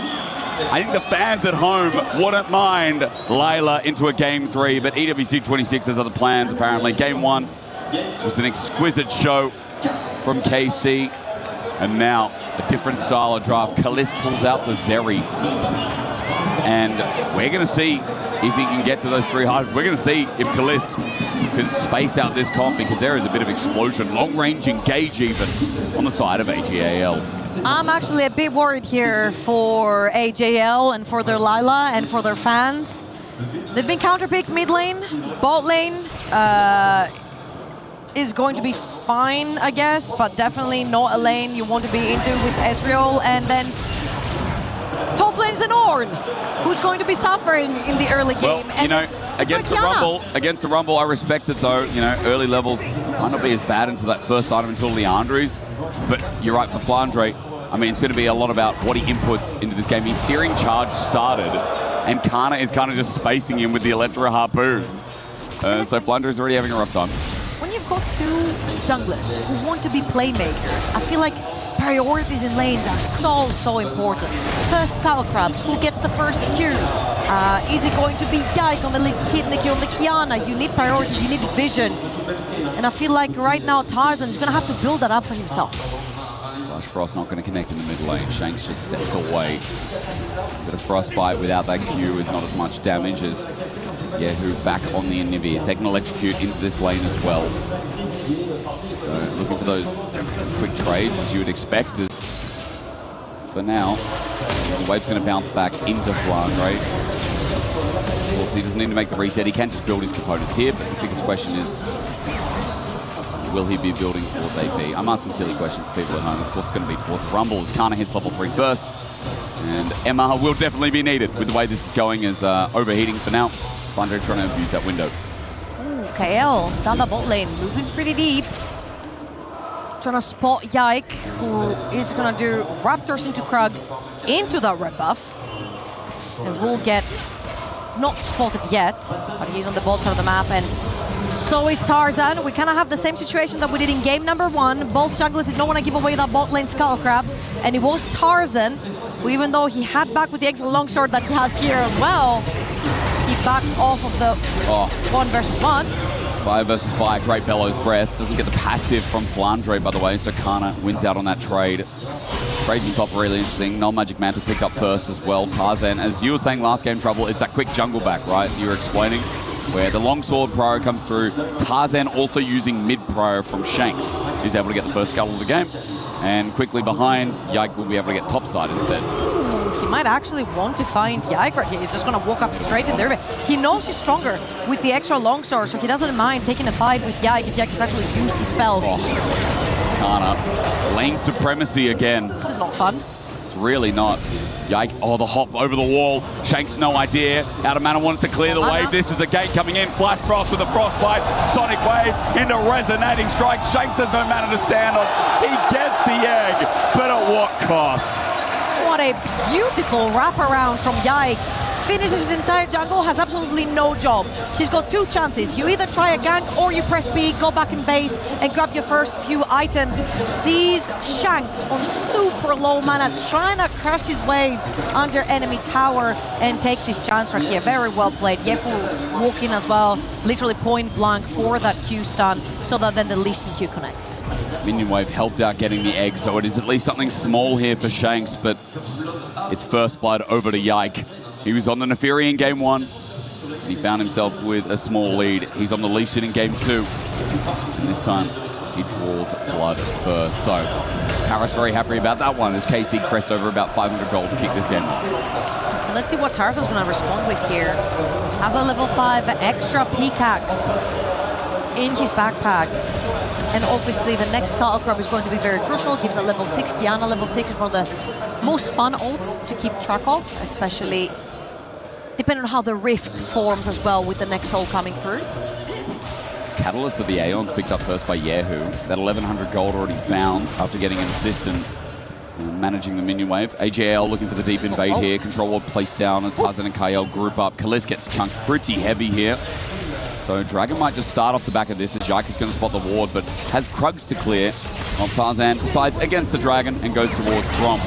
Meanwhile, level 6 has been acquired, but Kana is ordering down. The overheat is huge. Searing charge, not going to find a knockup. Flandre not pulling out. Call the Forge God, because the God is almost down. Kana doing exceptionally well in this lane and showing me one of the best Rumble vs. Ornn performances I've seen in a while. One of the main carries on the KC roster right here. Knows that he's in an advantageous position. Takes really lovely trades into Flandre, and Flandre has to take a backseat. I mean, he's picked Ornn to suffer in lane and hopefully get some big ults later on for AJL to set up fights for Tarzan's Kiana to press R on. So we'll see if that works for them and how far behind does he fall to the point where Rumble can take over an entire game on his own, which we've seen Kana do plenty of times in the LEC as well. I feel like this series, Kana has just been given two of his most exceptional picks that domestically he's been banned against, or rather have been banned against him, like all the time. And so for AL, I don't know. We'll see if this turns out to be an egregious mistake. I feel like the Jace in game 1 definitely was, like giving Kana Jace. It's a big no-no if you're a European fan. As Ultra Shock Laser is going to start the Dragon up for KL. He did not like that. Just a bit of range to make Dragon very, very angry, and KL takes a hefty chunk as he runs out. And meantime, it was Yike who got the top lane Scuttle Crab, of course, with a really nice trade from Kana, as we mentioned. Which means that Tarzan had to go and search for the level 6 inside his own jungle. He's going to be still perma-clearing. I feel like the big breaking point for that early game is most likely going to be that first Dragon down the bottom side of the map. And now with that level 6 onto Kiana, KL and Hope have been trading really nicely. But Pulverize in the way. KL's not going to be bopped to turret though. Busio in a bit of trouble. Lethal tempo up for Hope as a couple of Mystic shots connect, but the last one is blocked by the minion wave. Busio's okay, and he'll use that triumphant roar momentarily as the minion wave is cleared. But look at bot lane. We have Yehu just walking down that bot just in case Kiana was wrapping around, because I haven't seen Tarzan for so long. I mean, I feel like we're confused, KC's confused. They're like, where is Tarzan? One of the most aggressive junglers in the entire world, actually. His Tarzan was super active in the early game, not as active as we would expect to see. But his Kiana right here, after that level 6, has been pretty timid, to say the least. But he'll take an uncontested Dragon. That's something. Yeah, it looks like it. Shanks also moving down as well, so this one quite obvious to KC. Things are going down, expecting that Yike is on the top side of the map. They won't have any information on where he really is. Kalist walking over a ward. Archangel forward from Hope. The shock down, the shock laser, but both of them do not really do much. So Kalist out of there after burning an ult, and first Dragon of the game goes to AGAL. If they can cancel that by any chance, KL just about gets the E to connect. If that was League Classic, that Zenith blade would go to the fountain. Not really, but you know, I was thinking of that Darius clip, close enough. We have now Yike with the presence of Kiana down bot lane and the Dragon going down. We'll grab the Raptors for free. And he can also start the Void grabs as well with the pressure that top lane and Kana have been providing to Yike. He has managed to accumulate almost a 10 CS lead. Grab the Void grabs, 400 gold lead as well. So for Lee Sin, that is a great start to the Kiana matchup. Long sword is well picked up. Close to getting this first item. All grubs kind of nice. An overheated Rumble does more than you'd expect against a turret, especially with this lane pro. It means that presence on the turret plating is going to be exceptionally more dangerous the more time he's given. Now, in this game, first dragon was picked up before. Objective game is down for the time being. Guzio's getting invaded, so AGL looking to see what pressure they can apply. And so far, it has been around trying to hover this bottom lane, leaving Flandre on an island. They're very happy because Hope has been able to accumulate extra 10 CS over Kalist, who had to bail his last wave. Yeah. However, this is always a Zeri, and on 3 items is going to be absolutely scary. The only problem is that Ezreal will spike first on 2, and Flandre... Overheating with the flames, but here comes Jike for a Sonic wave in. Flandre might have to flash out now, and he does so. The wave is so bad, Flandre was clearing a water, and he can't do anything here, and Kana has him on the ropes. That was a little bit of a disrespect for us, especially since Lee Sin's jungle spawns on the top side of the map, sitting in the tri-bush. Yes, Kiana is around, but as you can see on your minimaps right now, Tarzan was actually looking for a reset after his Krag, so Flandre ends up disrespecting the timers right there on the jungle clears, gets caught, loses his flash. Not the most expensive flash, because it's still on an Ornn. He has a bunch of defenses. However, he has been struggling on the 1 versus 1 and cannot find an opening. Oh my god. Oh. There's a big reason that Wait, in are the you LPL, point and click now? for years, we said Hope does not get Ezreal. It was just it was kind of on the same level as Oh my god. So... Just stop it. Yeah. Well, Hope at 500 gold lead. Right now leading the charge here for AGAL. Yike spotted out Lucio as well. He's level 6 Unbreakable Will advantage over Solar Flare, but Hope has just opened up the bottom lane with the damage on Kalista. He had to reset. So AGAL's 80 carry. Going to get some plating here. I think 1 will be the total take, or if not close to. Trinity Force up soon, I would say, with the way this game's going down here. AGL are trying to overload the bot side of the map with the threat of Ryzol as well. Taking a bit of vision inside the enemy territory. However, KC will bring their own numbers and eventually push them out. So all in all, that was just Hope grabbing the 1 tower plating that you said. I feel like KC have been fantastic at responding with numbers advantages right there. They have not given AJL even a sliver for a gank. And again, Tarzan has been so quiet together with KL this game. I feel like the most energetic 1v1 or any skirmish on the map at all from AJL has been Hope trying to land those Qs onto Kalist. Definitely has been, but now Tarzan has Profane Hydra, so the question is, can he actually put up the pace himself? Pings are going down around the top side. There's nothing here, but Yike is taking Scuttle, so I'm not sure if a ward, which will now be dropped, spots out KC. And hovering around Kana, smart move here from KC as he backs off with that added pressure, gets Leandri's here against the Ornn before Flandre can pull up that Canny Crooker. Is this the calm before the storm? Pretty much is, yeah. What is happening here? This is not the AL from 2025. Where is it? But I mean, the comp is not a, you know... It's not a Lila comp yet. I mean, no, we don't have a Shen in this game. Like, it's very we don't reliant. have Leona Kiana. That's more than enough Lila. Well, it'll come soon, I'm sure. All right, well, we have Dragon in 35 seconds, and since AGL picked up the first one, it's really hard to say really fast. Yeah, a Gal is what I'm going to get to pretty soon. Well, they want the second Dragon to start stacking, of course. Really strong with their composition, having both Ryze and Ezreal super strong on those 2 items. So grabbing the first 2 Dragons would buy them enough time for those 2 carries to get there in turn. And as you can see, KL has already set up the stage right here, always moving a little bit further into the jungle with Tarzan backing him up to set down some vision. Lucio with an angle, spotted out. Tarzan reloads again. Will he have the audacity to find a play as Hope through Tri-Brush? He's keeping Kalista at bay. Old Shock Laser, he's going to miss that. Dragon now spawns. It is AGAL who have themselves a place in River first. And bot lane priority is going to go to Hope. So it's going to make harder for KC to get their 80 carry in the mix. That was also a very early Road of Ages on Yehu. He's got already 2 stacks of 13 minutes, so that's really good for KC, and they have managed to push out AJL as Shanks back for his own Road of Ages. Walnut back, Kyle. Zenith Blade, though, gets on top of the bird. Soul Flare as well. In a bad position is Yehu. He gets imprisoned up with Kana coming in to save the day. Yehu goes to the egg. Meanwhile, it's only 1 man ulti from Tarzan, while Yike Gets popped up by Flyndre, steering charge, but Kalist got Hope, and he's on a charge. Looking to chase down KL as the blast cone's taken. Kana, Electro Harpoon, Ultra Shock Laser will not go through terrain. So, to fight another day is AGAL, but Hope and Yike both died. KC caught Hope somewhere in the middle of that river. I feel like Hope walked up and then he got sandwiched by two KC members. So that was a very, very unfortunate fight for the AD carry of AJL with a Trinity Force completion as well. You definitely want Ezreal to be one of your heavy hitters. And look at this again. Hope knows that Bush is in front of him and that Kalist is behind him. He chooses that fight. Booster engages on him, and even though the team from Flyndre comes in, Flyndre's not looking to protect Hope. Hope is already dead. He's looking to trade a kill over on the top side of the map. The shot with the ulti up. Kalist just got that kill to the Drake. And Kana close to the follow-up here, but KO gets out. We come back, and Dragon was not taken. AGL have reset, Tarzan's back alive, and we do this dance again. No flash on Ryze or Ezreal. So these could be two of the targets that Yike is looking at for potential kick. He's going to start the Dragon, and AJL are trying to figure out a way to get in, probably only through that mid lane. However, Yehu on that Anivia post 6, you just burn out the wave instant. There's no Supreme Display, there's no Call of the Forge God, there's no way they're getting anywhere near this. So AGL back off wisely, leave Dragon to KC, and will be their first of the game, while Herald seems to be the trade and starter, with now time on their side with Tarzan's ulti coming up soon.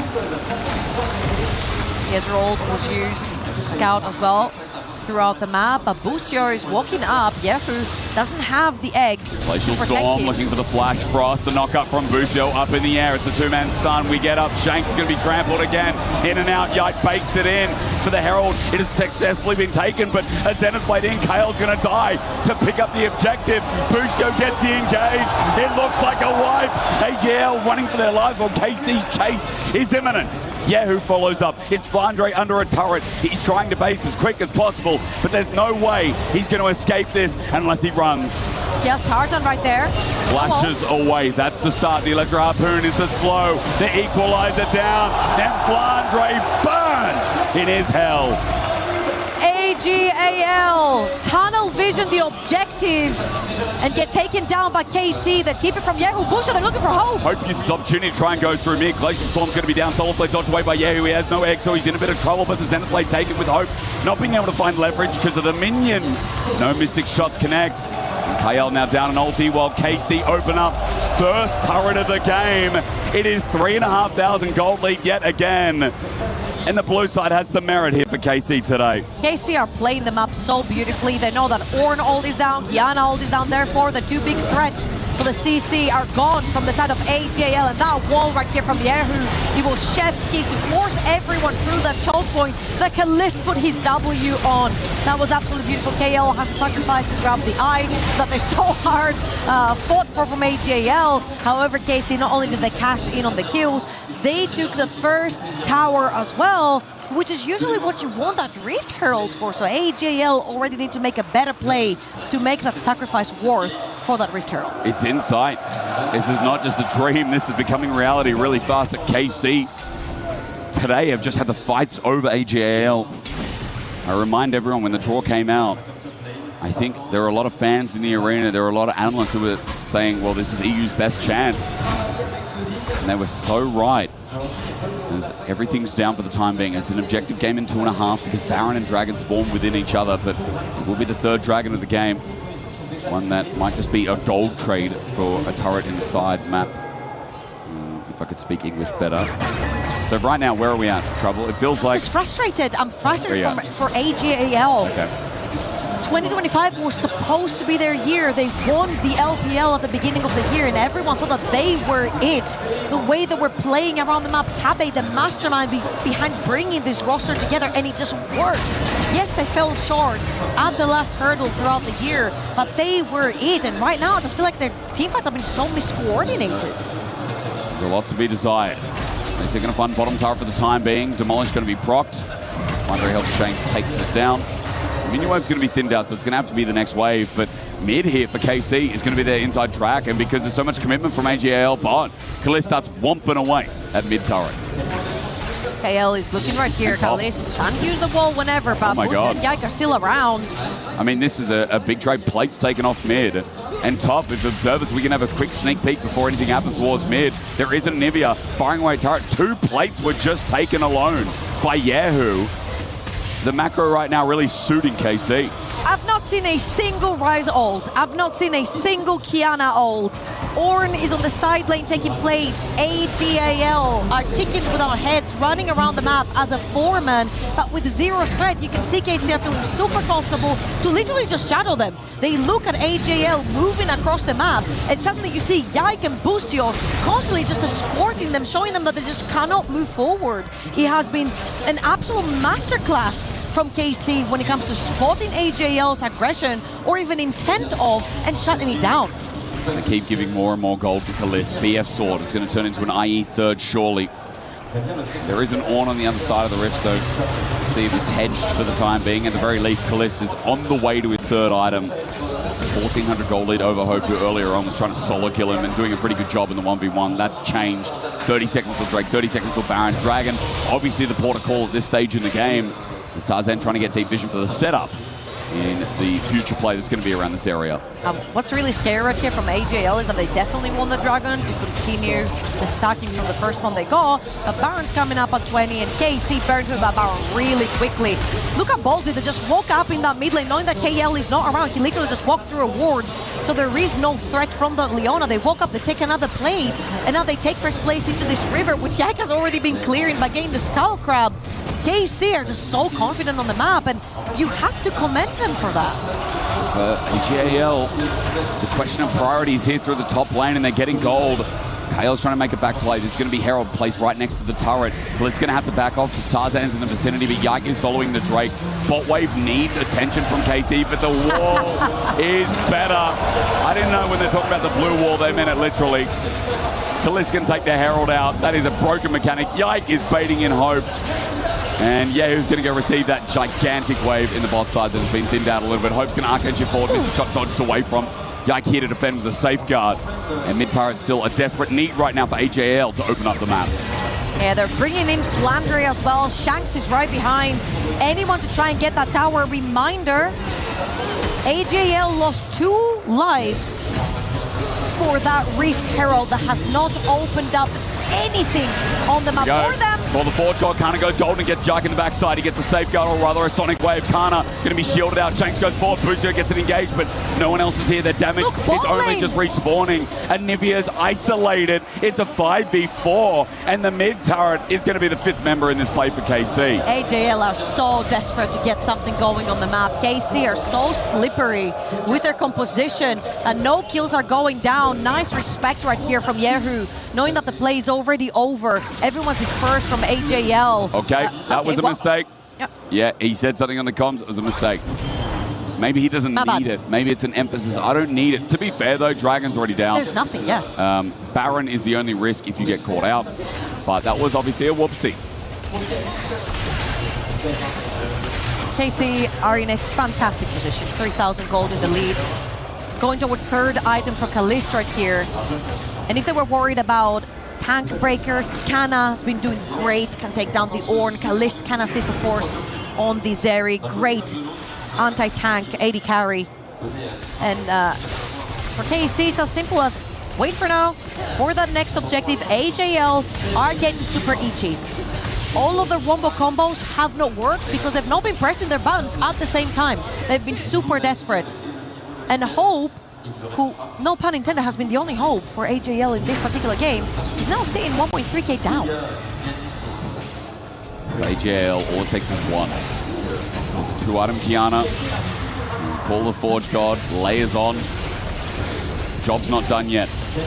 Kalist hovering around, getting the clear through mid-wave. Kana still has a sizable lead. Shanks is going to back away. Busio hovers in Fog of War, now spotted out. The light is there on Yahoo as well. Red buff circles around its terrain while Tarzan is going to look to take that away. 2 minutes 30, that Dragon is really what's pacing KC right now. They're not overforcing, they're just trying to use more members to try and open up some of these sides. And then eventually look towards mid as Flandre. He's going to break the wall, but now he has no searing charge. Bella's breath keeps him alive. Kalist gets the flash out after the shockdown comes through. Kana flies in on this mecha bot. Now 5 members hover around mid. with a little bit down, with Kliss ulti down, importantly, again. One simple spell cooldown from Yahoo and a Oh God, Kliss is low. It's not going to land. He gets out. Equalizer down in response as well. Sonic Wave will have no follow-up. Hope takes a mighty chunk from the second item, Zonya's Rumble. But a little bit thrown out. Getting a little bit nervous here, both teams, as they throw haymakers. 137 until Dragon. It's going to be sole point for KC. They managed to secure that one, and both teams are throwing out their ultimate scene. If anything sticks, maybe they can follow up on that.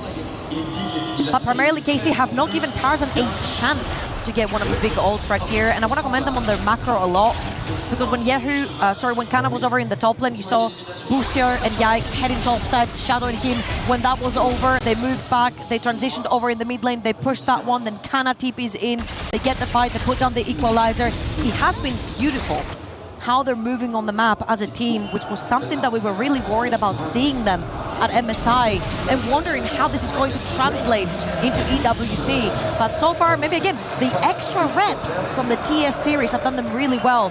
And in 50 seconds time, third items are starting to come through. Infinity Edge for Kalist is going to... Let's see if Hope can match. Is that Shojin going to find its mark? Yike steals back away his own camp. Tarzan in river first. It's kind of been the thing. AGL, their setup for objectives haven't been banned, but maintaining their position has been the hard part. TP going to come in. AGL going to move as 5. And Kana on this Rumble is going to walk up through his jungle to join the rest. I think he's trying to cover the flank. Whoever walks around through Tribush, Kana will be there to stop them dead in their tracks. Usually Kiana might want to sneak in to try and get a big ult in the backline, but AJL are sticking all as a unit as they send Shanks to deal with that wave over the mid lane. Push, yeah, Hope going to get engaged on Yike. Flashes over bridge too fast. Sonic Wave is going to get Searing Charge up in the air. Kicks the enemy AD carry, but Yike went too far. Shut down from Tarzan. Shanks went for the mid wave. His position now cooked as Busio at half HP has to back away. Dragon is lost. And Yike felt it a little bit too much.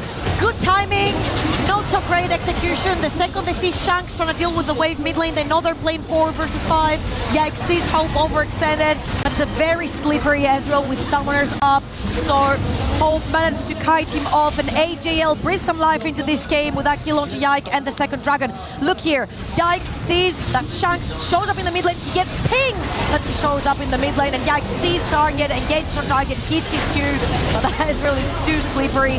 Tarzan's ult holds the re-engage from the rest of KC to get onto Hope, so they isolate Yike and kill him off. I want to see what was burned by anyone's legend to defend Hope. We have all flashes down, and Tarzan was the final one to burn it as well, so there is no flash supreme display. So is that going to be worth it in the end? Yike, of course, burning his own as well. Kana coming for a flank. Casey think now is the time. Tarzan without his ulti for 15 seconds. Sonic Wave is going to connect on top of Hope.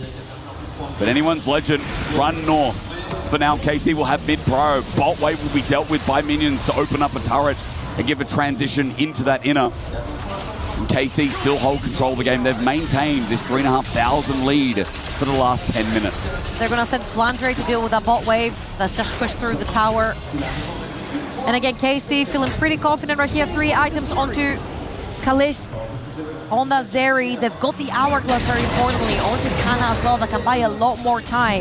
Now the clock is ticking in terms of when the ornaments come through, they provide about 1k of power on top of the item that you already have, and 2 ornaments have been gifted out from Flandre, third one on its way, possibly onto that Rise.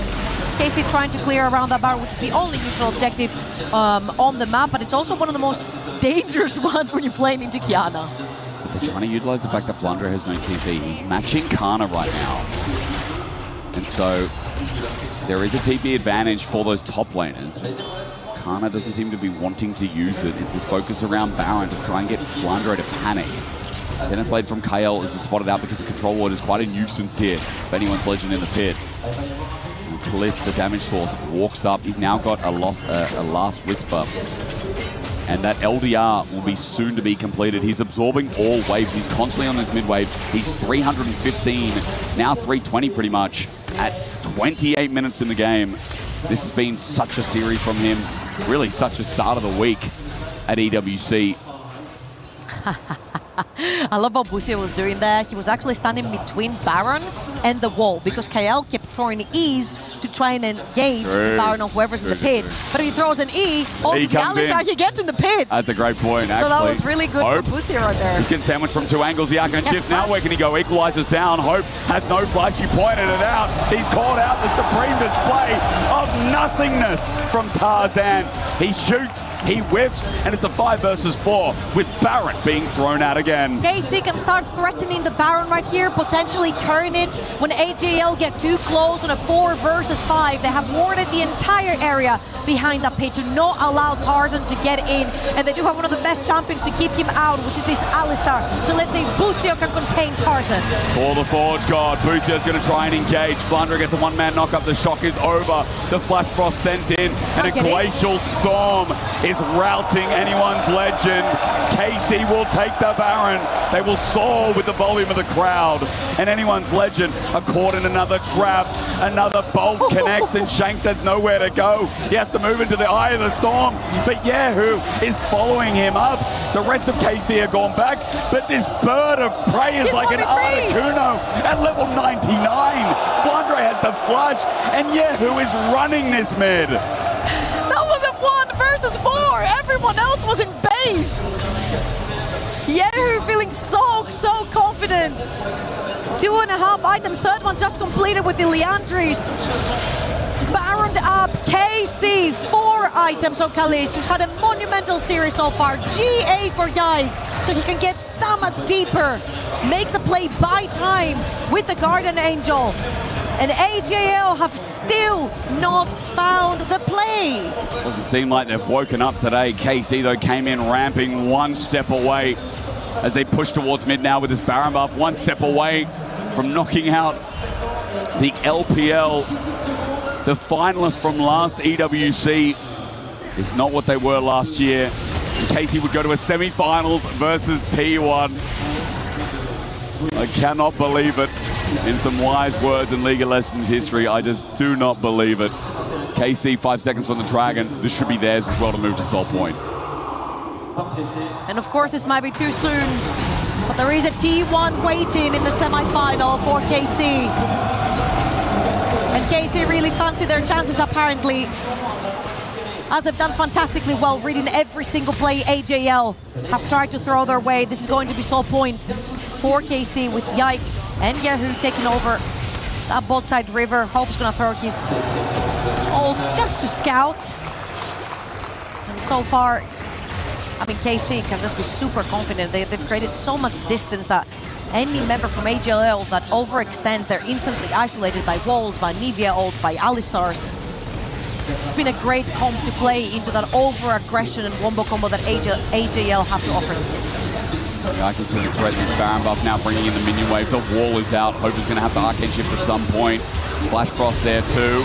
Equalizer on the back line while the cannon minion does all the work. KC now walk up. Another inner turret going to fall on down. Kalist didn't even join. He put the pressure on through the mid lane. KC don't overstay. It's very respectful play, but it's very controlled play here in the second game that is now crested over 7,000 gold. All ornaments handed out apart from the support. And this is as juiced up as anyone can get on the side of AJL. I have a feeling that next team fight that goes KC's way, this is most likely going to be game and series for the French org here at EWC 2026. And so far it's been pretty easy. They've not even had to do much from the side of KC. They've just had to let AJL engage into them. And they've got the perfect kiting composition to deal with one by one the members that are coming in from AJL. Finish 3 items onto the Rumble now. Finish 3 items onto Anivia. They're feeling pretty damn strong. But the face check, Yike in a bit of trouble. He's got the GA Solar Flare. He safeguards in. Call the Forge God. This could be a mistake. AGL finding their moment, maybe. The ulti from Tarzan finally finds Mark. Hope has an angle. Yeah, who is down? Casey went into this choker's. Hope is going to flash over. Kalist spaces him though. Kana comes in to save the day. A 1-for-1 as AGL finally get to send it. KCL still pretty healthy though, as AJL have to catch some HP bars over a base, so they get to at least push out that wave and get back. That was an insane flag from Kana, which forced Hope to E inside of the rest of KC. And let's watch this one more time. That's as good as it gets. Yike face checks, he gets rooted by Rise, into rooted by Leona. The knockout coming through from Flandre only hits Yehu, but that's enough. Because Tarzan sees the angle for the bomba combo we've been talking about. And look at Kana, he's coming from mid lane, can only E forward. That flash from Kalist out of the Mystic shot as well, though. Builds space, Kana fixes it up, but that was so close. And the amount of times I've seen, not just European teams, but so many Western teams in this red side jungle throw an entire game away. Face checking, especially without Kana in that fight, is way too many to handle. So, game's not done, but KC have to be careful. A lot was burned there. Kalist no flash, Yak no flash, Kana no flash. But I will say, a lot was burned also. Tarzan without flash, Hope without flash. So, it's perspective here that AGL had to commit a bit to get a little bit too. And even though Kalist has lost his own, the GA is going to make up for it for the time being until he gets peeled off. He's super rich, currently almost 5,000 gold up on that Ezreal. AJL backs against the wall. They need to find again 1-5 potentially in the jungle that the Kiana ult works wonders in. But KC are going to split up through mid and top. They're going to let Yehu push out that wave. They're going to join him now through the jungle, I'm assuming, as that wave crashes to try and take the last outer tower. In about 30-something seconds, the next Baron is going to spawn, and they've taken full control of the top quadrant of Tarzan's jungle. AJL need to find a way to try and get inside this river, but KC are just shutting all doors. Kalist can step up even more so. You already mentioned the GA. I mean, those 5 items. He'll be building towards number 6, but Kalist is just unbeatable at this point. For AGAL to stand a chance, they need to send it all on this Zeri and then hope that Kana and Yehu don't control the carries themselves. Mid push here for AGAL, Baron in 5. Reset here from Yehu, looking at TP as mid turret might have to be given here. Hope wants to step on up, but still too threatened. KC going to teleport in as well, just to save it. Got no vision behind enemy lines are here for AJL. Super scary to push up for that tower. The TP comes through and KC might push aggressively here. Renan's doing enough damage from Kalist. He's stepping up without any fear. Sonic Wave not going to be taken. Tarzan from over the wall spotted out with his angle control. Will put down in that pit of raptors. Shot going to be dodged away from by Hope as Kalist is 2 levels up over Hope's Ezreal. Iconic, but not for much longer here in this game. As KL looks for an angle, Yike is heating off that position. KC right now have a soul to pinpoint in 15 seconds. KL is actually resetting right here. I'm guessing to get some wards, yeah. He has resetting wards, got his locket, no control ward. Oh, he has 2, sorry, for the time being. They're gonna play through that bowling tower for KC that's pushing for free from the minion wave. Both Baron and Dragon up. Yike already on the Dragon, and AJL again trying to find a way into this damn river. They need to spot out Tarzan. Great crystallize there, cut them off. Here we go. There's the Ultra Shock down, Equalizer as well. Trying to chase up while Kalist tries to keep that ulti active. He runs through mid, but his Lightning Crash will expire. Dragon going to be started again. AGAL are forced back and have to take the long way around the crystallize once again. Great as KL spots out, but can't launch on Kana. Flash shield of Daybreak, but he's committed deep. Kana's going to overheat. Tarzan looks for an angle. Dragon again, the big ticket. Pops the ulti. Tarzan brings it out early. Call the forward god. Going to run into the pit, but it's taken. It's just secured. The kick in his blinder is the only one to take the realm war, but Busio keeps the rest of AL busy. Shanks in the middle of the storm. Hope trying to kite it back, but this one is done. AGL didn't stand a chance the moment they stepped into party. KC paint their screens gray as they paint the crowd blue. The last hope for EMEA read AGAL so well this game. And the Prince that was promised with another insane performance in Game 2. And Busio just flexed on the camera. He flexed on them in this game. Every performance was a beaut as KC didn't just beat AGAL, they stomped them into the dirt. I thought it was bon chance for KC, but it was actually bye-bye anyone's legend as KC moved to the semi-finals at EWC 2026. Magnifique. What a great series from KC. Not only a great performance altogether by the crew, but the way they moved around the map. Busio and Yike holding hands. You saw Yike in the interview he mentioned how KL and Tarzan moved together. We need to do better. They did. They did better. And it showed. They didn't give them a sliver of chance. In what is the size of the crowd that was at the last road trip in Paris and Evry. I think I would say maybe even slightly bigger. They came out in force, but AGL did not. I think we give credit to KC for sure, but anyone's legend. That was, yeah, that was rough to watch. It didn't come together, as you said, Trouble. That comp. Zero Lila. Form. It was not the LPL Lila, that's for sure. But hey, Casey will take it. Now they've got a date with T1. Oh, that feels right. KC versus T1 in Paris, round 2. Electric Boogaloo. One step at a time, right? The TS series into the AGAL series. It's the warm-up that KC needed. All right, Lou. Tell us what's up. That was a beautiful 2-0. Thank you guys. Semi-finals for the Blue Wall here in Paris. As I'm standing by with Kana. Congratulations, Kana Chikayo. Bravo pour cette victoire. Personne n'y croyait et pourtant ils le font. Kana, my first question is going to be about, you know, that hard MSI that you had coming back. You guys were having trouble in the mid game, even though you were having a great early game. So it seemed that today the issue was a bit fixed. So how much have you worked on this to reach that today? 일단 칸나 선수 승리 축하드리고요. 일단 첫 번째 질문으로는 MSI 때 사실 좀 많이 아쉬웠습니다. 초반에 유리할 때도 좀 있었는데 사실 중반 게임에서 좀 많이 아쉬운 모습을 보여주셨거든요. 근데 이번에는 좀 중반 게임에서 확실히 좀 발전된 모습을 보여주셨기 때문에 그 점에서 좀 어떤 부분을 좀 고쳐 나가셨는지 궁금합니다. 사실 미드 게임 같은 경우에는 이제 중간에 정글과 서폿과 그리고 라이너들이 호흡 맞추는 게 중요해서 저희도 크게 그런 부분이 부족하다는 걸 알고 있어서 그런 부분에 맹점해가지고 잘 연습해서 준비한 것 같습니다. Yeah, we definitely figured out what was the problem between the mid game. So we were trying to improve ourselves on the fight in the mid lane, especially the cohesiveness between the mid laner and the jungler and the supporter. So yeah, I think we improved a lot in there. So yeah, I think we got a great game in there. You did improve a lot on this. Donc première question, on a vu que vous aviez un petit peu de mal en mid game au MSI, même si vous aviez des très bons early. Est-ce que vous avez travaillé là-dessus? Oui, on s'en est rendu compte. On a vu qu'il y avait des gros problèmes aussi sur notre gestion du mid, de la cohésion, de la synergie entre le jungle, le support, le mid, et je pense qu'on s'est clairement amélioré aujourd'hui, ça s'est vu. And talking about MSI, tomorrow you're gonna get maybe potential revenge and match up against T1. How much are you excited for this matchup and how much do you want to get revenge?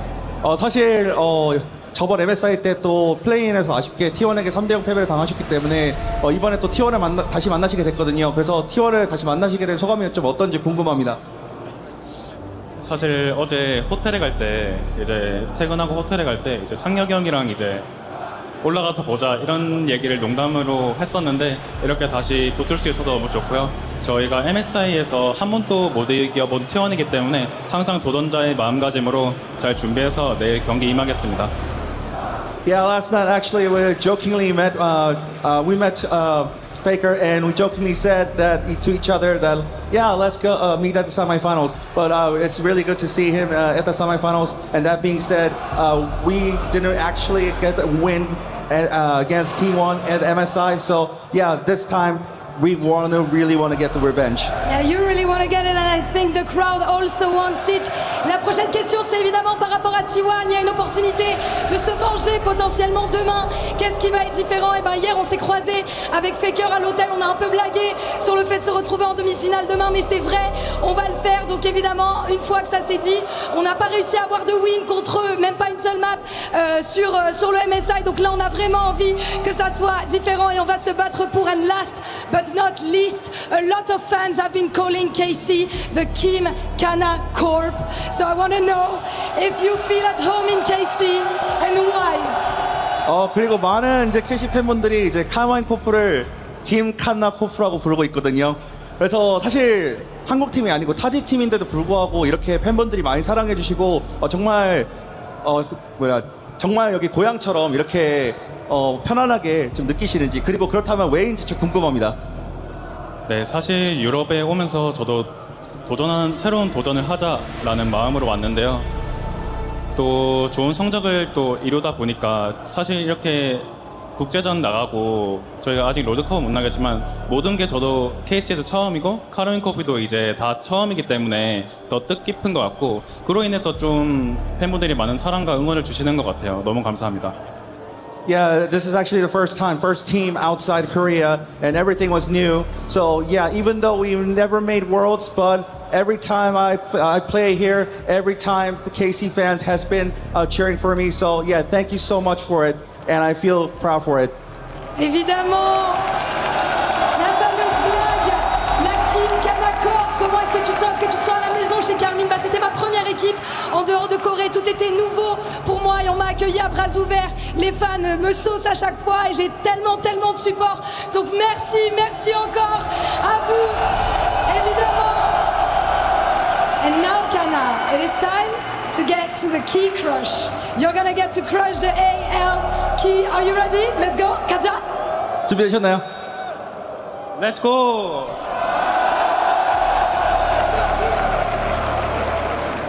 As I am proudly wearing your jersey, Kana, look.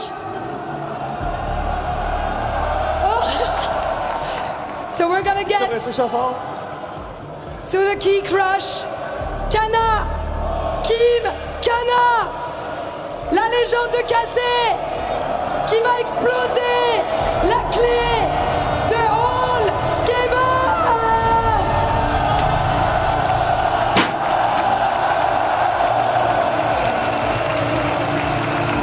I'm gonna welcome you both back to the stage. As of course, you know that the fans have been supporting you for long. They love you. You can see them from over there. Come here, come here. Come here, guys. Kana, what do you have to say to all these beautiful fans here? Do you have a last word for the French fans? 현장에 이렇게 응원해주신 팬분들 정말 많이 오셨는데 프랑스 팬분들께 한마디 해주신다면요? 이렇게 먼 길 와주셔서 너무 감사하다는 말씀 드리고 싶고요. 모든 팬분들 다 사랑합니다. 감사합니다. 메르시 봉줄. Merci beaucoup. Yeah, thank you for all the fans for coming this long way. I love you all. Thank you for coming. I'll see you in the next game. Est-ce que j'ai besoin de traduire ce que Kana vient de dire? Je ne crois pas. Merci à tous pour le soutien. On va encore faire mieux. On va continuer sur la prochaine game. Mesdames et messieurs, avant de rendre l'antenne, je vous propose de chanter pour Kana. Kana. Kana.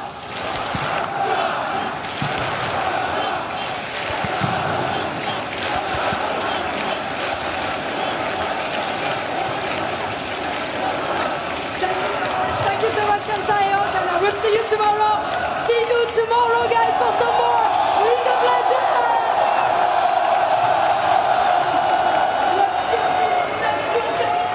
There are just times in your career where the unbelievable and unthinkable happen. And in my career, I can't think of another moment like this. In front of this raucous Parisian crowd, the underdog European squad came out on top against last year's finalists from the LPL. It is KC, not a 2-1, but a 2-0. As I give it over to Jack Spectra. I'm just so proud. Honestly, I'm just so proud because all of us in EU, we were saying when KC got knocked out of MSI, this is not the KC we're used to. This isn't them. We know that they're better than this. And I'm just so proud to be able to say that we're seeing the ceiling of this team. They're so good individually. They're so good mechanically. And they outplayed every single team fight. And it felt like the level of control they had in this series. Obviously, a 2-0 always feels dominant, but in the games, the lead just being built up again and again. And even if there was occasional missteps in fights, it just never felt like AGL had control of the game or the series. This is a huge win in front of a massive crowd who are all supporting their favorite team. You can see the sights and sounds as they take the victor's bow. Does Carmine Corp, they book their unlikely ticket to the semifinals here at the Esports World Cup with another victory. This one, there was no doubt. There was maybe some nerves because it was taking a little while. Look how smooth that gold cup was. No doubt there.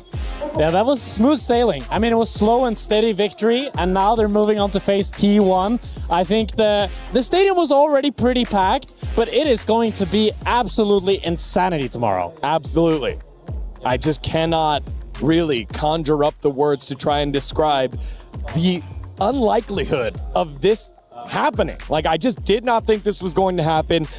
After being here last week for Valorant, seeing how a home crowd wasn't able to rally around great players against the better team, this time it just felt like it started snowballing out of control. And AGAL, Flandre, who's had himself a fantastic tournament. Shanks, we've seen him play so well in the past. Tarzan. That's the big test for me. Tarzan is such a legendary player and so many times dismantled opposing junglers, and Yike not only managed to match him, but excelled beyond that. We'll be joined here just a second with one of the members from KC, but before we do, it's time to jump over on the B stream because not all the spots are already booked for the semifinals. Let's take a listen with Jenny.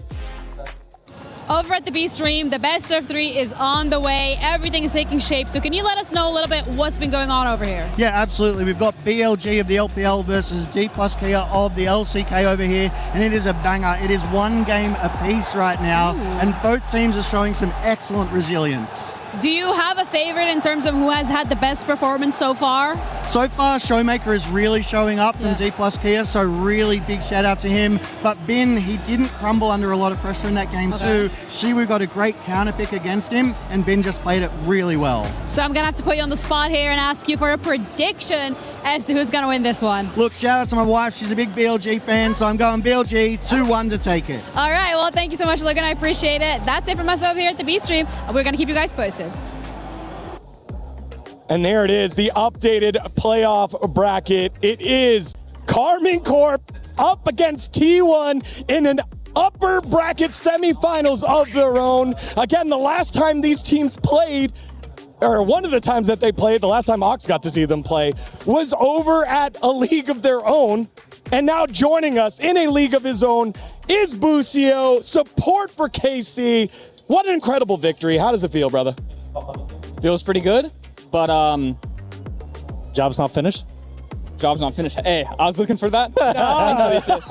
I appreciate that. But yeah, you know, like, I think we just played solid today, and we weren't getting super pressured, so it honestly just felt like a normal day of League of Legends. And yeah, just all 5 of us played good, so we won. Let's see that. I wanted to ask you a little bit about MSI, because I was really surprised by you guys. I had kind of hopes that you would be at a similar level to G2, because you showed that throughout winter and spring. What do you feel like happened there, and what's changed for you coming into EWC? Yeah, I mean, overall, the team consensus about what happened there is we're too focused on each other and not individual responsibility in the game, about calls, about your champ, about everything. And that's kind of the big mindset shift we all did, including players, coaches, everyone. And it's really showing for us today because, you know, when somebody has a strong idea, they stand by it, they're confident with it. And that's why I think, like, the fights we're taking are more, you know, more explosive, and we're making more creative plays, and then we're also making less mistakes because everybody's just doing what they think is good. Yeah, I feel like you could tell because you guys were kind of constantly trying to hand check the enemy, and each and every one of you felt very comfortable that you knew how individually to play it without really thinking about how is the rest of the team going to play it. So a lot of, like, I remember game 1, the 15-minute river fight where Kana flashes the engage, Yike flashes the engage, and then you re-engage afterwards. And I feel like 3 weeks ago, that would not have happened, you know, like somebody would have messed up and it would have just gone to terrible. Yeah, for sure. So I wanted to ask, obviously, during your career, you've had some really close matches against legendary LCK and LPL teams. So it was Gen G in Worlds 2024, BLG and MSI 2025. How does it feel to take down this team in the knockout stages against legendary players like Tarzan, like Flandre? Yeah, really good. I mean, as you said, I've never beaten an LPL or LCK team in a best-of series. I actually faced AL in MSI 2025. And, like, we beat them game 1, and then after we just got destroyed. Like, their level was just way too high for us. So, you know, got the revenge, and it feels wonderful. I have a bit of a broader question that's maybe hard to answer, but okay. I feel like from MSI and EWC, these last few weeks has been the weirdest weeks of competitive ever. Like, we had G2 beating T1, but then they got 3-0 by Lion. We had Lion going 5 games up against HLE, but then they randomly just get knocked out here, right? And then HLE now losing suddenly to T1 when they looked great at MSI. What do you think is happening? Like, is it just the variance? Is it just some teams are better on the day? I mean, it's probably a combination, you know, like League of Legends has a lot of luck, you know, you can do the right thing and, you know, just like the numbers. I remember we had this discussion before the numbers didn't go well for you. But also, it's probably the teams that did good at MSI are a little bit tired, and the teams that lost or did bad in MSI had all that time to like rethink and like really figure out their team issues, and now they're doing good, you know? For example, T1 beating HLE. Yeah. Lion did really good at MSI. They didn't do so good here, so I think it's kind of, you know, just flipped. So for a large portion of the year so far, we've had more Enchanter supports being the meta. We then got the transition at MSI where there's more engaged supports, more moving on the map, and the bot lane mages that allow you so much freedom. How do you feel about the shift in the role for supports in pro play, and how has it benefited you as a player? I like it a lot because I feel less responsible for the ADC, so I feel a bit more free in the game. You know, I kind of view all 3 lanes as like my lane, you know? Like I can choose to be top, I can choose to lane mid here for 2 minutes straight as long as there's benefit over being bot. And, you know, if something bad happens bot, you know, it's, I feel less of it being, my problem, because I'm playing the whole map, not just bot lane, so I like it. Obviously, you just played in front of one of the most ruckus crowds at an international event. How was it in front of the Parisian, but more specifically, KC Blue Wall fans? Excellent as always, and I'm so happy we got to deliver them a win. Did you feel a specific moment here where the fan chants, the fan crowd really hit you? I was so locked in the whole time. I didn't really focus on it, but after I won, yeah. He was using your energy to focus everyone. He doesn't need a specific moment. It was all throughout. Exactly. Yep. Could we get some predictions for T1 tomorrow? Who did they play against? Today they played against Hama Life. But predictions for you guys. Oh, we T1. play them tomorrow? Yeah. Yes. Okay. 3-0 KC, of course. Nice, bro. You kind of ruined it by not knowing. I'm not a format expert. You are. Yeah. He shows up to play. He doesn't even know. Fair enough. It's a best of 3. We can it's help. a best of 3. It's good we can help. Oh, it's a best of 3. It's a best of 3. KC. There we go. That's what you just point Busio in the right direction, and he kills and sets up the kills there. Busio, it's been a fantastic journey for you this year. You also have ENC later on. What excites you about ENC? What excites me, just more competition. You know, it's I've never played, you know, a national tournament with a different team, so it's going to be a new experience, and I love that. Finally, close it out for the fans, brother, as you go back yet again for another matchup, another attempt here against T1 personally, and also taking in like the victory today. What do you have to say for the fans? Yeah, thank you guys for the support. You know, you guys make it special, and show up tomorrow because we're going to dominate. Big Busio, everyone. Victor today against AGAL, getting his first ever best of victory against an LPL squad. Congratulations, man. So proud of you. It's so awesome to see your growth. Risk it all and get the victory, dude. Now, that closes it all here from us. It has been a fantastic day of action, but EWC quarterfinals are not done. You can head on over to the B stream right now. D plus Kia and BLG 1-1. You want to see who finishes up and will book their ticket to the semifinals. But for now, on behalf of everyone here at EWC, thank you so much for watching, and we'll send you to the STC recap of the day.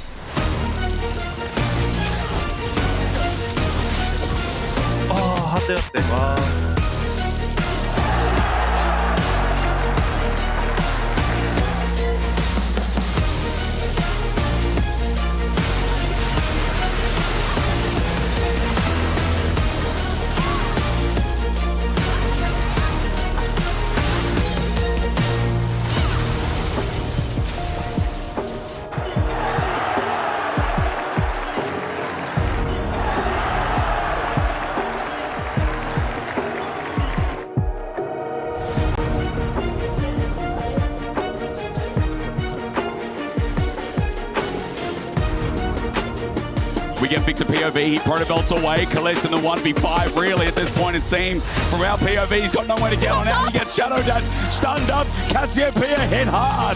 Yeah, he finds a great stun, though. But the Chaos Storm lives on.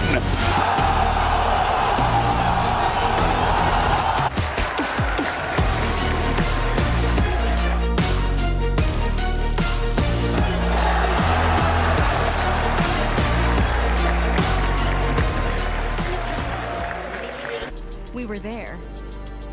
For every click, every clutch, every respawn. We were there for the years of grind. And we're here. Now. The proud founding partner of EWC.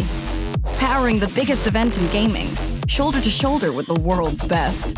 Making history. Greatness deserves a stage. Lenovo Legion. Reach your impossible.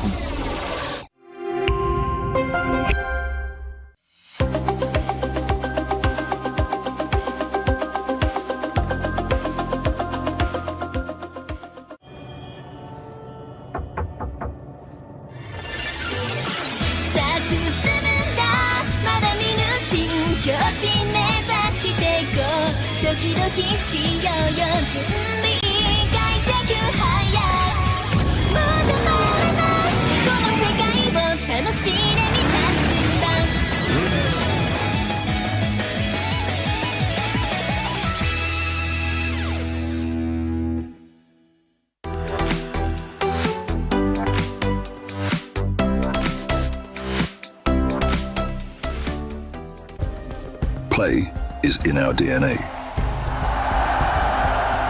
Whenever we let it out, it becomes our superpower. Now imagine an entire city being built to supercharge it. Kadir City, powered by Play.